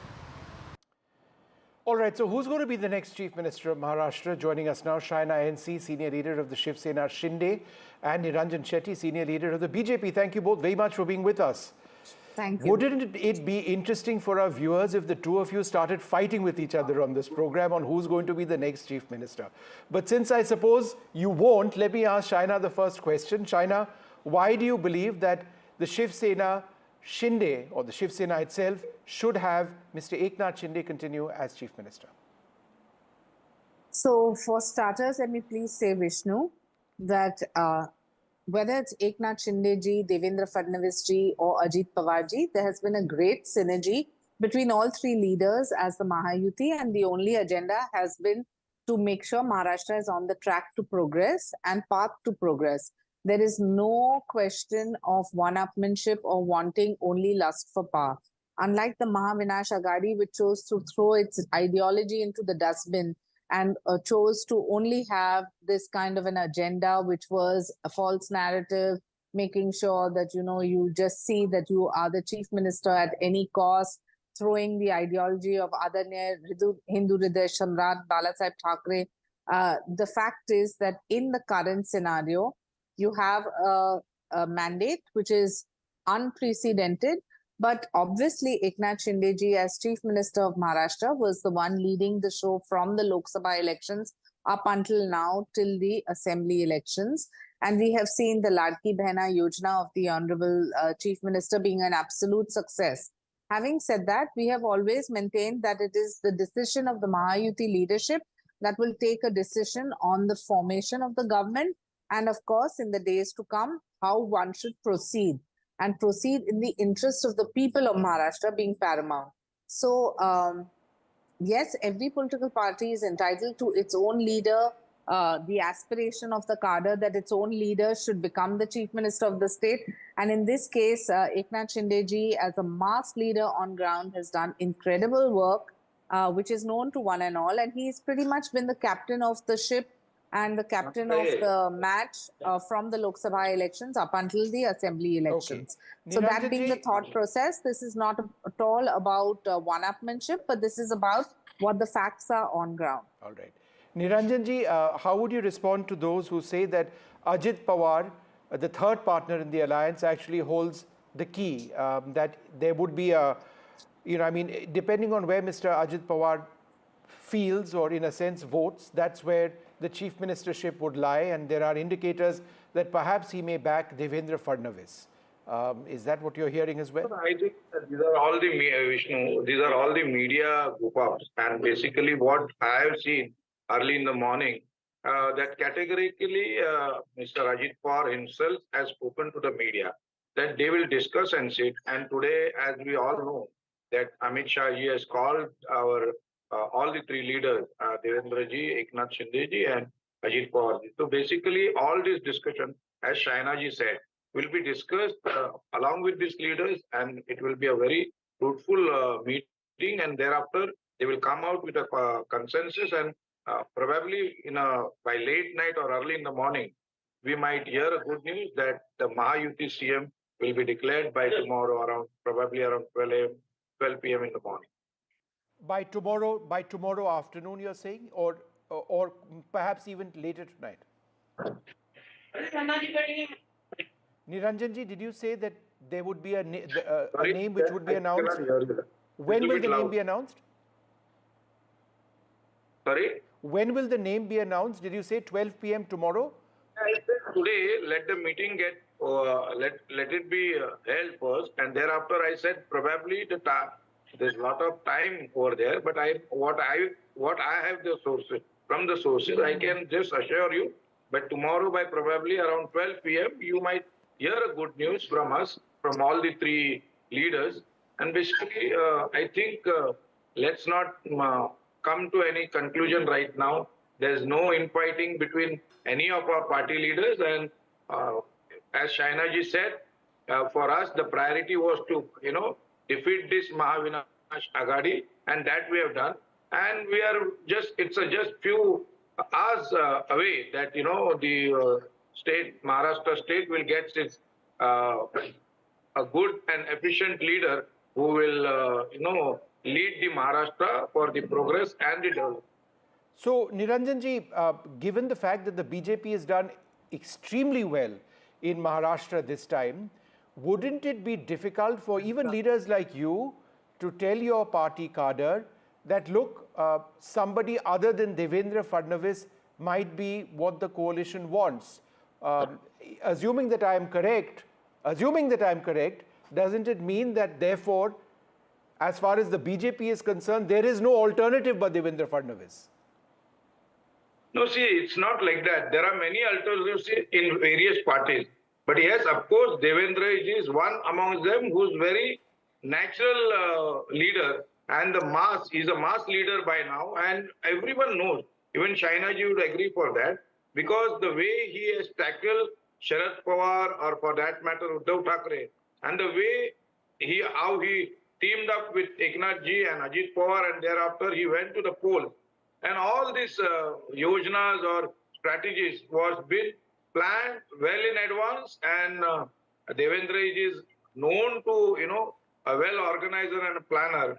So basically, in our party itself, of course, we would like to see Devendra ji, and he has proved his potential during his 5 years tenure. If you ask a common man, if you ask a businessman, they will name Devendra Fadnis as he should lead. And just in the morning, I spoke to some of my association members. They were saying, yes, we want Devendra Fadnis to see as a CM here once again. But of course, that is my request as a BJP member or a BJP party worker. They can have their own, but I'll assure you that all three leaders will sit together and come to a good decision, and probably by tomorrow morning, we will get a good news. Shaina, could there be a split chief ministership for the duration of this government? I'm sure there are lots of different possibilities because Vishnu, let's not forget that Eknath Shinde as the chief minister in the past 2.5 years has done phenomenally well for the state, and the contribution of the Shiv Sena to the Lok Sabha elections as has been for the assembly elections. Like when you have a cricket match, you have one captain who leads the team. And of course, you may have a man of the match also. But the point is that it is by consensus that the team decides who should go ahead and lead. And I would only want to say that Eknath Shinde is a common man's chief minister. He is a mass leader. He has worked tirelessly on ground, which we have all seen, whether it's the Ladki Behna Yojana, which has been an absolute success, which has percolated down to 2.5 crore homes of women who have voted very seriously for us, where they have got 7,500 rupees directly in their bank account. So I feel that you have to view this in totality. Let the Mahayuti leadership sit and decide with all three leaders. As I said, the difference between the Mahavinash Aghadi and the Mahayuti is this, that the Mahavinash Aghadi would not even compromise on anything. It's only for lust for power and for the seat of the chief minister. They compromised on their principles and their ideologies of Adarnya Hindu Hridayat Samrat Balasaheb Thackeray, as opposed to us who have only worked for the interest of the people of Maharashtra and to make sure that Maharashtra becomes the #1 state all over again.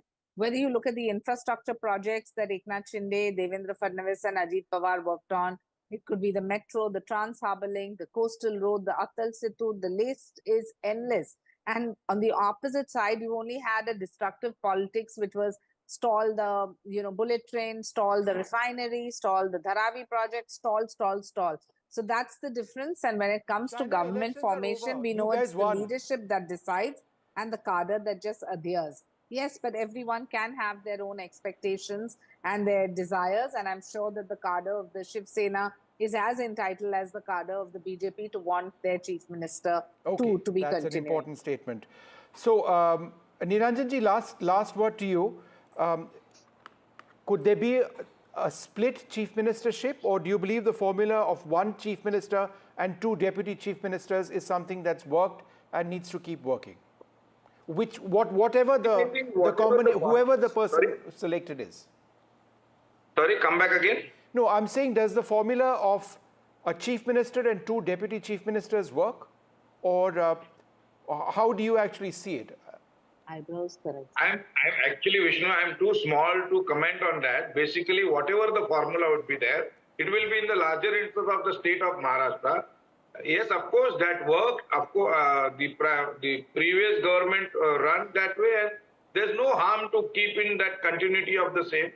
Everybody, their leaders like NCP, Shiv Sena or BJP, when Devendra Fadnavis was the past CM, he was a former CM. In spite of that, he accepted the deputy responsibility and he carried that shouldered in a very perfect manner. And thereafter, we can see that there is basically, even through your channel, I would like to say there will be so many people trying to, get into that, then like Uddhav Thackeray ji said, would Eknath ji Shinde would work under Devendra Fadnavis. What Uddhav Thackeray ji should understand that Eknath ji Shinde had worked under the leadership of Devendra Fadnavis in the past. So there is no question of that. And basically, whatever it is within our Mahayuti, we will discuss it and we'll come back. And I don't think so there is any kind of dispute amongst us. So whatever the state political parties and our national Narendra Modi ji and Amit Shah ji will decide, all three will agree for that, and we will take the state to the with a proper create a proper infrastructure and a development. Right. Well, in the near both of you sounding like diplomats on this program, asserting your point very delicately. And not lost to anybody at the same time, and yet being conciliatory at the same time. We'll see what happens. Niranjan ji, I'll hold you to it, 12 p.m. tomorrow. And we'll see one way or the other what's going to happen. But thank Vishnu, you both. I think the tagline should be that every decision is taken in the interest of the people of Maharashtra and for the progress of Maharashtra. Absolutely. That being the fundamental cause and the well, that's not something the that lust both of you, I'm sure, agree on. I think 5 everybody years, agrees on. 5 years of the development, you will see a lot of changes. Metros on the this thing on the track. Coastal road on the track, all infrastructure on the track. Okay. Now our next Let's get the Chief Minister on the track as well. Thank you both very much for being with us. Thank you. We delved a little deeply onto this as well and spoke to others, including Ramdas Athavale. Listen in. आज जो meeting हुई, आपने भेंट की, उसमें क्या बात हुई आपकी पटना? हमारी बात ये हुई कि भाई मतलब जल्दी मंत्रिमंडल होना चाहिए, मुख्यमंत्री पद के चेहरे पर आम सहमति जल्दी होनी चाहिए। उन्होंने बताया कि भाई अभी तक निर्णय नहीं हुआ है, हमारे ऊपर के नेता लोग इसके संबंध में हमारे तीनों से बातचीत करेंगे और सभी लोगों के मतलब मन से मतलब यहाँ नाम निश्चित होगा। लेकिन दिखता है कि बीजेपी को 132 सीटें मिली है। अजित पवार जी ने भी मतलब 41 सीटों का उनको सपोर्ट भी दे दिया है देवेंद्र फडणवीस जी को। तो लगता है कि भाई देवेंद्र फडणवीस जी हो सकते हैं, लेकिन एकनाथ शिंदे जी का भी बहुत अच्छा काम रहा है, उनको भी कोई जिम्मेदारी देने की आवश्यकता है। अगर देवेंद्र फडणवीस का नाम तय होता है तो एकनाथ शिंदे जी को केंद्र के मंत्रिमंडल में उनको अच्छा मंत्री पद मिलना चाहिए। इसी तरह की मेरी सूचना है, उनका सम्मान होना ही चाहिए। आप लोगों की कोई मांग है मंत्रिमंडल को लेकर? हाँ, तो हमारी मांग है कि भाई रिपब्लिकन पार्टी को एक मंत्री पद देने का वादा इसके पहले हुआ था, हमको ज़्यादा सीटें नहीं मिली थी विधानसभा में, तो आरपीआई को एक मंत्री पद और एक एमएलसी देने का वादा किया था। तो उस पर देवेंद्र जी ने बोला है कि इस मंत्रिमंडल में आरपीआई को जगह मिलेगी और आरपीआई का मंत्री बनेगा। Joining with me, senior leader of NCP, Praful Patel. Sir, thank you so much for speaking to us after the bumper victory in the state of Maharashtra. Now, can you put a pause on all those speculations that are going on the rounds about the chief minister's face not being decided amongst the three alliance partners? See, we have comprehensively won Maharashtra as the NDA Mahayuti, and there is no difference between the three parties. We worked excellently. We had a little setback in the Lok Sabha for various other reasons, but this time all the three parties, all the workers worked with each other hand in hand, and we won the elections. We won the confidence of the people of Maharashtra, and this is a spectacular victory, unprecedented. That's why it puts much more responsibility on us to behave and act responsibly. I don't see any problem. The issue of formation of government will be resolved in the next few days. Sir, Prime Minister today also spoke and attacked the Congress party specifically. They stated that a lot of the Congress leaders, the senior leaders, do not give opportunities to the new young MPs inside the party. Well, now, I have not heard the speech, so I don't want to say that. But I can also tell you, as a Congress party, in Maharashtra at least I have seen, it has self-imploded because, they just don't have the right leadership. They don't know the pulse of the people, and they are living in some kind of a la-la land and believing that, they were leading the pack to form the government. In fact, कौन बनेगा मुख्यमंत्री ये formula हमारे लिए नहीं था, उनके लिए था जो काल्पनिक चुनाव अभी हुआ नहीं था। चुनाव के पहले ही उन्होंने अपने मुख्यमंत्री की बंदरबाट शुरू कर दी थी। तो ये तो हास्यास्पद बात है। वक्त और बताएगा कि ये और कहाँ जाएंगे। Formula will be the same, one chief minister. हमारे सरकार जो आज है उसमें एक मुख्यमंत्री, दो उप मुख्यमंत्री हैं तो स्वाभाविक है कि 3 पार्टी होने से ये फॉर्मूला लगभग हमारा आगे भी कायम रहेगा। The proceedings of both the Lok Sabha and Rajya Sabha were halted for the day because of protests from the opposition shortly after they commenced. The session will now reconvene on the 27th of this month. The Congress, along with other opposition parties, protested for a discussion on the situation in Manipur. The Lok Sabha Speaker addressed opposition leaders, emphasizing that parliamentary debates on any issue, bill or topic should adhere to established rules. He advocated for constructive debate between the ruling party and the opposition. Earlier, before the session started, Prime Minister Narendra Modi, in his usual media address, criticized the India bloc for consistently disrupting parliamentary activities. The proceedings of both the Lok Sabha and the Rajya Sabha were halted for the day because of protests from the opposition shortly after it commenced. The session is to resume on Wednesday. The Congress, along with other opposition parties, as I mentioned, discussed the situation and want more on Manipur. हर पीढ़ी का काम है आने वाली पीढ़ियों को तैयार करे, लेकिन 80-80, 90-90 बार जनता ने जिनको लगातार नकार दिया है, वे न संसद में चर्चा होने देते हैं, न लोकतंत्र की भावना का सम्मान करते हैं, न ही वह लोगों की आकांक्षाओं का कोई महत्व समझते हैं, उनका उसके प्रति कोई दायित्व है वो कोई समझ